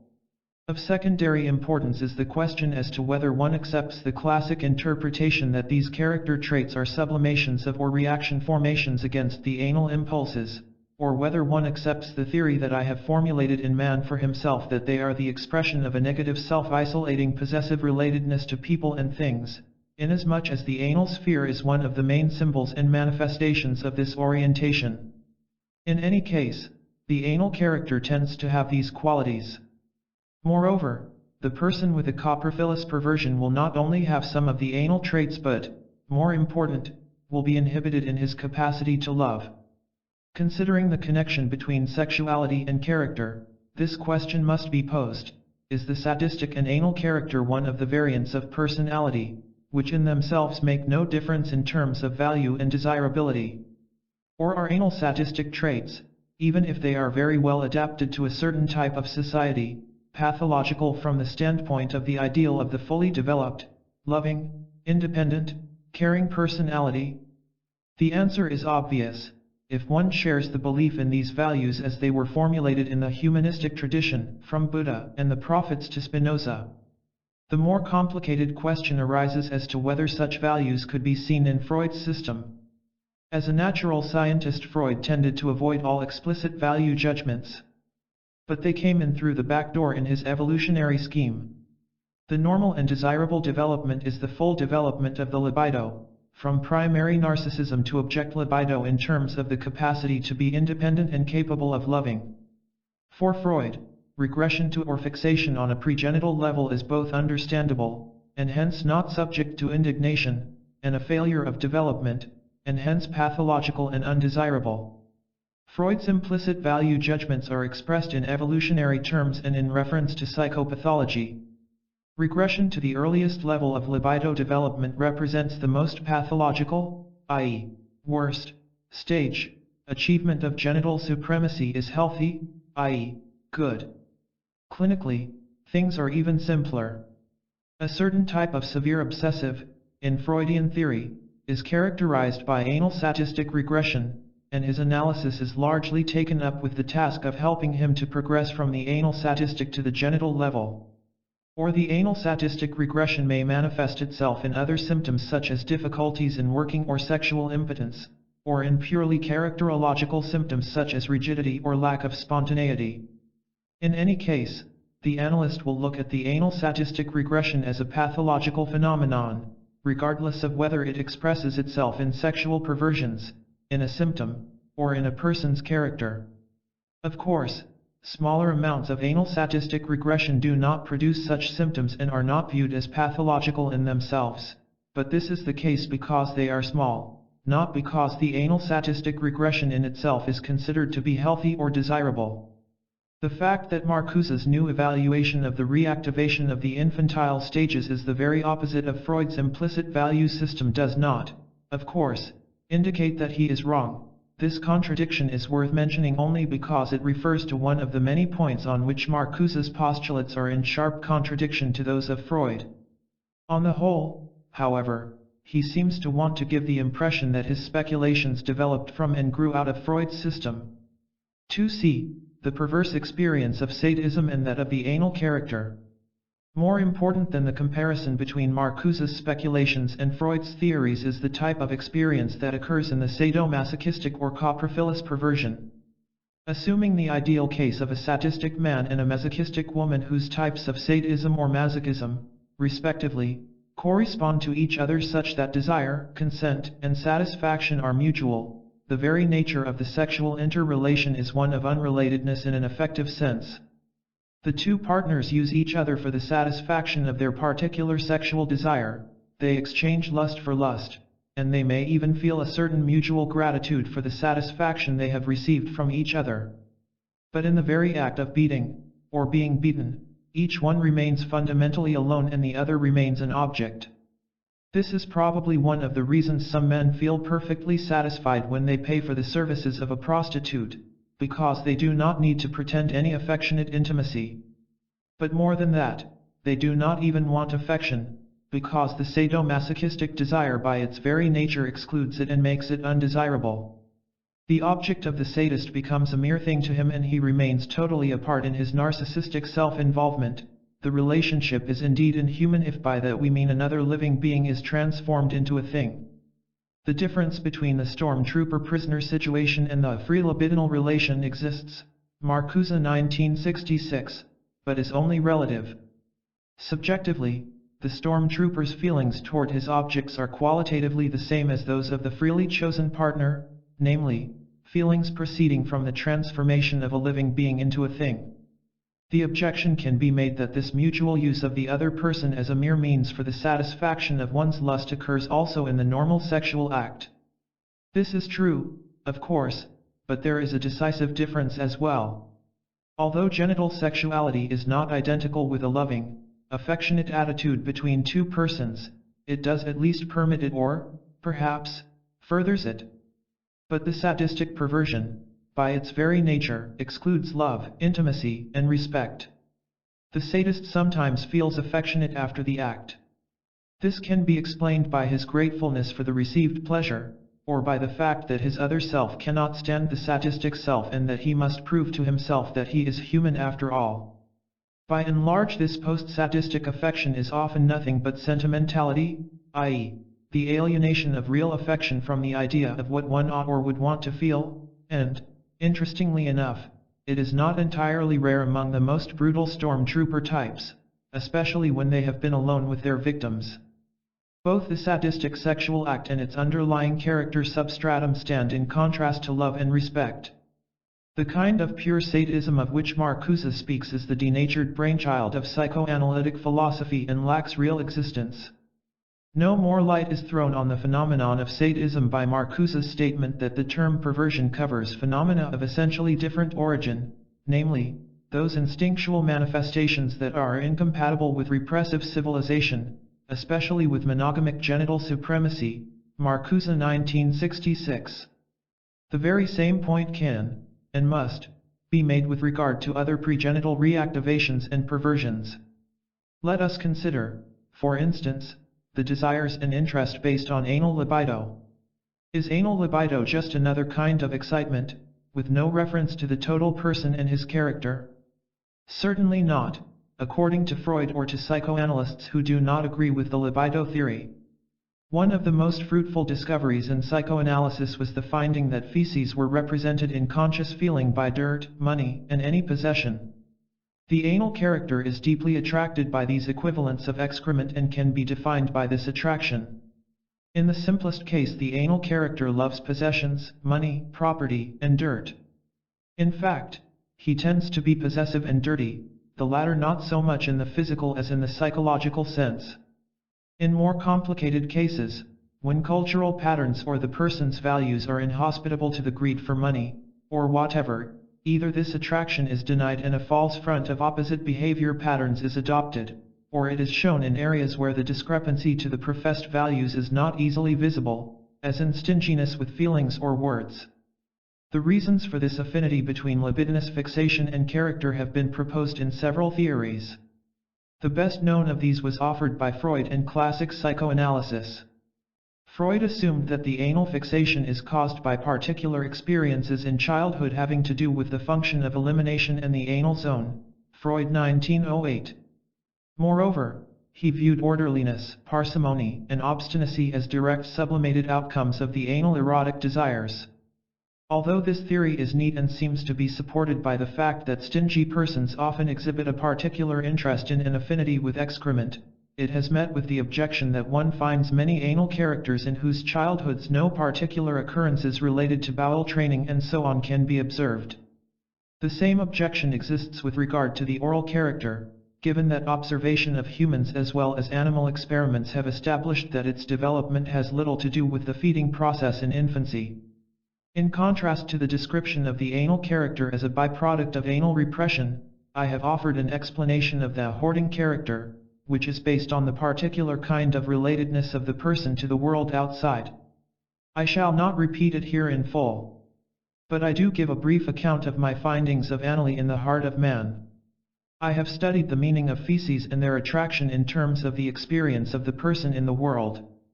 The feces are the product that is finally eliminated by the body, as they are of no further use to it. That they are of use to the soil is another matter beyond the person's experience of his bodily existence. The feces are a symbol of all that is not alive, dead, because they are not conducive to man's living process, insofar as he experiences it. They are perceived by the child, as Freud has demonstrated, as possession or property. And they are the first experience of having, in contrast to being, as experienced in the act of sucking, for instance. To take in food is a life-serving experience, and to get rid of excrement is a physiological necessity. In fact, a most distinct case of pleasure is nothing but the relief from unpleasureful tension. Still, it is a matter of getting rid of something, not of taking in something. Of course, food intake and elimination, as objective facts, are equally necessary for life.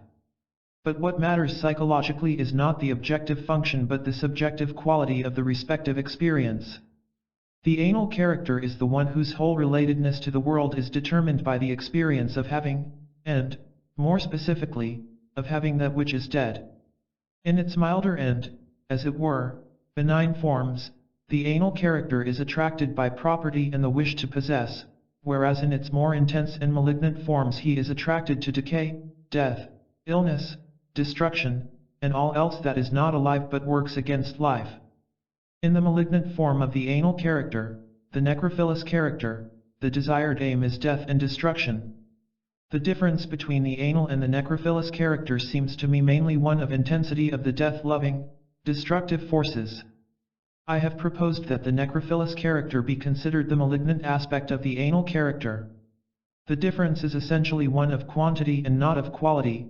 Hence the anal character is also thing and not life-oriented, centered on having and not being. The opposite of the necrophilous character is the biophilous, life-loving character, which roughly corresponds to Freud's genital character. Freud never went beyond a rudimentary description of the genital character, however, in contrast to his rich description of the pregenital character orientations. The genital, life-oriented character and the anal, thing or death-oriented character can be distinguished by certain general traits. The life-loving person, in contrast to the hoarding character, is attracted by the process of life and growth in all spheres. He prefers to construct rather than to retain. He is capable of wondering, and he prefers to see something new over the security of finding confirmation of the old. He loves the adventure of living more than he loves certainty. His approach to life is functional rather than mechanical. He sees the whole rather than only the parts, structures rather than summations. He wants to mold and to influence through love, reason, and his example, not by force, by cutting things apart, by the bureaucratic manner of administering people as if they were things. He enjoys life in all its manifestations more than mere excitement. More specifically, the intensely anal, necrophilous person can be recognized by his symptomatology, dreams, and behavior patterns, and often by his physical features and gestures as well. His skin looks dead, and in his gestures he marks the frontier between himself and the world outside of him. In the more extreme case, he wears a permanent smirk rather than a smile, and the expression on his face looks as if he were smelling a bad odor. The foregoing description of anal character was necessary to convey, albeit sketchily, what anal regression and fixation mean both empirically and clinically. Again, as in the case of the sadistic perversion, what is meant by a different kind of pure analy, which will flower in the non-repressive society, remains nebulous. If it is not characterized by the hoarding, non-loving, and non-sharing that constitute the most general qualities of analy in psychoanalytic terms, What is it beyond a mere figment of theoretical imagination separated from empirical data? 3. The revision of perversions, using sadism as an example.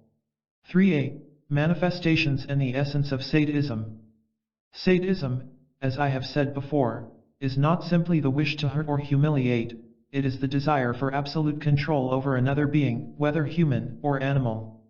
The wish to hurt and to humiliate is one of the most frequent manifestations of this wish, but complete power, even with a degree of benevolence, is a manifestation of sadism.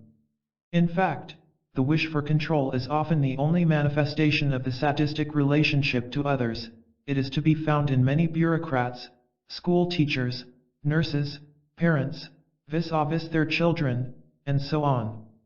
Often the sadism manifests itself only in this socially acceptable and easily rationalized attitude, either because more intense expressions of sadism are repressed and released only when socially approved, as in the stormtrooper situation, or because the desire is not that intense and thus can be satisfied by some degree of control. There are many transitions between control and the infliction of pain. Tying up, blocking, choking, and strangling another person, to suppress spontaneity and the expressions of his will, are such intermediate stages. They are intermediate not necessarily because they cause less suffering and pain than other forms of cruelty, but because they are socially more acceptable and can easily be rationalized as intended in the interests of the object.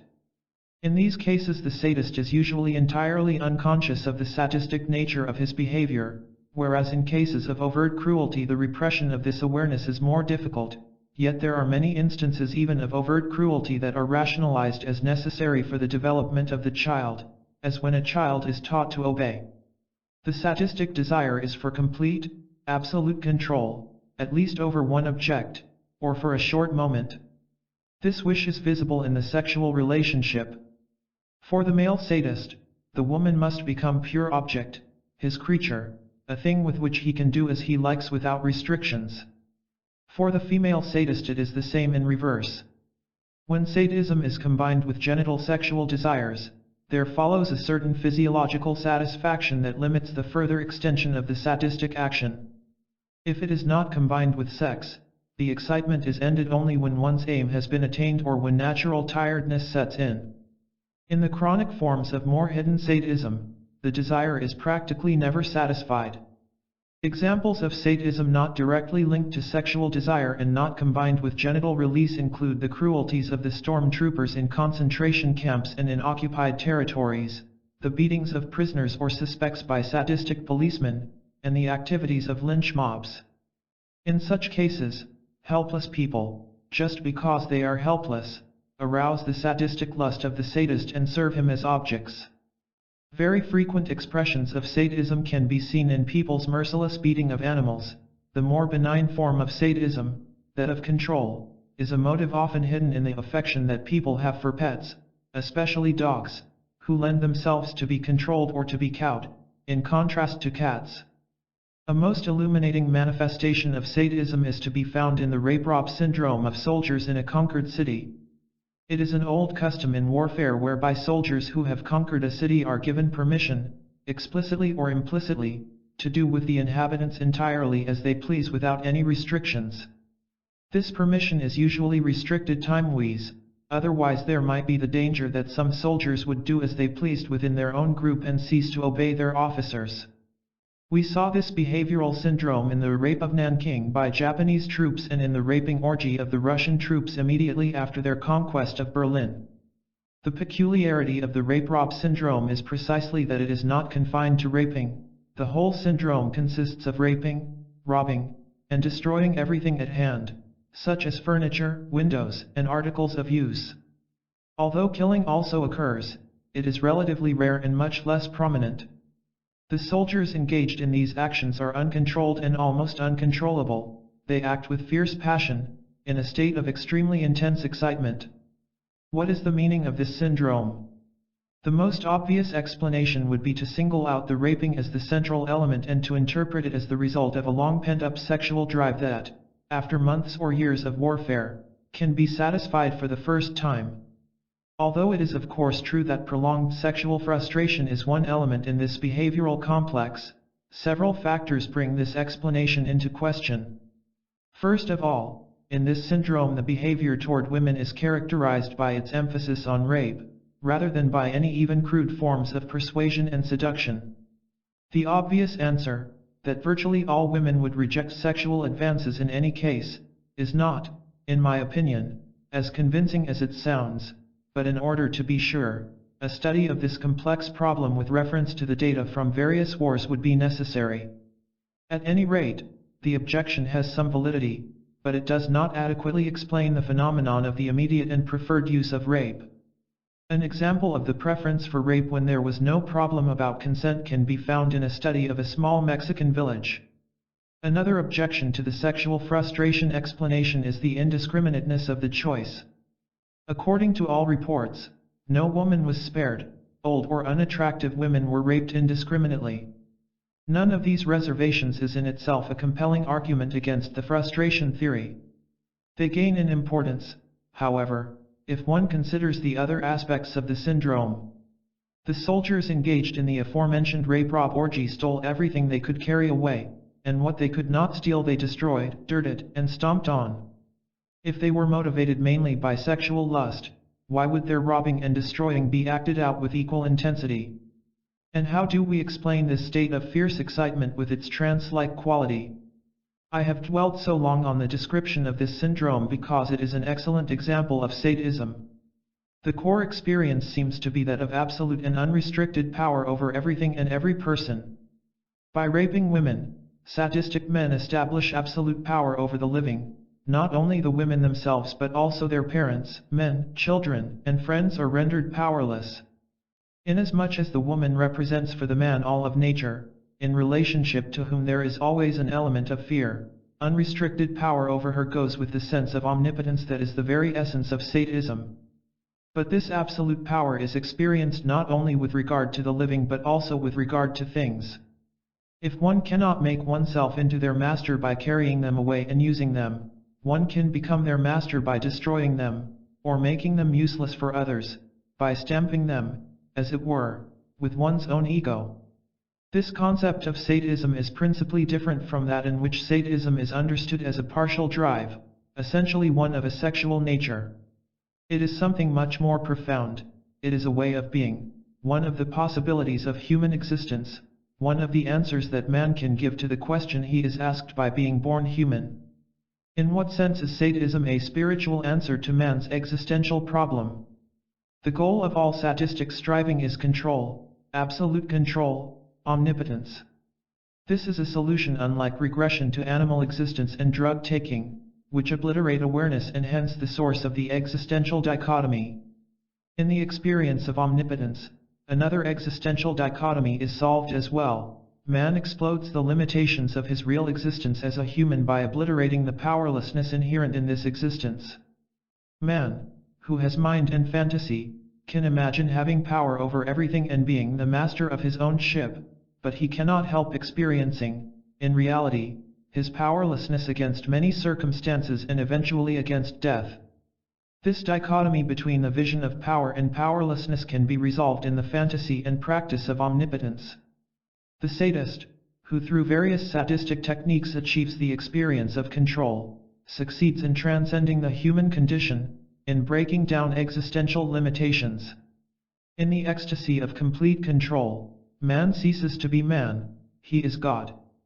Maybe for a moment only, or an hour, or a day, but the hope for this experience and the experience itself are worth any other suffering, including even death. Only if one fails to grasp the spiritual meaning of sadism can one be satisfied dealing with it as a partial component of the sexual drive and as a psychological aberration, but in this way one will never understand its depth and intensity, nor its ubiquity. 3b. The social determination of sadism. Sadism differs according to whether the sadist has power or is powerless in reality. The average man is relatively powerless, the slave more than the serf more than the burgher, the worker of the 19th century more than the worker of the 20th century, the member of a dictatorial police state more than the member of a democracy. Yet all are dependent on circumstances that are not of their doing and on persons not of their choosing. In a democracy, because they do not really know their representatives and may have chosen under the influence of intense brainwashing by television and other means of communication. To the degree that man has some power and can manifest his potency in meaningful acts, his feelings of powerlessness are reduced to a tolerable level. Indeed, we find a good deal less sadism in the culturally and economically more advanced social classes than in the more backward classes, such as the lower middle class. The man who has little real material and cultural satisfaction in life, who is little more than the helpless object of higher powers, suffers intensely from his powerlessness. For him the sadistic solution of sadism is the only form of transcending his powerlessness. It is in fact the only form of personal liberation, unless he can participate in the constructive change of his circumstances, which, however, is made difficult by his sadism. But the impoverished human being who is and feels like Mr. Nothing can become a king when, as a member of a lynch mob, he participates in the act of frightening, humiliating, and eventually killing his victim. And the equally poor member of a conquering army becomes God when, in the ecstasy of raping and robbing, he transcends his own social and human form of existence. At the other end of the scale is the individual who in reality has such a degree of power that he is tempted to become God by transcending the human status. A political leader endowed with absolute power, such as Stalin or Hitler, is almost bound to fall into the temptation of absolute power. Camus brilliantly portrayed this phenomenon in his play Caligula. The office of absolute power gives Caligula the power over everybody, the bodies, the souls, the honor, the shame of everybody. Having this experience of unrestricted power, he cannot tolerate the existential powerlessness he still feels. In fact, in the exercise of his power he must destroy all human bonds and finds himself in a state of unbearable isolation. Only the fantasy of omnipotence, of being God, can save him from this pain. He is almost bound to attempt the impossible, to want the moon. At this point he is insane. But this insanity is not a sickness, rather, it is a way of being, a private religion. Sadism exists not only in the lower middle class and among dictators but also among many other social groups. In many private situations a person has the chance to play the role of dictator. There is the father in relation to wife and children, the school teacher, the prison guard, the policeman, the physician, the nurse, the army officer, and so on.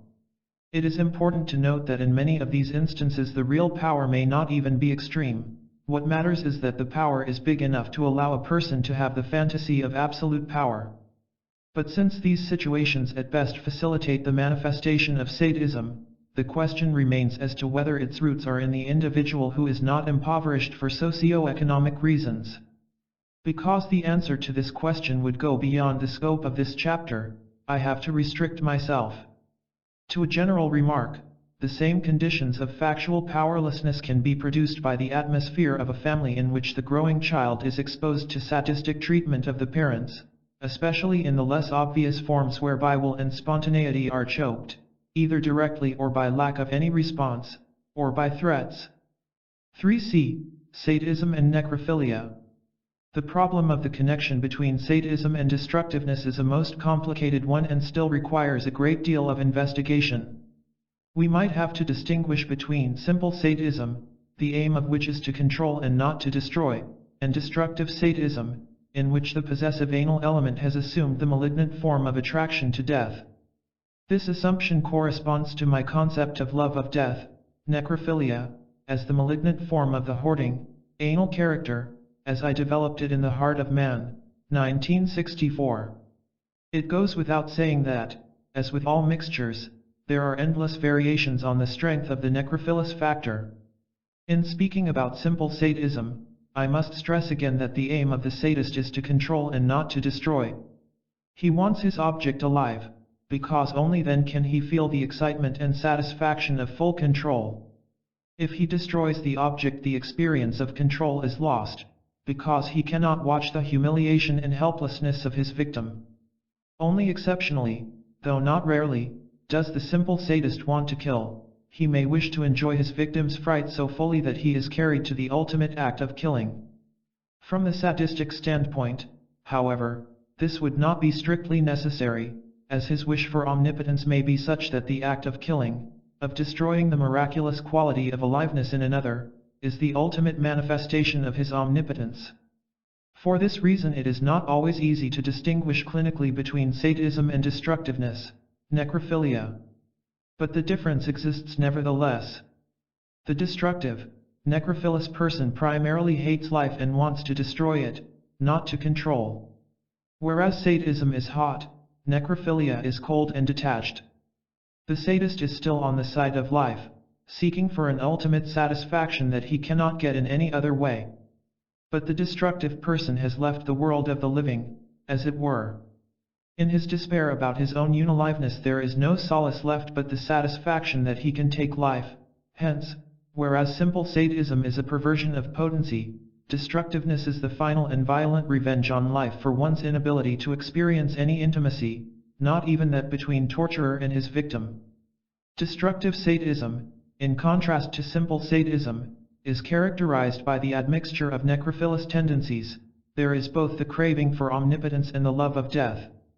Given the presence of both tendencies, destructive sadism differs from simple sadism inasmuch as destruction of life is mixed with the craving for omnipotence, but it also differs from necrophilia in that the latter lacks the hot relationship to the victim. A lynch mob is one of the best examples of destructive sadism. A certain type of cold-blooded murder, without sadistic elements, exemplifies necrophilous destructiveness, and the desire to hurt and humiliate without killing is an example of simple sadism. In his theory of the death instinct, Freud offered a much more attractive solution by suggesting that sadism and eros are blended with the death instinct. But this solution is not satisfactory either, first, because it does not explain non-sexual sadism, and, second, because at best it would be useful to explain destructive sadism but not simple sadism. Its main shortcoming, however, is the lack of distinction between control, omnipotence, and destruction, necrophilia. On the basis of clinical as well as social psychological data, I have come to the conclusion that sadism is a form of intense personal relatedness in which the sadist needs to become the ruler over another person in order to be whole. In short, sadism involves a symbiotic relationship. The sadist wants and needs the other person passionately but not lovingly, as we use the term in its usual sense. He is greedily attached to the other person in his own sadistic way. And it is for this reason that sadism, like other forms of intense attachment, easily incites and blends with genital sexuality. Part 4. The alleged radicalism of Herbert Marcuse. I feel it is necessary to deal specifically with the writings of H. Marcuse for two reasons. First, his position is exactly opposite the one presented in my books, although in some respects there are affinities to the line of critical thought that I expressed not only in my early writings at the beginning of the 1930s but also in Escape from Freedom, 1941a, and in subsequent books. I believe it might clarify the position of the present book if I discuss, albeit briefly, some of the main theories developed by Marcuse. The second and more important reason is that Marcuse, because of his misinterpretation of Freud and Marx as well as his often confused and contradictory thought, tends to confuse many readers, especially the radical left. I believe that this effect is dangerous. If radical thought ceases to be critical and rational, it ceases to be radical, in the sense of going to the roots, and becomes adventurist or leads to irrational actions. Furthermore, the new left, like most of the young generation today, is not very well acquainted with the literature of the past and, in becoming familiar with a distorted Freud and a distorted Marx, will be of no help in making a connection with the humanist and revolutionary tradition. 1. Marcuse's understanding of Freud. I hesitate to accuse an intelligent and erudite man like Marcuse, who has written one brilliant and profound book, Reason and Revolution, 1941, of the misinterpretation of the works he discusses. As I am sure he does not distort willfully and intentionally, there must be powerful personal motives that make him unaware of the absurdity of what he writes in Eros and Civilization, 1955-1966, and One-Dimensional Man, 1964. Whatever they are, I shall stick strictly to the argument he presents and attempt to answer it in the following pages. Before launching into my criticism of his presentation of Freud's theories, I must point to one weakness that Marcuse himself mentions without being sufficiently aware of its implication. He claims that he is dealing only with Freud's theories and that he is neither familiar with nor competent in the clinical application of psychoanalytic findings. This philosophy of psychoanalysis, which is unrelated to clinical knowledge, is an approach that greatly handicaps the understanding of psychoanalytic theory. When taken out of their clinical context, Freud's findings become abstract theories, and thus it becomes impossible to evaluate the real meaning of Freud's theories, which is rooted in his clinical observation. Marcuse's basic misinterpretation of Freud's position lies in his attempt to interpret Freud as a revolutionary thinker. Freud was a typical representative of 19th-century bourgeois mechanistic materialism and an optimistic liberal reformer until World War I, but he despaired of all social change for the better from then on. In Civilization and Its Discontents, 1930, he expressed his negative attitude toward socialist or revolutionary aims with unmistakable clarity. But the roots for this attitude can be found in his earlier work. He assumed that civilization is based on the repression of the libidinous instinct and that it results from a sublimation or reaction formation, for which this repression was a condition. Accordingly, he believed, man is confronted with the following alternative: either no repression and hence no civilization, or repression and hence civilization but, in many cases, also neuroses. Freud's sympathies were undoubtedly on the side of civilization and repression. But, like many liberal reformers, Freud thought that sexual repression went too far, and that if repression were decreased, neuroses could also be decreased without endangering the basic structure of society. He also believed firmly in the necessary conflict between instinctual needs and civilization, and had no doubts about the validity and necessity of the existing form of bourgeois society. Thus he was opposed to socialism, an opposition that constituted one main element in his hostility against W. Reich, who tried to combine his communist ideas, to which he adhered at the time of his conflict with Freud but which he denounced later on, with a radical theory about sexual liberation. It seems astounding that the liberal anti-socialist Freud should be transformed into a revolutionary. Sometimes Marcuse distinguishes between the Freud whom he supports and certain statements by Freud that he criticizes. As a result, discussion of this topic is somewhat difficult. Indeed, Marcuse's argumentation is slippery. He makes proper qualifications of his approval of Freud but on the whole gives Freud the role of a revolutionary thinker. How is this possible? As far as I can see, one answer is that Marcuse is impressed by Freud's materialism. Marcuse considers the instincts to be the real and material needs of man, and everything else is rationalization or ideology. This answer could be satisfactory if we were dealing with an author who is less aware than Marcuse of the difference between mechanistic materialism and Marx's historical materialism. Marcuse specifically expressed opposition to the former. In the beginning of One-Dimensional Man, 1964, Marcuse seems to put all his hope in the perfection of the technological process. The technological processes of mechanization and standardization might release individual energy into a yet uncharted realm of freedom beyond necessity. The very structure of human existence would be altered, the individual would be liberated from the work worlds imposing upon him alien needs and alien possibilities. The individual would be free to exert autonomy over a life that would be his own. If the productive apparatus could be organized and directed toward the satisfaction of the vital needs, its control might well be centralized. Such control would not prevent individual autonomy, but render it possible. Marcuse 1964. What is this yet uncharted realm of freedom beyond necessity? Marcuse is extremely vague in describing what he really means. In Eros and Civilization, he mentions among the aims of the good society that men can die without anxiety and without pain and not earlier than they must and want to die. Marcuse 1966. But it is hard to take these statements seriously because, in the first place, for psychological reasons that are related not to the social order but rather to heredity and constitution, there will always be men who die before they want to die. The demand that man die with a minimum of pain also rings hollow in a civilization where medical art does everything it can to alleviate the pain experienced in the process of dying. And as for the idea that a man has the right to take his life when he decides to do so, there are many today who agree with Marcuse. Moreover, there is certainly no need for a fundamental change in society that would bring about better facilities for voluntary ending of life. Our suicide rate shows that, even under the present circumstances, nobody is seriously hindered from taking his life if he intends to do so. Why elimination of the fear of death should play such an eminent role in Marcuse's ideal of the new man becomes clearer if one examines that ideal.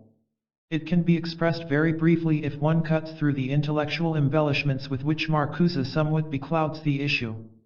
If man in the completed technological society no longer has to worry about work because all his material needs are fulfilled, then he can regress to becoming a child again or, perhaps, an infant. Marcuse does not say this in so many words because it would sound too absurd or daring if spelled out. Nevertheless, he makes this ideal sufficiently clear if one follows his reasoning in detail. One manifestation of the new infant life existence is what Marcuse calls polymorphous sexuality. What does this mean? In Freudian theory, it is the sexual experience of the child before puberty, especially before the blossoming of the Oedipus complex, at around age 6. During this period the whole body is libidinized, and not only the genitals but all erogenous zones, particularly the rectum and the mouth, but also other aspects of pregenital sexuality such as sadism and masochism, are sources of sexual enjoyment.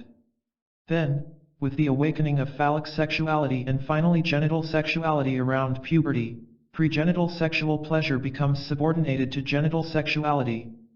Marcuse's idea is that this subordination of pregenital to genital sexuality is characteristic of all repressive societies, and that in a free society pregenital sexuality will come into its own again and lose the characteristics that we attribute today to perversions.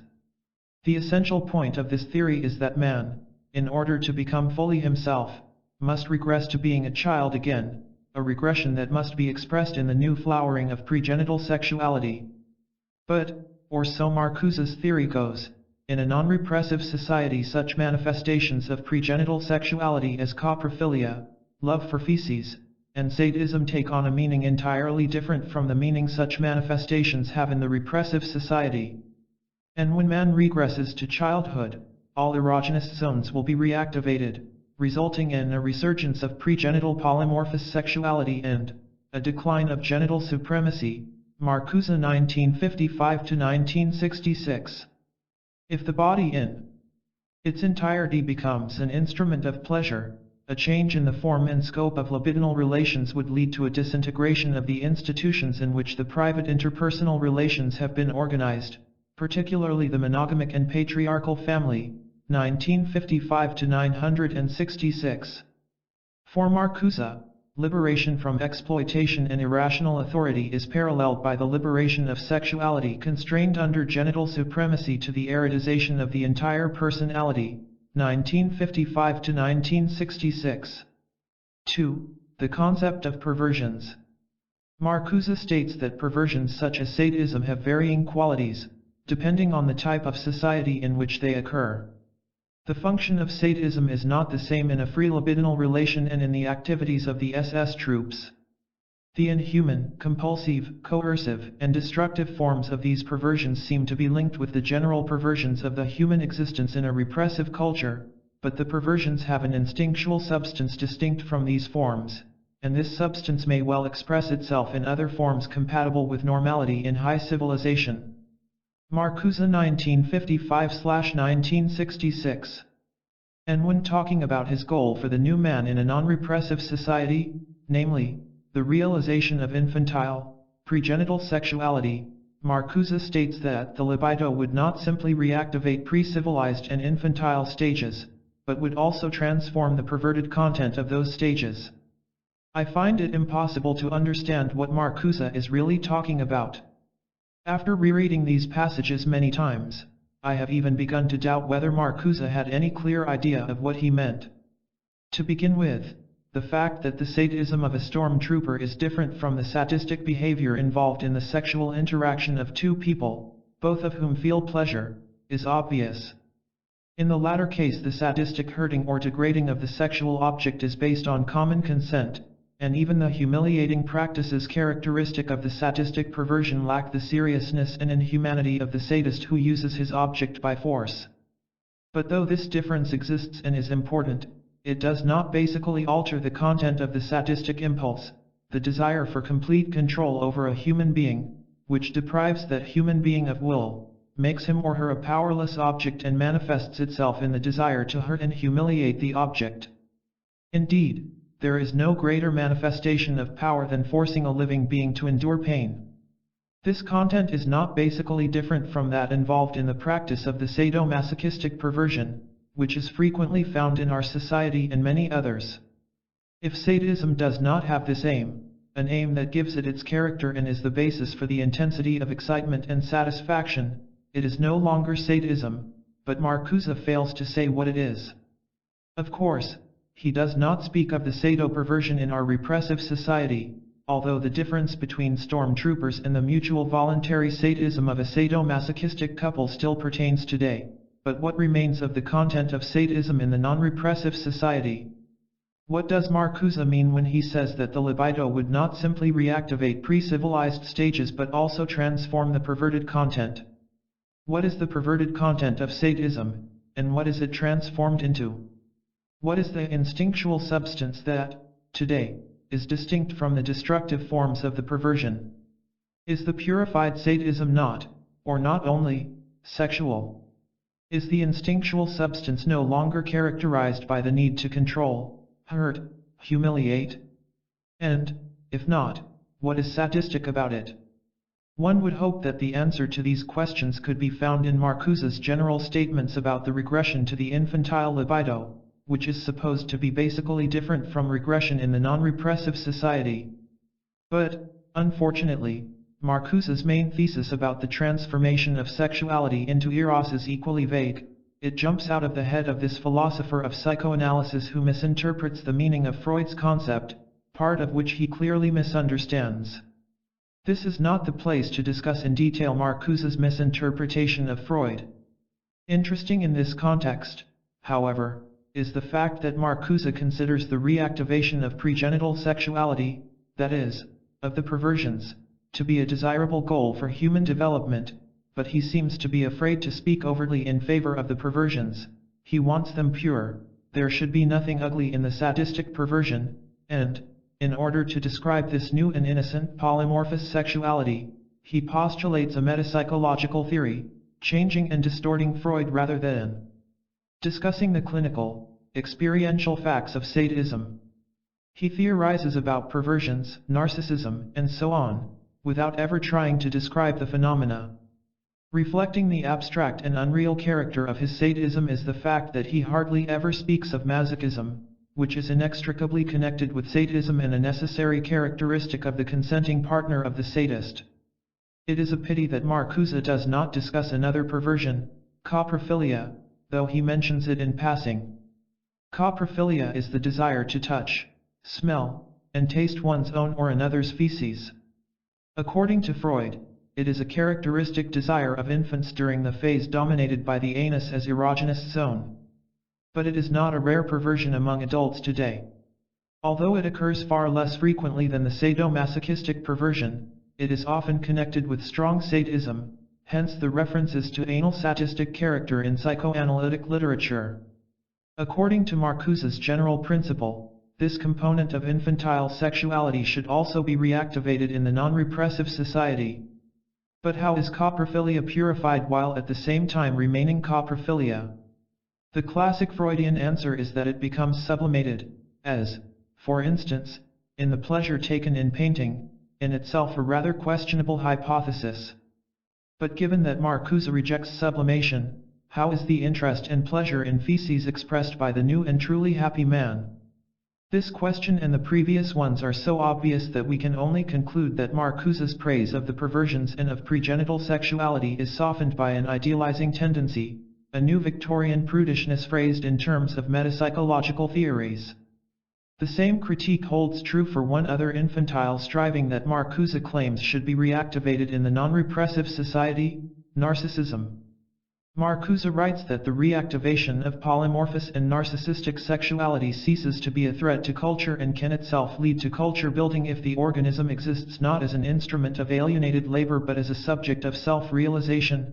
In other words, if socially useful work is at the same time the transparent satisfaction of an individual need. 1955 to 1966. Yet although words like self-realization and transparent sound nice, it is hard to figure out what the new regression to narcissism is supposed to be, provided the term has a meaning that is even vaguely related to its psychological definition. Marcuse does not make it easy to understand what he means in this respect. He offers his own interpretation of narcissus, and his use of the term narcissistic does not correspond to the meaning given in Freud's theory, 1955 to 1966. This is clear and correct. But a few pages later, Marcuse attempts to proceed in the opposite direction and suggests that he may be able to find some support for our interpretation in Freud's concept of primary narcissism, 1955 to 1966. This is somewhat surprising inasmuch as Marcuse's own interpretation is that Narcissus does not love only himself. Furthermore, if he is the antagonist of Eros and if his erotic attitude is akin to death and brings death, then rest and sleep and death are not painfully separated and distinguished. 1955 to 1966. Regardless of the validity and meaning of this interpretation, it is in precise opposition to Freud's concept of narcissism, in which the narcissist loves only himself, and, of course, in opposition also to Freud's later theory whereby narcissism belongs to Eros and hence does not possess the affinity to death that Marcuse describes. Marcuse tries to save his claim by pointing to Freud's concept of primary narcissism. He also quotes Freud's statement about the oceanic feeling, an essentially mystical experience that Freud explains is experienced as a regression to the earliest state of development, before any sense of individuality or self has yet developed.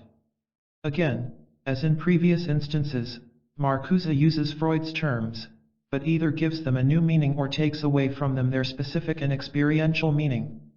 It has become customary today, among those who claim to understand Freud's teachings, to emphasize Freud's libido theory rather than his theory of character. In doing so they throw overboard, or, rather, fail to take aboard, that part of Freud's theory without which the whole cannot be properly understood.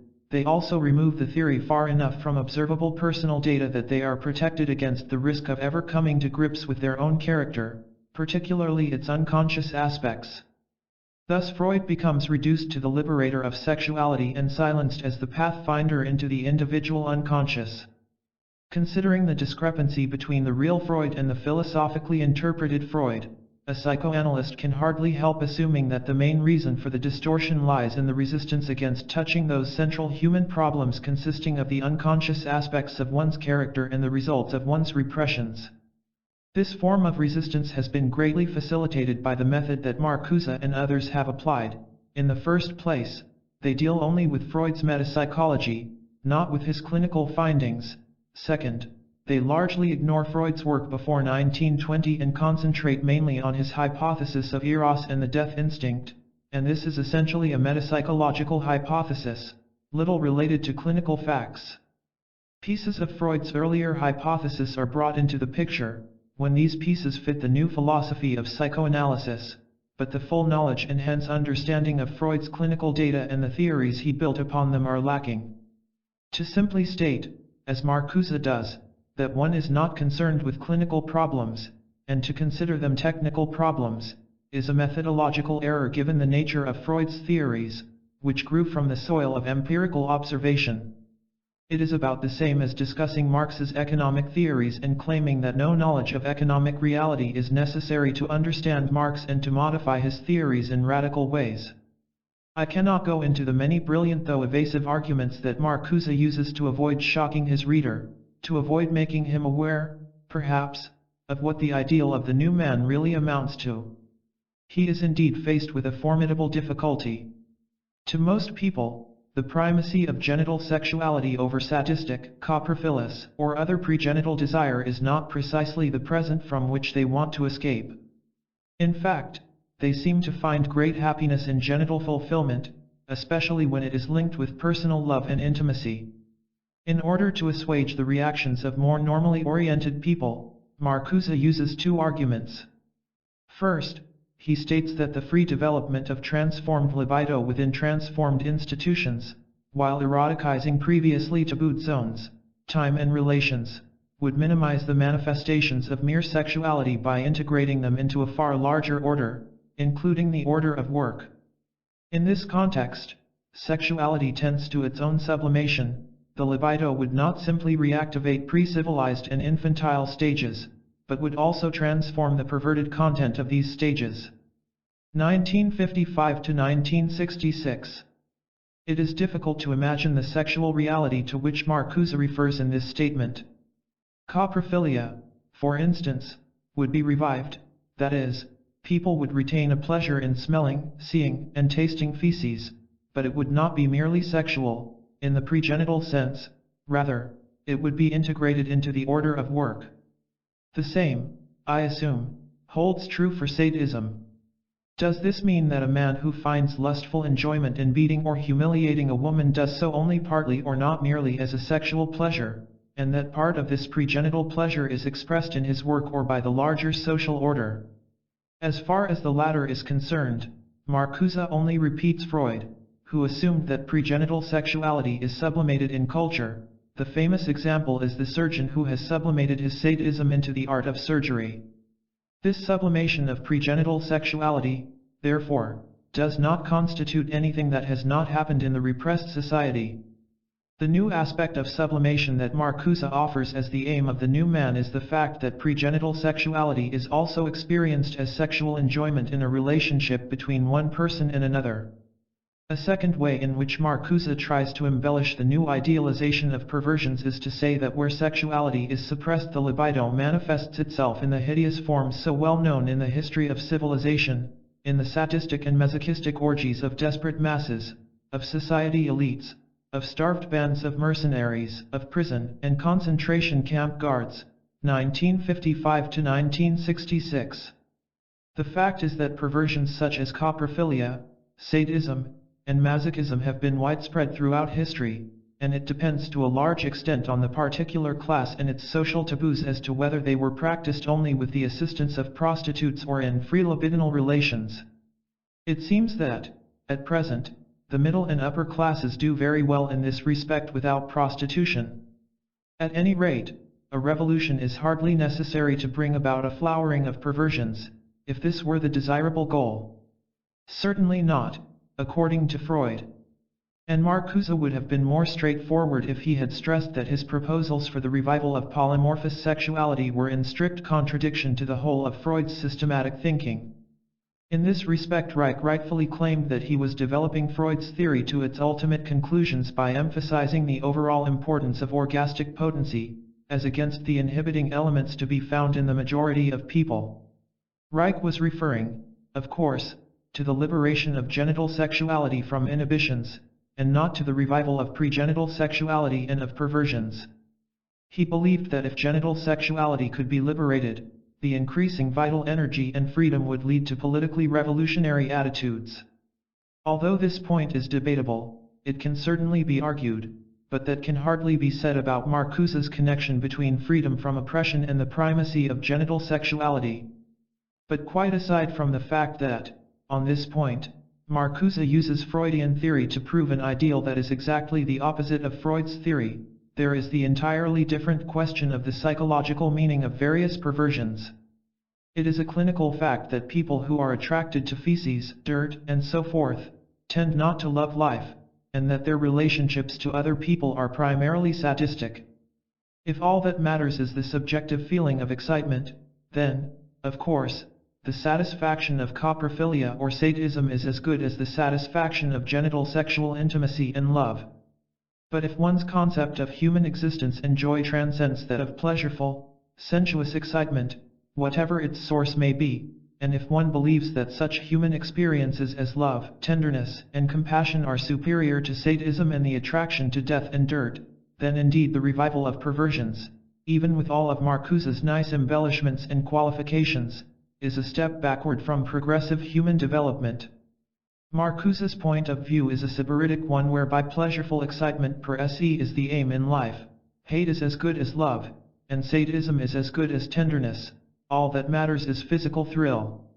I assume that here lies the reason why Marcuse speaks with such scorn about people who talk of love, concern, and responsibility in the present stage of society. Another aspect of the ideal of total regression is Marcuse's interpretation of the Oedipus complex, that the sexual craving for the mother woman is the eternal infantile desire for the archetype of freedom, freedom from want, 1955 to 1966. In the fight against the separation from mother, Eros wages its first battle against everything that the reality principle stands for, against the father, against domination, sublimation, resignation, 1955 to 1966. Marcuse does not even discuss such phenomena as love, tenderness, and narcissism because, according to him, a sane man in our society cannot experience any of these phenomena and would only have the choice between declaring himself insane or admitting that all these experiences are for him nothing but ideologies. He uses a peculiar distortion of the Freudian theory to make all this appear as if it were the result of, or at least compatible with, Freud's thinking. But he can do that only by distorting Freud considerably. Freud's basic assumption was that man in any given society would have to cease being an infant and arrive at an optimum of independence. Freud's ideal was the mature, rational, independent man who could rely on himself and his own reason. Nobody would be more shocked than he to serve as the basis for the ideal of regression as the real aim of human progress. If Marcuse had been capable of examining the problem of the new man in his relationship to others, he might have discovered that sadism, masochism, voyeurism, exhibitionism, and narcissism, all of which are characteristic of infantile experience, would disturb any form of social cooperation in the free society. 3. The idealization of hopelessness. Another important point to be noted is the revolutionary role of those values which, according to Marcuse, have lost their validity: love, the wish for freedom, the fight against boredom and manipulation, and the desire for integrity and for life beyond material and sensuous satisfaction. To the extent that man has developed historically beyond the sphere of sheer satisfaction of his material needs, he has attained these humane experiences, and they have motivated him to fight against the many social orders that have violated these human demands and needs. Indeed, revolutions result not only from material deprivation but also from the lack of fulfillment of those human wishes without which we would not be fully human. Herbert Marcuse makes short shrift of this problem. And in his polemic against my position he claims that the goal of optimal development of an individual's personality is essentially unattainable, 1955 to 1966, in our society, that one cannot practice the productive realization of the personality, of care, of responsibility and respect for one's fellow men, of productive love and happiness and still remain sane, and that it would mean curing the patient to become a rebel or, which is saying the same thing, a martyr, 1955 to 1966. Marcuse implies that I believe this aim is easy to achieve and can be achieved by the majority. However, he fails to acknowledge that throughout my work I have taken the unequivocal position that it is in full contradiction to the goal and practices of capitalist society. In The Art of Loving, 1956, I wrote that I do not wish to imply that we can expect the present social system to continue indefinitely, and at the same time to hope for the realization of the ideal of love for one's brother. People capable of love under the present system are necessarily exceptions.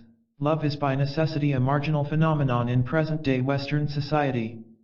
Those who are seriously concerned with love as the only rational answer to the problem of human existence must, then, arrive at the conclusion that important and radical changes in our social structure are necessary, if love is to become a social and not a highly individualistic marginal phenomenon.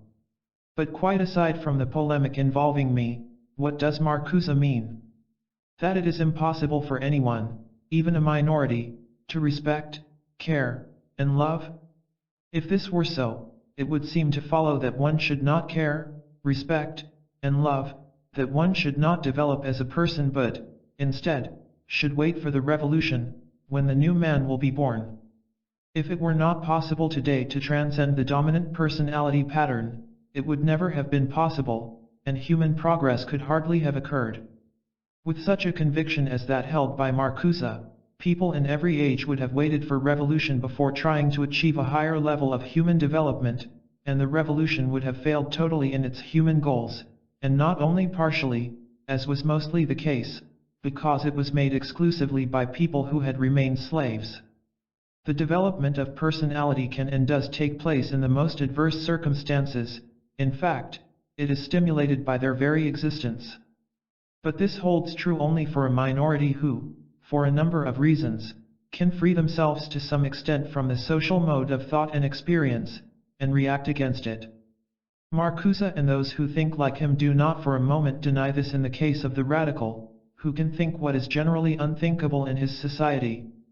As for the attempt to achieve some of the experience of the new man prematurely, as it were, it is difficult but not impossible.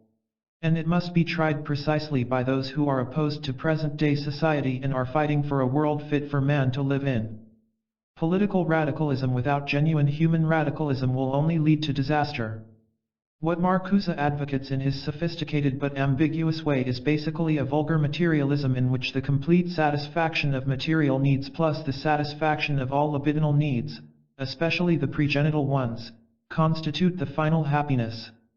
It is not surprising that with this attitude one can only be hopeless and rather unhappy. And it is unfortunate that this hopelessness is translated into a political theory that lacks any sense of reality, the outcasts and outsiders, the exploited and persecuted of other races and other colors, the unemployed and the unemployable. Marcuse 1964, although their consciousness is not revolutionary, have a revolutionary function. The fact that they start refusing to play the game may be the fact which marks the beginning of the end of a period, 1964. And Marcuse speaks vaguely about the chance that the historical extremes may meet again, the most advanced consciousness of humanity, and its most exploited force. It is nothing but a chance, 1964. Marcuse ends One-Dimensional Man with the statement, "The critical theory of society possesses no concepts which could bridge the gap between the present and its future," 1964. Any theory that possesses no concepts that could bridge the gap between the present and its future is for this very reason not applicable to political action. For political action of any kind demands demonstration of the ways and means by which the gap between present and future is bridged. Marcuse himself does not claim any political program, nor has he disclaimed any political actions, especially among students who believe that he has given a program for political action. He takes the proud position of holding no promise and showing no success, yet this position remains negative. Thus it wants to remain loyal to those who, without hope, have given and give their life to the Great Refusal, 1964. I am afraid that this introduction of romantic martyrdom into a position that has nothing to offer politically or humanly to help people in their next step toward the future, or, if there is none, to tolerate the catastrophe with dignity, may be appealing to some similarly minded people who dwell in despair. It is certainly an attitude that is not in line with the tradition of all those who have lived for and, if necessary, given their lives for those human values which, in Marcuse's thinking, have been discarded. On hopelessness and fear one can hardly build any political action, but one can do a good deal of damage by persuading others that the most progressive and radical theory has no better advice to give than to be proud of one's hopelessness. Marcuse's pose as a radical who practices the Great Refusal, when he basically proposes a return to a childish sybaritic and egotistical experience, is a bitter joke. He does not speak in the name of life, he speaks in the name of the absence of love of life and of cynicism masquerading as a super-radical theory.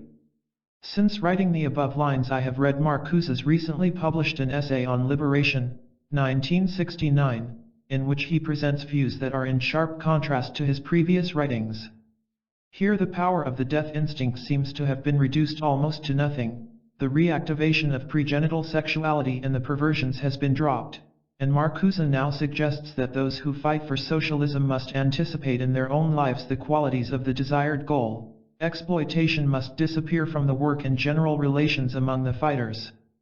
Understanding, tenderness toward each other, the instinctual consciousness of that which is evil would testify to the authenticity of the rebellion. 1969. Although I am glad that Marcuse has adopted a position that is essentially the one he criticized so sharply before, it is regrettable that he does not even comment on this change in the interests of intellectual clarity.